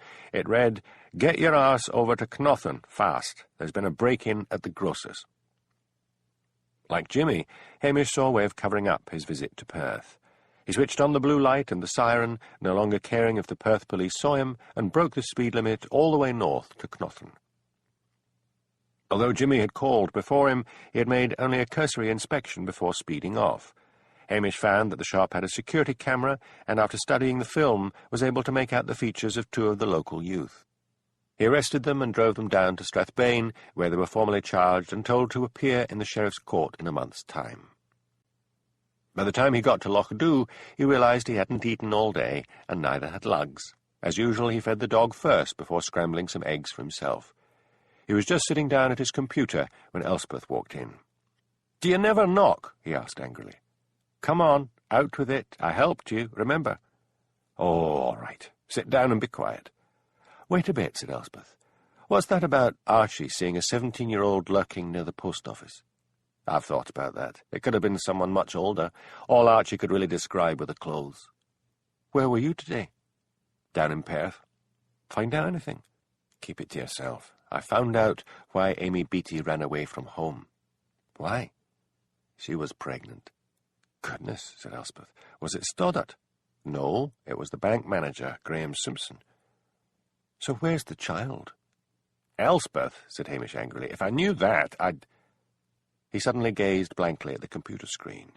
"What?" demanded Elspeth. "I'm thinking about that letter, the one found with Miss Beatty's body. It said, 'I have proof that you're a bastard. Your father never married your mother, and I'll tell everyone.' What if that was a letter sent to someone else? Let me think. Just suppose for a minute Miss Beattie's child is alive and well in Breaky. Adopted, maybe. The adopted parents are desperate to protect the child and intercept that letter sent to the child. But if they adopted the child, they had nothing to fear. Doesn't add up, Hamish. You're right. Shut up and let me go back over my notes. When did Miss Beattie arrive in Breaky? Folks say about 16 years ago. I said, shut up, Elspeth. Elspeth sat quietly and impatiently. Then Hamish said, Why did you ask when she arrived in Breaky? I was thinking of the one person who seems to have caused strong emotions, and she's 16. They looked at each other, and both said at the same time, Penny Roberts. Miss Beattie had changed a lot in appearance, said Hamish. Billy said she had survived cancer, but in the early photographs she's attractive, and Graham Simpson used to be a good-looking young man. Now, Mr. and Mrs. Roberts are far from lookers. I remember wondering how they had managed to produce such a beauty. What if Miss Beattie wanted to claim her daughter? What if Miss Beattie wanted Penelope to know that she was her real mother?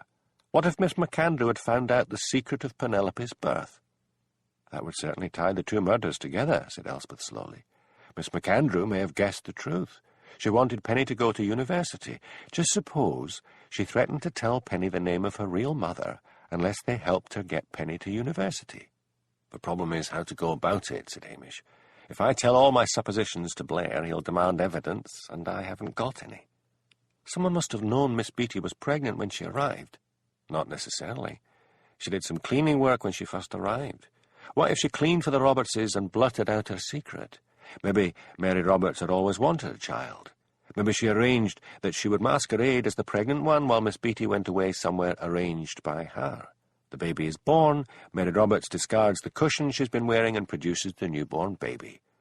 I'd better start by going to see them in the morning. Elspeth heard a sound. She held up a hand. Did you hear something?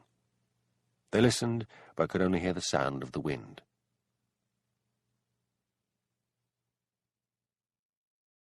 Disc 5. Jenny crept away from the police station, her heart beating hard. She had entered the police station hoping for a word with Hamish. Elspeth had left the door open. Jenny heard the sound of voices coming from the office and decided to listen. Here was a story. What if she could find out the truth herself and tell Pat? She looked at her watch. Nearly 11 o'clock. She had caved in and rented the Morris Minor from Ian after having beaten the price down. It was a sad rust bucket of a car, but it went all right. She went to it, got in, and drove in the direction of Breaky. The cast on her arm itched and was beginning to look dirty. Jenny decided to confront the Robertses, tell Pat what she had found out, and then go back with him in the morning. He could then see the Robertses himself, and she would go to the hospital and ask them when the cast could be removed. To her relief, when she parked outside the Roberts' house, she saw a light burning in a downstairs window. They had not yet gone to bed. Mary Roberts answered the door. "Oh, it's you," she said. "What on earth brings you calling at this time of night?" "I've found out something important that may interest you." "Come in, then, but don't stay long. We were just about to go to bed." "Where's Penny?" asked Jenny as she was ushered into the living room, and Cyril Roberts rose to meet her. "It's half-term. She's gone to stay with my sister and her family in Lochinver," said Mary. "So what brings you?" Jenny sat down. Now she was here, she felt embarrassed and awkward. "I was thinking about that poison pen letter that was found with Miss Beattie's body. What if that letter had originally been meant for someone else, and someone didn't want anyone to know their child was not their own?" Mary Roberts looked puzzled. "But what's that got to do with us?" Jenny braced herself. "I thought Penny might not be your daughter." The Robertses exchanged glances and then burst out laughing. Mary said, "You think because we're a right ugly pair that we couldn't have had a beauty like Penny? Oh, don't blush. We've heard that one before. Have you told anyone about this daft idea of yours?" Jenny did not want to admit she had been eavesdropping in the police station. "I haven't told anyone. It just came to me. You see, that reporter, Pat Malone, and I are thinking of getting married, and I wanted to give him a story. I hope you're not offended." "Oh, you're young, and the young can be silly. I'll get you a cup of tea, and then you can be on your way." Mary stood up and went behind the sofa. "I don't really need anything," said Jenny. Then a savage blow struck her on the back of her head, and she lost consciousness. "What did you do that for?" cried Cyril, as Jenny's body slumped across the sofa. "She's a chatterbox," said Mary. "She'll go chattering to that reporter. We can't risk it." She fished in Jenny's pocket and drew out the car keys. "Go and drive that car of hers up in the hills and lose it. I'll see to her." Hamish was driving towards Breaky the following morning, wishing the case were closed so that he could go fishing and enjoy this rare, fake spring day. A warm wind was blowing in off the Gulf Stream, and great white clouds scudded across a pale blue sky. He had almost reached the outskirts when a small figure hurtled in front of the police Land Rover and held up its arms. Hamish swore and screeched to a halt and looked down at the excited features of Archie Brand. He got down from the Land Rover and said severely, "I could have run you over. Don't ever do that again." "But I saw something awfully weird last night." "What?" "I sometimes sneak out at night and go for a walk. Don't tell Mama." "What's this got to do with anything?" "Up on the cliffs, the other side of Breaky. I was up there last night. I like lying on the top of the cliffs and looking down at the waves. So I was lying in the heather when I hear this car. It drives off of the road and right to the edge of the cliff. Then this man gets out and he gets behind the car and gives it a God Almighty shove, and it goes right over the cliff and down into the sea, just like in the movies. I hid right down in the heather until he had gone." "Get in," said Hamish. "Show me where." Archie clambered in beside Hamish. "What did this man look like?" "Couldn't tell. It was right dark and I was feared. There wasn't any moon." "What now?" wondered Hamish grimly. He drove through Breaky and out and up on the cliff road until Archie shouted, "Right here!" Hamish stopped, and he and Archie got out. "Tide's out," said Archie, tugging Hamish along by his sleeve. "We might see something." Hamish went to the edge and then lay down on his stomach and peered over. Large glassy waves were crashing on the rocks below and pouring over a shattered Morris Minor. "Och, it didn't burst into flames," said Archie's disappointed voice at his ear. "In the films, they aye burst into flames." Hamish recognised Ian's Morris Minor. He went to the Land Rover and radioed for help. Then he phoned Ian and asked him if he'd rented the car to Jenny. "Yes, I rented it to the lassie yesterday," said Ian. "You'd best get out here fast and identify it, because it looks as if it's your car that's in the sea." Hamish gave him instructions and sat down to wait. "Well, I have to say I was out here at midnight," said Archie. "I'm afraid so," said Hamish. "You saw the man. You may remember something about him. Your mother will forgive you. It's not a crime." "You don't know my ma," mumbled Archie miserably. "Does she have a car?" "Yes." "OK, what's your phone number? We'd better have her up here while they interview you." Hamish phoned Mrs. Brand, who said she would be with him as fast as she could. It was as well she arrived the same time as Blair, or Hamish was sure the bad-tempered Detective Chief Inspector would have tried to shake information out of the boy. It was a long morning. Policemen in climbing gear went down the cliff and reported that there was no body inside the car, but that the driver's window was open and that Jenny might have tried to swim to safety. Hamish was then sent back to Loch Dhu to see if Jenny had been seen in the car. Her landlady said her bed had not been slept in. Pat Malone was nowhere to be found, and Hamish drew a blank right, left, and centre until he met the minister's wife, Mrs. Wellington.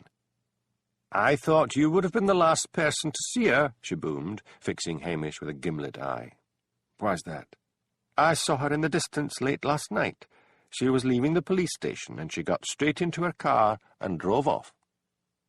Hamish stood staring down at her, deaf to Mrs. Wellington's lecture about the seduction of innocent maids from London.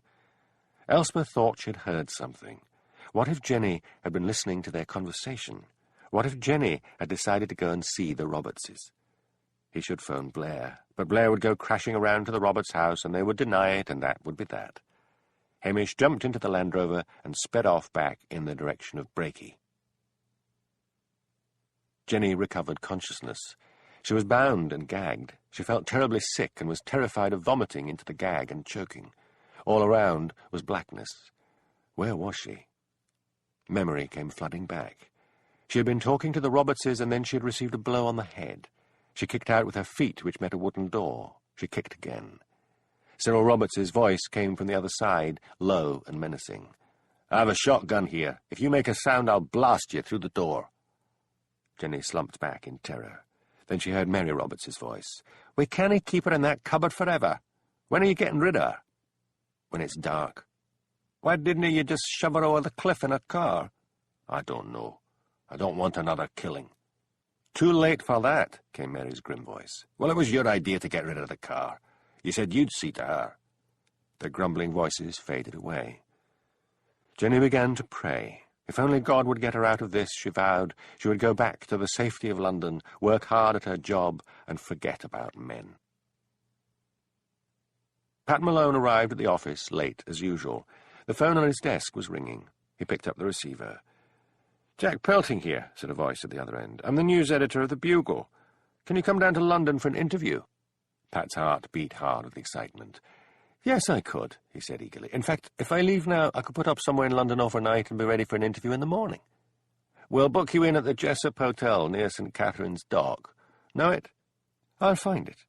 Right. I'll see you tomorrow at 11 in the morning." Pat thanked him and rang off. He punched the air. Sam came in and glared at him. "Get yourself over to Brakey. Jenny Ogilvy's car has been found at the bottom of a cliff, and she may have drowned." Pat hesitated for only a moment. Jenny could take care of herself if she was alive, and if she was dead, there was nothing he could do about it. "Right," he said cheerfully. "On my way." He went straight to his digs and packed up. He left a note for his landlady to say he would not be back, packed a suitcase, slung it in his car, and drove off whistling, taking the long road south. Chapter 10. I passed through the lonely street, the wind did sing and blow. I could hear the policeman's feet clapping to and fro. William Makepeace Thackeray. Hamish parked outside the Roberts' house. What had seemed so clear-cut now began to seem like nonsense. They were a respectable couple who doted on their daughter. They were not serial killers. And how should he approach the subject? But concern for Jenny gnawed at him. He climbed down from the Land Rover, went up to the front door, squared his shoulders, and rang the bell. Mary Roberts answered the door. "Oh, it's you," she said. "We were just going out." "Husband not working?" "He had time mowing, so he's having a bit of a holiday." "May I come in?" She looked reluctant. "I haven't got round to cleaning up." "Oh, well, just for a minute." Hamish followed her into the living room. Cyril Roberts rose to meet him, putting down the morning paper as he did so. "What brings you here, officer?" "Jenny Ogilvy's gone missing, and her car's been found at the foot of the cliffs." "That's terrible," said Cyril. "Was the poor lassie drowned?" "We're still searching. The passenger window of the car was open, and she might have escaped that way and the body taken out to sea. Have you seen her recently?" Upstairs in her cupboard prison on the landing, Jenny heard the sound of voices. She tried to summon up courage to scream, but she was feeling weak and sick. And what if whoever was visiting the Robertses was in on the plot? "No, we haven't seen her since she was last here with you," Cyril was saying. "Do you need any help in the search?" "No, we have enough men on it." "Where is Penny?" "Half-term. She's over at my sister's in Lochinver," Mary said. "When Miss Beatty first came to Brakey, she did house-cleaning. Did she clean for you?" "Yes, she did for a bit, and then she found they needed a postmistress and took the exams and got the job. She was lucky, although, mind you, no one in Brakey wanted the job, and folks from Strathbane usually don't want to live anywhere so remote." Hamish's confidence in his theory was ebbing by the minute. They both seemed so relaxed. "Did you hear a car round about midnight last night?" "Not a sound," said Mary. Hamish gave up. "Well, if you hear anything, let me know." Mary Roberts showed him to the door. Upstairs, Jenny slumped in the cupboard, weak tears running down her face. Hamish called at the villas next door and asked if they had heard a car around midnight, but no one seemed to have heard anything. Yes, said one, he might have heard a car, but he took no notice of cars passing on the road. Hamish leant against the Land Rover and thought hard. Surely the Robertses could not be guilty. It would be a mad risk to drive Jenny's car off when any of the neighbours might just have been looking out of the window. But the neighbours were all elderly and could be guaranteed to go to bed early. And yet he had a feeling that the murders had been committed by rank amateurs, and amateurs with an amazing amount of luck, amateurs who barely stopped to think what they were doing. And Jenny had last been seen hurrying away from the police station. If she had heard what he was discussing with Elspeth, then maybe she had decided to play detective herself. "What's he doing?" hissed Cyril Roberts. Mary turned away from the window where she had been keeping watch. "He's just standing there." "I don't like it." "They've got no proof." "Och, why didn't you just have the girl in the car when you pushed it over the cliff?" "Stop saying that. You were the one who told me to get rid of the car. You were the one who said you would see to her." "He can't stand there all day," said Mary. "He's been to the neighbours, and thank God they don't seem to have seen anything. We'd best get her out and kill her, and that way there'll be no danger of her making a noise in case Macbeth or anyone else calls." "Is there any way we can get out of this without killing her?" "Don't be daft. Are you going soft?" "It's getting like a nightmare. I can't just go up there and kill her in cold blood. If I shoot her with the shotgun, the police will call in every registered shotgun in Breaky. I can't thole the idea of bashing in her head in cold blood. You do it." "Might make too much of a noise. That call from the police will have alerted the neighbours to something. We'll need to wait until dark. We'll drive her up in the hills to that old quarry and throw her in. The sides are so steep, no one could get out of there." Hamish's mobile phone rang. It was Priscilla, phoning from London. "Hamish, what's happened to Jenny? She has sent a sick note, but I'd swear Jenny was never sick." Hamish told her briefly about Jenny's car. "Oh, Hamish," cried Priscilla, "what's become of her?" "I hope to find out before it's too late," said Hamish. "I'll call you back as soon as I hear anything." "He's still there," said Mary Roberts, "and we'll need to go out." "Why?" "I told him we were on our way out, and if we don't go, he might get suspicious." Hamish's mobile rang again. It was Elspeth. "Hamish, Pat Malone has done a bunk. He was supposed to go to Breaky, but he left a note for his landlady to say he wouldn't be coming back, and all his stuff is gone. Do you think Jenny's gone with him?" "Let's hope so. Have you got a note of his car registration number?" "Yes, I got it out of the records." She gave it to him. "What about the Robertses?" "Cool as cucumbers. I'll get back to you." Hamish phoned Jimmy Anderson and explained about Pat Malone and that Jenny might be with him. Then he said, "I'd better check if her stuff's been packed up as well. But I still think it might be worth pulling Malone in for questioning.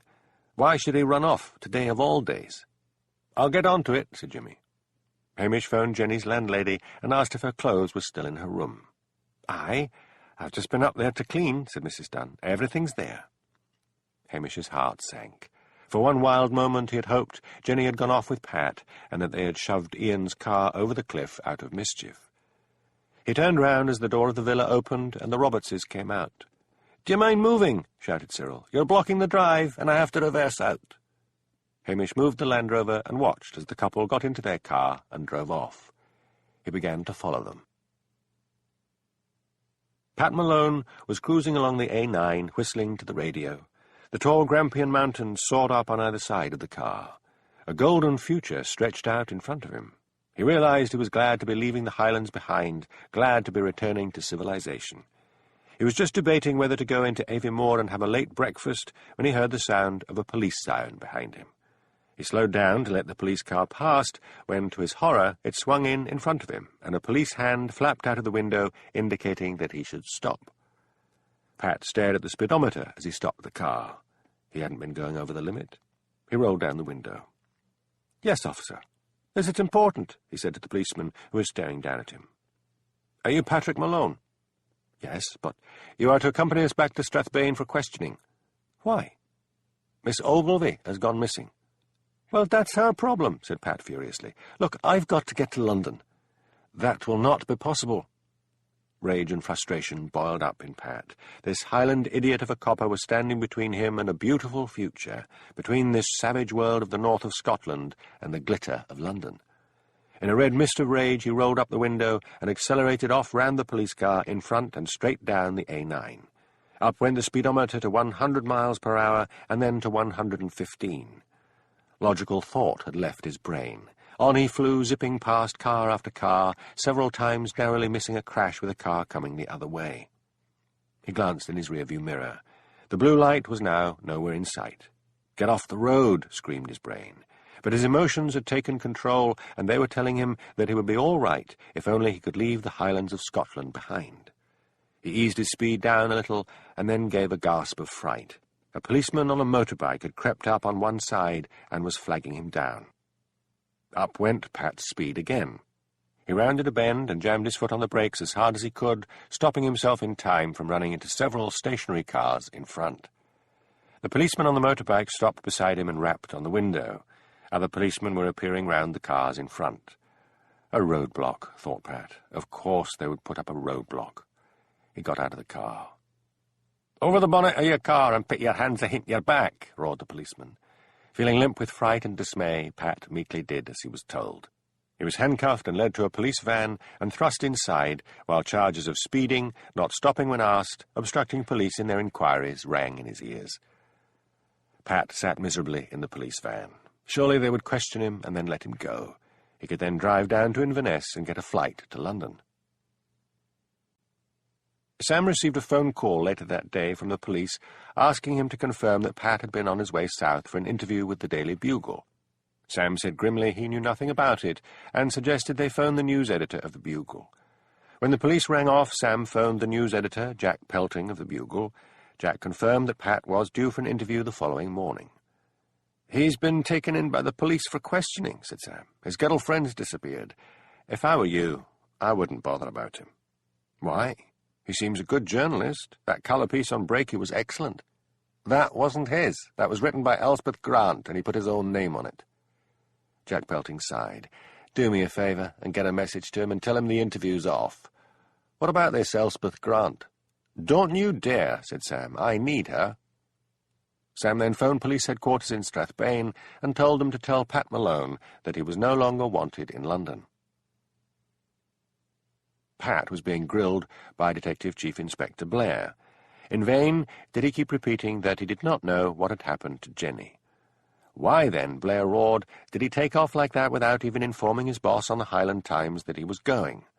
The questioning went on, and Pat's miserable eyes occasionally strayed to the large clock on the wall in the interview room as the hand went slowly round, eating up the precious minutes. At last it was over, and he was bailed to appear at the Sheriff's Court in Strathbane. He was told his car was outside in the car park. Just as he was turning away, the duty sergeant handed him a note. "Message for you." Pat grabbed it and went out to his car. He was about to drive off when he thought he'd better read the message. It was from Sam. "Jack Pelting has cancelled your interview." He thumped the steering wheel in a fury. Then he looked at his watch. 6 o'clock. Maybe he could just catch Jack. He phoned the Bugle and asked to speak to the news editor. He waited, impatiently chewing his knuckles. When Jack came on the phone, he sighed with relief.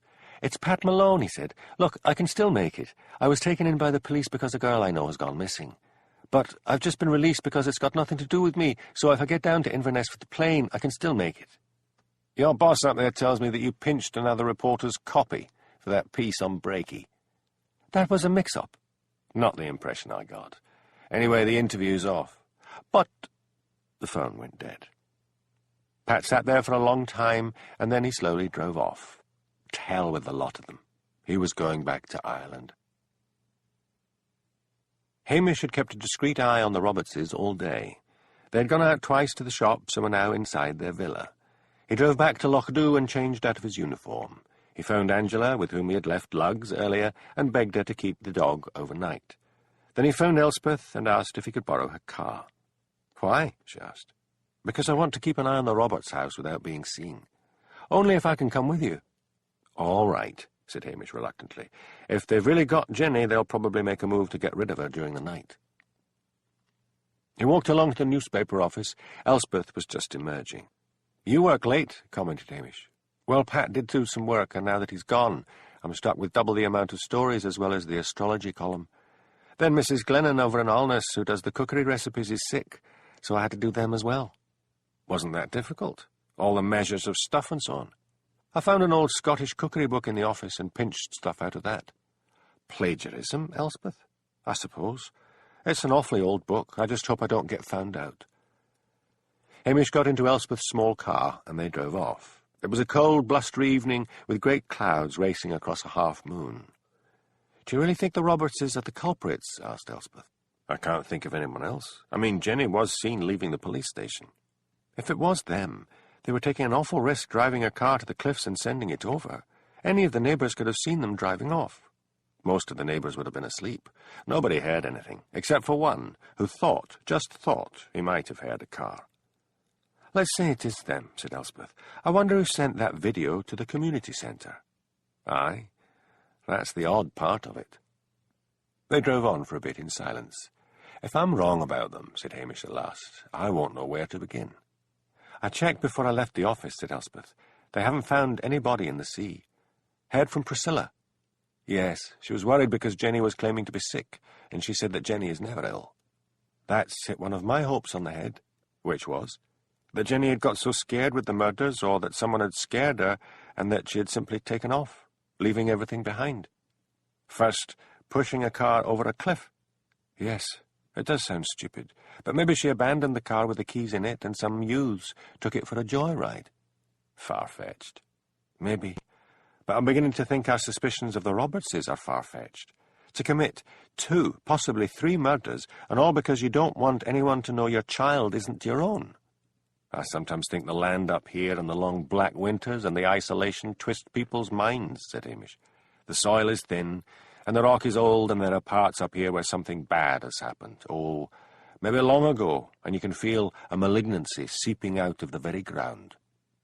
Elspeth gave a nervous laugh. The old folks would say it's the little people, and give them an offering of iron and salt. They reached the coast road, drove past the row of villas where the Robertses lived, and parked at the end. "What now?" asked Elspeth. "We wait and hope." Jenny blinked in the light as the cupboard door swung open. Cyril Roberts reached in with powerful arms and pulled her out onto the landing. He raised a sharp knife, and Jenny's eyes dilated with terror. But he stooped and cut the rope round her ankles and hoisted her to her feet. "Walk," he ordered. Jenny took a few steps, but she was so weak with hunger and from the blow to her head that she would have fallen if he had not held her up. Mary Roberts appeared. "Help me down the stairs with her," said Cyril.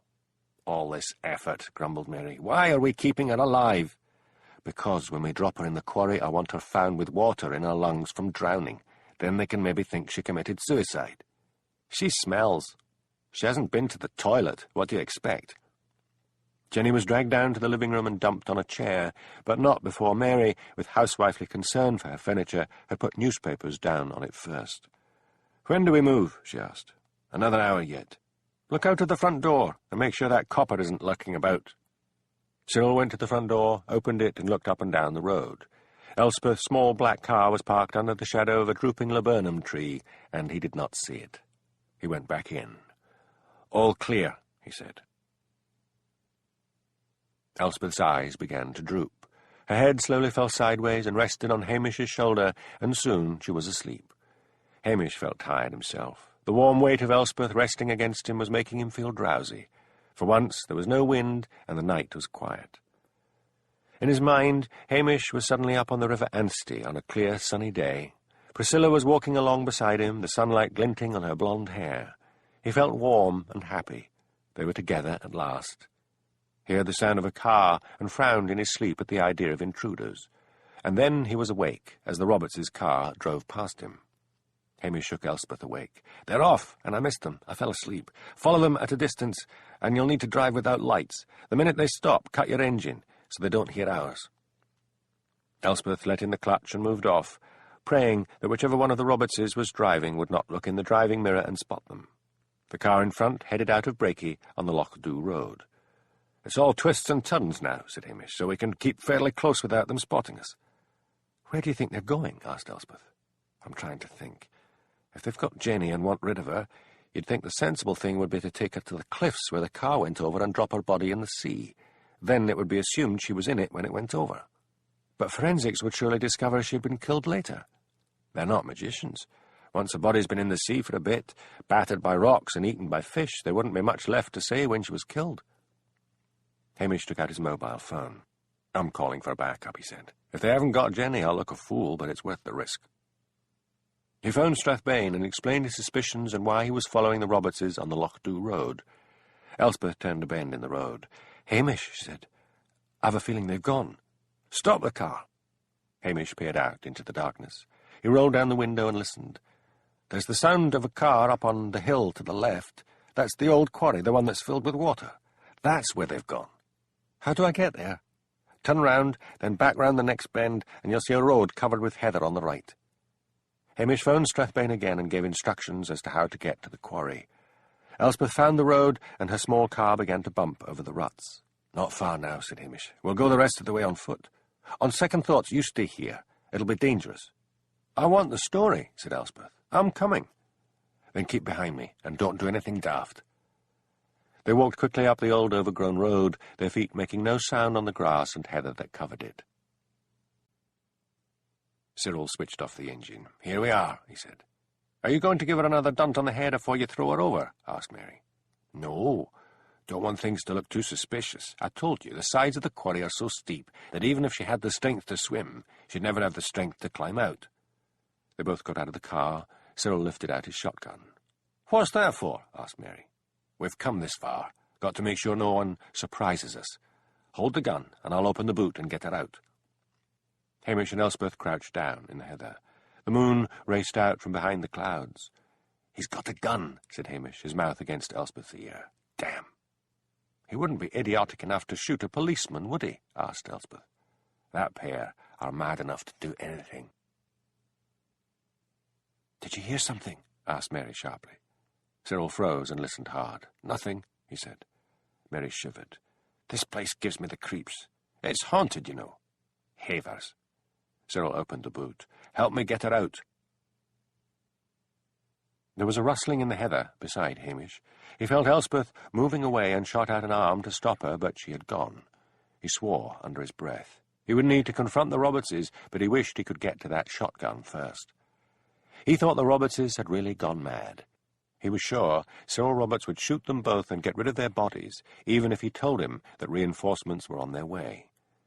The Robertses dragged Jenny out and laid her on the heather.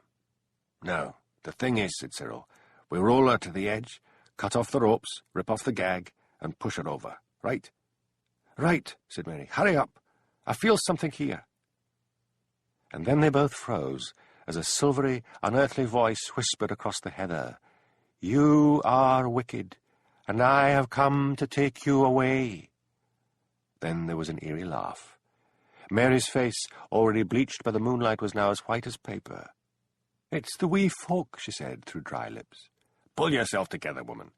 Cyril picked up the shotgun and swung it to the left and the right. "You will suffer unbelievable torture," mocked the unearthly voice. Cyril fired to the right. Silence. Then from the left came the whispering, jeering voice again. "Bullets cannot hurt us." Mary slumped down against the side of the car and began to cry with fright. Beside himself with rage and fear, Cyril stood straddling Jenny's body where she lay on the heather, glaring around him. "Let her go," called the voice, and to the terrified Cyril it seemed to be coming from the sky above his head. He left Jenny and ran desperately this way and that, trying to find the source of the voice. "You are going to die," mocked the eldritch voice. "Mary," shouted Cyril, "come here and grab her and let's get this over with." Mary continued to sob, shivering and wrapping her arms around her body. Jenny summoned up all her energy and began to roll down the slope of the hill when Cyril went to his wife to try to get her to her feet. Despite the tussocks of heather, it was a steep slope away from the lip of the quarry, and she slowly gathered momentum until she bumped up against a rock and lost consciousness. "Damn, he's loading the shotgun again. I should have taken him," thought Hamish. "I could even have chanced it while he was dealing with Mary." "Now untie her and ungag her," Cyril was ordering his wife. "She can scream all she likes. No one will hear her up here." "What about the fairies?" screeched Mary. "There's no such damn thing as fairies. When we get rid of her, I'll blast whoever that is playing tricks. Now get on with it." Mary moved round to the back of the car and let out a scream. "She's gone!" "What?" The moon shone bravely down. Cyril joined her and stared down at where Jenny had so recently lain. Then he looked wildly around, swinging the shotgun this way and that. "We've taken her where you'll never get her," cackled the unearthly voice. Mary Roberts said in a dull voice, "God have mercy on me." She ran to the edge of the quarry and jumped over. "Mary!" shouted Cyril. He dropped the shotgun and ran to the edge of the cliff. Hamish rose to his feet and sprinted up behind him. He seized Cyril, threw him to the ground, and handcuffed him. In the distance came the wail of police sirens. "Elspeth!" he shouted. "Where are you?" "Down here!" shouted Elspeth from somewhere behind him. "I've got Jenny. You keep an eye on him, and I'll look after her. Are you going after Mary?" "I'll need to wait for help. If I went down there after her, there's no way I could get both of us out again." Hamish cautioned Cyril, who was crying so hard that he did not seem to hear him. Hamish took out his mobile phone and said he would need ropes, divers, and an ambulance. Police cars with sirens wailing and blue lights flashing bumped up towards them. Jimmy Anderson was the first out. "What's happening, Hamish?" "This is Cyril Roberts, who is guilty of kidnapping Jenny Ogilvy and trying to kill her. He is guilty of the other murders. His wife Mary has jumped into the quarry. See if you can get men down there. I don't have any rope." "You're lucky," said Jimmy. "We still had the men in Breaky who were looking for Jenny's body down the cliffs, so they have all the equipment." He walked away from Hamish and began to bark out orders. Hamish saw Elspeth and Jenny in the light from the police cars. "How is she?" he asked. "Very weak. Don't wait for the ambulance. Get someone to take her to hospital immediately." "Right." Hamish arranged for a policeman and policewoman to drive Jenny to the hospital and to stay with her. When Jenny had been ushered into a police car, Hamish said to Elspeth, "You could have got yourself shot. What on earth possessed you to pretend you were a fairy?" "Anything to stop them throwing her over. And it worked. What if Mary Roberts didn't believe in fairies? Most people up here will believe in fairies if their mind's a bit overturned. Do you think Mary Roberts will still be alive?" "I doubt it. I think she wanted to die when she went over." Cyril Roberts was being put into a police car just as Detective Chief Inspector Blair came roaring up.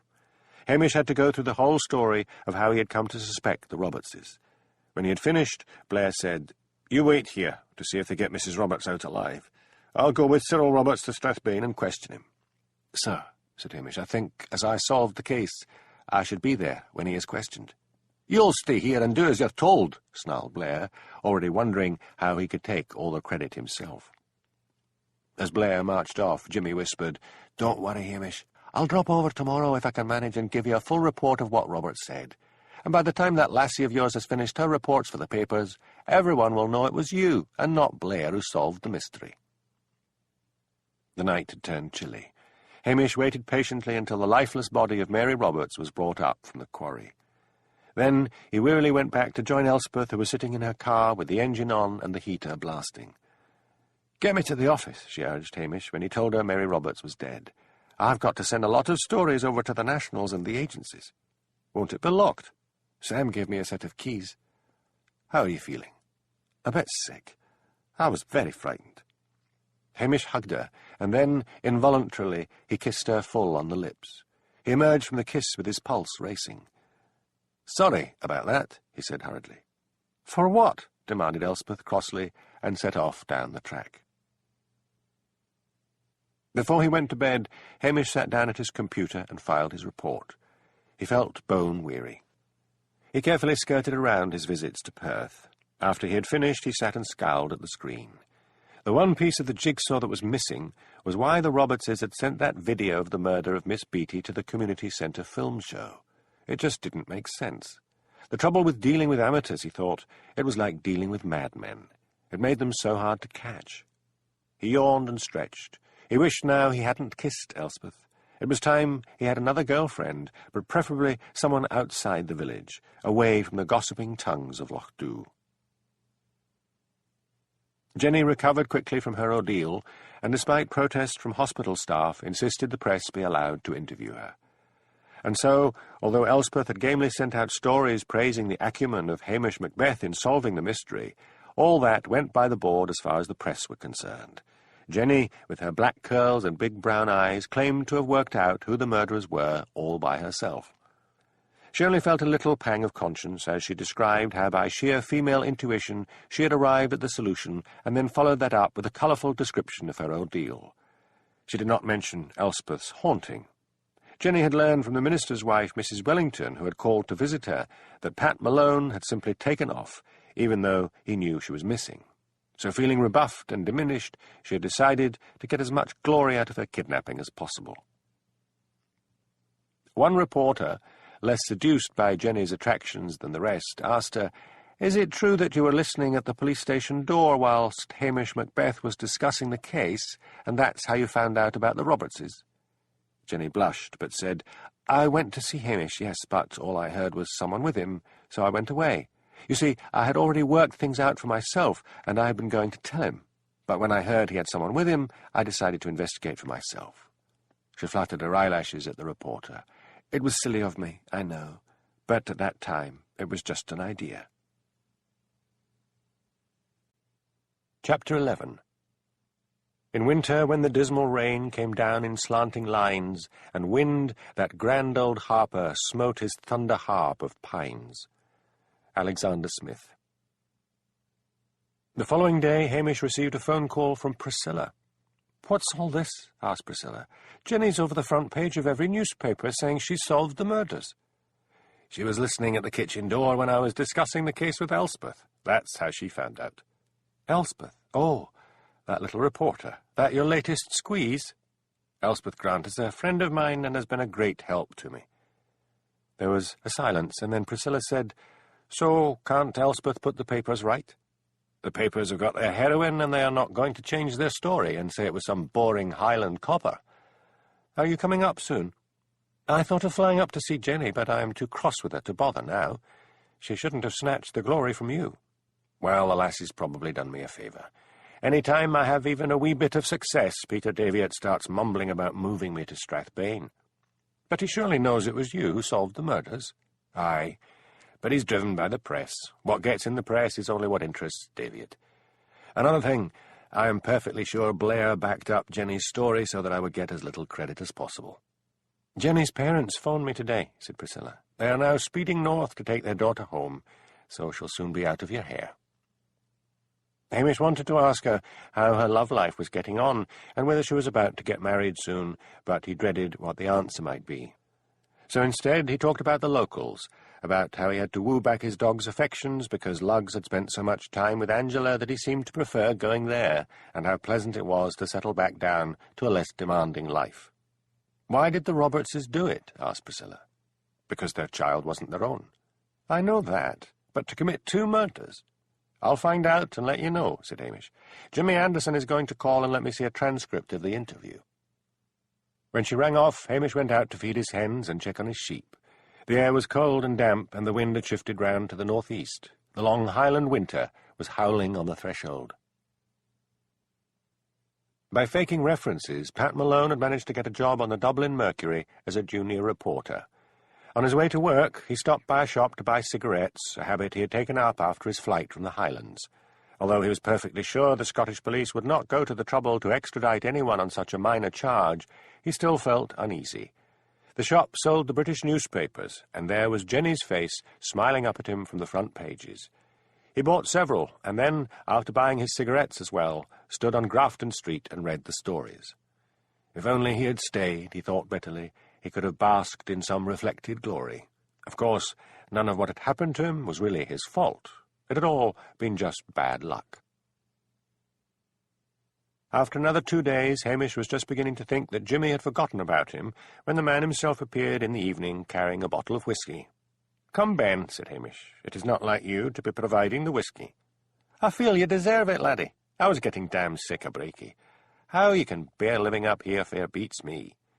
As if in answer to him, the wind howled around the police station like an Irish banshee. "Sit yourself down," said Hamish, putting 2 glasses on the kitchen table. "Did Cyril Roberts confess?" "Aye," said Jimmy, pouring a large whisky for himself and a small one for Hamish. He tugged several pieces of paper out of his jacket pocket. "Read that." Hamish spread the papers on the table and began to read. "Amy Beatty," Cyril Roberts had written, "came to us as a cleaner 16 years ago. My wife Mary found her crying in the kitchen one day and asked her what was troubling her. Amy said she was pregnant. She said she would have to have the child and then give it up for adoption. Now, Mary and I couldn't have children. We'd always longed for one. We'd thought of adoption, but the adoption societies are so difficult. So when Mary told me, we hit upon a plan. We've got a holiday cottage over in Caithness, just north of Helmsdale. Amy would go and live there when her time was near. Meanwhile, Mary would tell everyone she was pregnant. Then, when Amy was due, we'd go over there. Mary used to be a nurse, so she would deliver the baby. She would come back with it as our own. We doted on Penny as she grew up. Have you seen her? Have you ever seen anything more beautiful? Amy seemed to have started a new life for herself. We'd given her a large sum of money, and she bought the post office. We'd inherited a lot of money after Mary pushed her own mother down the stairs." "I remember," said Hamish. "That Mary said her mother had Alzheimer's and died a week before she married Cyril." He went back to reading.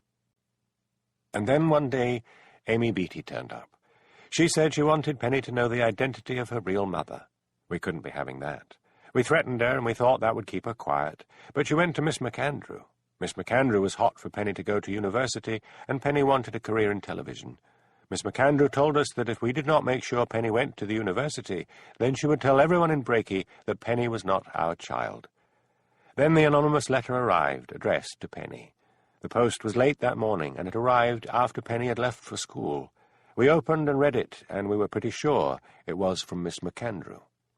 Mary said no one was going to take our precious child away. We told Amy that we had decided to let her tell Penny, but we would like to discuss it with her first.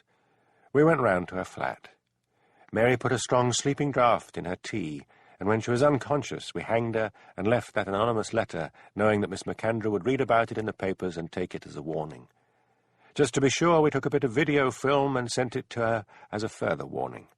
No, I don't know who sent it to the community centre. We thought that was an end to it. Then Miss McAndrew phoned up soon afterwards and said she had been wrestling with her conscience. She said she would have to go to the police and tell them everything. It was late at night, and Mary said she wouldn't go to the police that night and had to be silenced. I said that one killing was enough, and Mary said she would kill me if I didn't help her. She said she would do it. Now, Penny had keys to Miss McAndrew's house. I begged Mary not to do it, just to frighten Miss McAndrew, and Mary said all right. We let ourselves in and crept up to the bedroom, and then Mary produced this knife and began to stab and stab and stab. And we thought for a while we'd got clean away with both murders. We were even able to go on as normal. We adore Penny. And then that girl, Jenny, called. Mary hit her on the head. I wish we had just bluffed our way out of it, because she didn't really know anything. But once it was done, we shut her up in a cupboard, bound and gagged. I got rid of the car. If only I had put Jenny in it. That was a big mistake. So it had to be the quarry. Hamish looked up from his reading. It doesn't make sense. What doesn't make sense? Asked Jimmy. That a perfectly respectable Highland couple should resort to such mad violence. Ah, that's where you're wrong, said Jimmy. You don't know everything, Sherlock. What? Mary Roberts was at one time in her early life sectioned for psychopathy. Cyril Roberts used to be in the Royal Marines and spent a long time in the glass house and then got a dishonourable discharge for nearly beating an officer to death. We never thought to dig up their backgrounds, mourned Hamish. What about Penny? How's she taking it? Last I heard, she's selling her story to the Sun. She may end up on television after all. That video turning up at the film show at the community centre, that bothers me. Roberts didn't mention anyone else being in on it. No. He said he was frightened and puzzled because it couldn't have been Miss McAndrew. She was already dead. It's a loose end, and I don't like loose ends. Go easy on the whiskey, Jimmy. I shouldn't even let you drive. I'll be just fine. Hamish studied the statement again. I see Cyril Roberts says nothing about fairies. You mean he was gay? No. Look, I'll tell you, if you promise to keep it to yourself. Go ahead. You know me. I never pass on anything you say, because it always means, somehow, that Blair'll get to hear of it, and rant and rave, and I feel I've had enough of that scunner's temper to last a lifetime. How's his drinking? Doing great, as far as I know. Swills down doubles like water. That man's liver must be cast iron by now. Do you know why more people don't sober up? Why? Because they don't wear their livers on the outside. If everyone wore their liver on their forehead, say, it would be on full view, and people would say, "Heavens, Jock, that liver of yours is looking fair hobnailed," and they would get shamed into doing something about it. I'm glad, then, mine's safely tucked away, inside, hobnailed boots and all. What were you going to tell me? Elspeth scared Mary Roberts into jumping into the quarry. She put on this weird voice and haunted them. Mary Roberts thought it was the fairies and lost her mind with terror. But if Elspeth hadn't done it, I wouldn't maybe have had a chance to get Roberts. He had that shotgun, and he would have used it. Pretty lassie, then, Elspeth. Got your leg over yet? Wash your mouth out with soap, Jimmy. Whiskey'll do, said Jimmy, and poured himself another glass. Roberts is trying to put all the blame on his wife, but I'll tell you one thing that came out at the interview. What? Cyril Roberts was in love with Penny. Now, the wife, she was just obsessed with the idea of having such a beautiful child, but Roberts, it was mad obsession. He was fair crazy about her. I think he was the one who stabbed Miss McAndrew, and I think he'd sooner or later have got rid of his wife to have Penny to himself. I went to see her. She's a right little minx. You'd think she'd have been shattered, but she seemed to be glorying in the notoriety of it all. Well, Roberts will be put away for a long time. He won't be seeing her again. He doesn't know that. The crazed wee man thinks she'll visit him in prison. God help the lassie. He'll get out when she's still alive. She'd better change her name and disappear." "It's sad," said Hamish. "Amy Beatty deserved better from her daughter." A few weeks later, Hamish returned to the police station after driving round his beat. He saw Elspeth going into the newspaper office and averted his head. He knew he had been avoiding her and felt guilty about it. He owed her a lot, but the memory of that kiss and the emotions it had stirred in him had frightened him. He didn't want another romantic involvement, particularly one right in the village of Loch Dhu. He parked the police Land Rover and got out. The rain was being driven horizontally across the loch on the screaming wind. There was a slim figure huddled in the shelter of the kitchen door. "Can I help you?" he asked. "I've come to confess," said a female voice. "Come in." He opened the kitchen door and switched on the light and turned to look at his visitor. At first he did not recognize her, and then with a start he realized his visitor was Jessie Briggs. Her hair was cut in a short crop and was a natural glossy brown. She was dressed in a smart tweed suit under a cream raincoat. "Take your coat off and sit down," said Hamish. "Confess what? First, do you want some tea?" "Yes, please." "I'll put the kettle on. It's cold in here. I'll just light the stove." He took the lid off the stove and raked down the ashes. He threw in firelighter and sticks, and when they were blazing, added several slices of peat. He put the kettle on the stove and sat down at the kitchen table opposite her. "All right, I'm ready. What's up?" "On video," said Jessie in a shaky voice. "That was me." "Och, Jessie, never tell me you had a part in those dreadful murders." "No, only that Miss McAndrew called on me right after Miss Beatty was murdered. She seemed upset. She gave me the video and said it was to be delivered to the community centre. I asked her why she didn't take it there herself, and she said something about she didn't like Blakey but wanted people to help the elderly. When she'd gone, I left it lying. I was drunk pretty much the whole time. I remembered it after she was found murdered, and that prompted me into doing what she'd asked. I took it round and put it through the letterbox. Then, when I learned what had been in the tape, I decided to say nothing about it in case the police thought I had anything to do with the murders." "She must have been frightened," said Hamish. "She must have hoped that the video would have given us some clue, or maybe she did it to warn the Robertses that she was not to be intimidated. So, what prompted you to come to me now?" "I've been going to the AA meetings, and at last I told them about the tape. They said I'd better tell you, and I'd feel better." "Are you going to charge me?" "No. My boss would probably curse and shout and charge you with obstructing the police in their inquiries, and it's such a delight to see off the booze. I wouldn't want to do anything that would put you back on it. How are you doing?" "I'm fine. I've got a part-time job." "Where?" "At the gift shop in Bricky. Someone at the meetings got 3 little children, and she said she would look after my baby in the afternoons." The kettle boiled, and Hamish rose and made a pot of tea. "How's Penny?" asked Jessie, sipping at her tea and refusing Hamish's offer of shortbread. "Last heard, she's staying with her aunt over in Lochinver." "She must be an emotional wreck." "I wouldn't say that. Did you read her story in the Sun?" "No, I missed that." "She fairly trashed the Robertses and said she'd always been scared of them, which is a lie, because, murderers they may be, but they doted on her with a passion." After Jessie had left, Hamish felt he should really phone Elspeth and tell her that the mystery of the video had been solved. He had behaved childishly by avoiding her. He picked up the phone. It was only 5 in the evening, although it was as black as pitch outside. She would probably still be at the office. Her line was engaged. He felt relieved and then damned himself for being a coward and dialed again. "Hamish," said Elspeth in a cool voice. "What a surprise. How can I help you?" "I'm sorry I haven't been in touch with you lately," said Hamish, "but I've been awfully busy." "Oh, really? Your beat abounding in crimes I don't know about?" "Nothing newsworthy, but a lot of irritating little things." "Like avoiding me?" "Come on, Elspeth. Let's be friends." There was a long silence, and then Elspeth said, "Take me for dinner at the Italians. I'll be there at 8. "See you then," said Hamish, and rang off. As he dressed that evening, Hamish found he was nervous and excited. He realized he had missed Elspeth's visits and company. At 10 minutes to 8, he shrugged himself into his oilskin. Lugs let out a low whine. Hamish eyed his dog. "Oh, all right," he said. "You can come as well." Taking Lugs with him, he felt, would make sure it stayed a friendly evening rather than a romantic one. The evening got off to a bad start. Elspeth was wearing a blue silk blouse, a white jacket, and dark blue skirt. Luggs, who had got drenched during the walk to the restaurant, shook water over Elspeth and then placed his muddy paws on her skirt and gazed accusingly up into her face. Fortunately, the cleaning-mad Willie Lamont was on hand to sponge out the stains with a new stain remover and to remove the dog to the kitchen and towel him down. Willie reappeared to hand them menus. "Where's my dog?" asked Hamish. "We're just giving the wee chap some pasta. Luggs likes pasta." "Not too much, Willie," admonished Hamish. "He's overweight already." Hamish told Elspeth about how the video had got to the community centre. "But don't put anything in that paper of yours."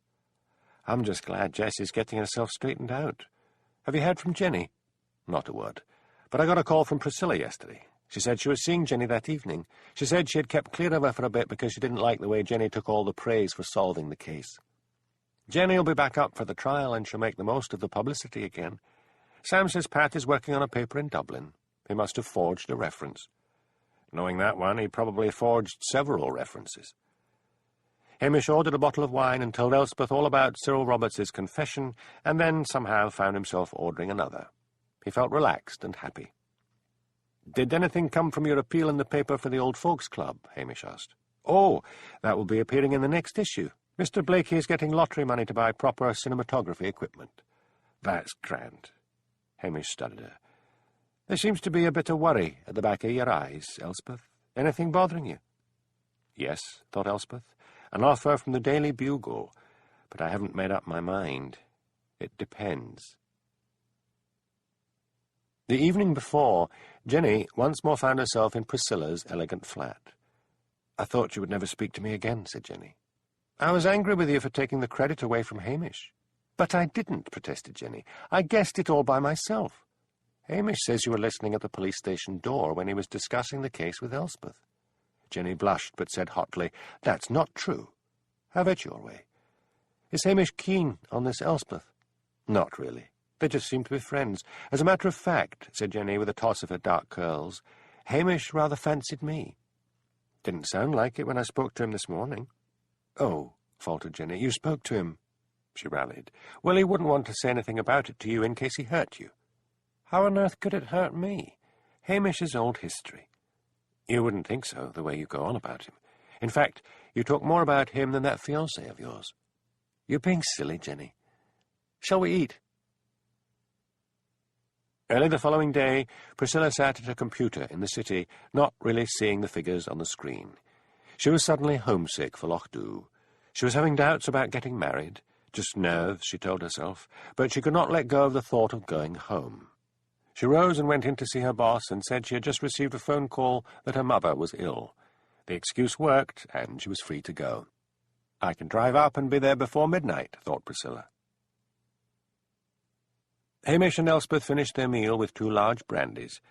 When they left the restaurant, with a pasta-filled dog rolling along behind them like a drunken sailor, they found themselves walking together in the direction of the police station. Elspeth stumbled on her high heels, and Hamish put an arm about her shoulders. All Hamish had drunk sang in his brain, and he hugged Elspeth closer. He opened the kitchen door and switched on the light. They stood close together, looking at each other while Luggs yawned and slumped down onto the floor by the stove. Then Elspeth held out her arms. One sharp little alarm bell went off in Hamish's brain, but he ignored it. He took her in his arms and kissed her rain-wet lips, and then somehow they were staggering towards the bedroom, shedding clothes as they went. At one point, Hamish dimly heard the phone ringing from the office, but he ignored it. Priscilla tucked away her mobile phone. She had called the police station from the Tommel Castle Hotel. Why didn't Hamish answer?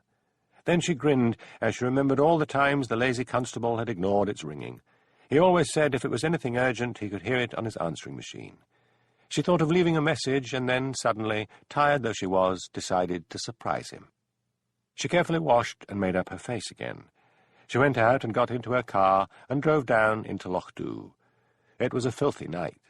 Funny, she thought, how easily she had forgotten how vile the winter could be in the northern Highlands. Horizontal rain slashed against the windscreen, and the car rocked in buffets of wind. Priscilla was just driving along the waterfront when the stout figure of Mrs. Wellington, the minister's wife, leapt in front of the car, waving her arms. Priscilla braked and rolled down the window. "Mrs. Wellington," she shouted, "what on earth are you doing? I could have killed you." "I recognise the car," gabbled Mrs. Wellington, rain cascading off a golf umbrella which she held over her head. "And I was so pleased to see you, dear. Come up to the manse and we'll have a chat." "It's too late," said Priscilla. "I'll call on you tomorrow. I'm just going to drop in on Hamish." "Oh, you won't find him. He was called out to Drim, a burglary over there." Priscilla looked down the waterfront. Through the driving rain, she could see that the police Land Rover was parked outside the police station and the kitchen light was on. She let in the clutch. "I can see that he's back now. See you tomorrow." Priscilla moved off, but only got a few yards before she had to slam on the brakes again. The Curry sisters were standing in the middle of the road. Priscilla hooted angrily. The twin sisters came round to the driver's side of the car and rapped on the window.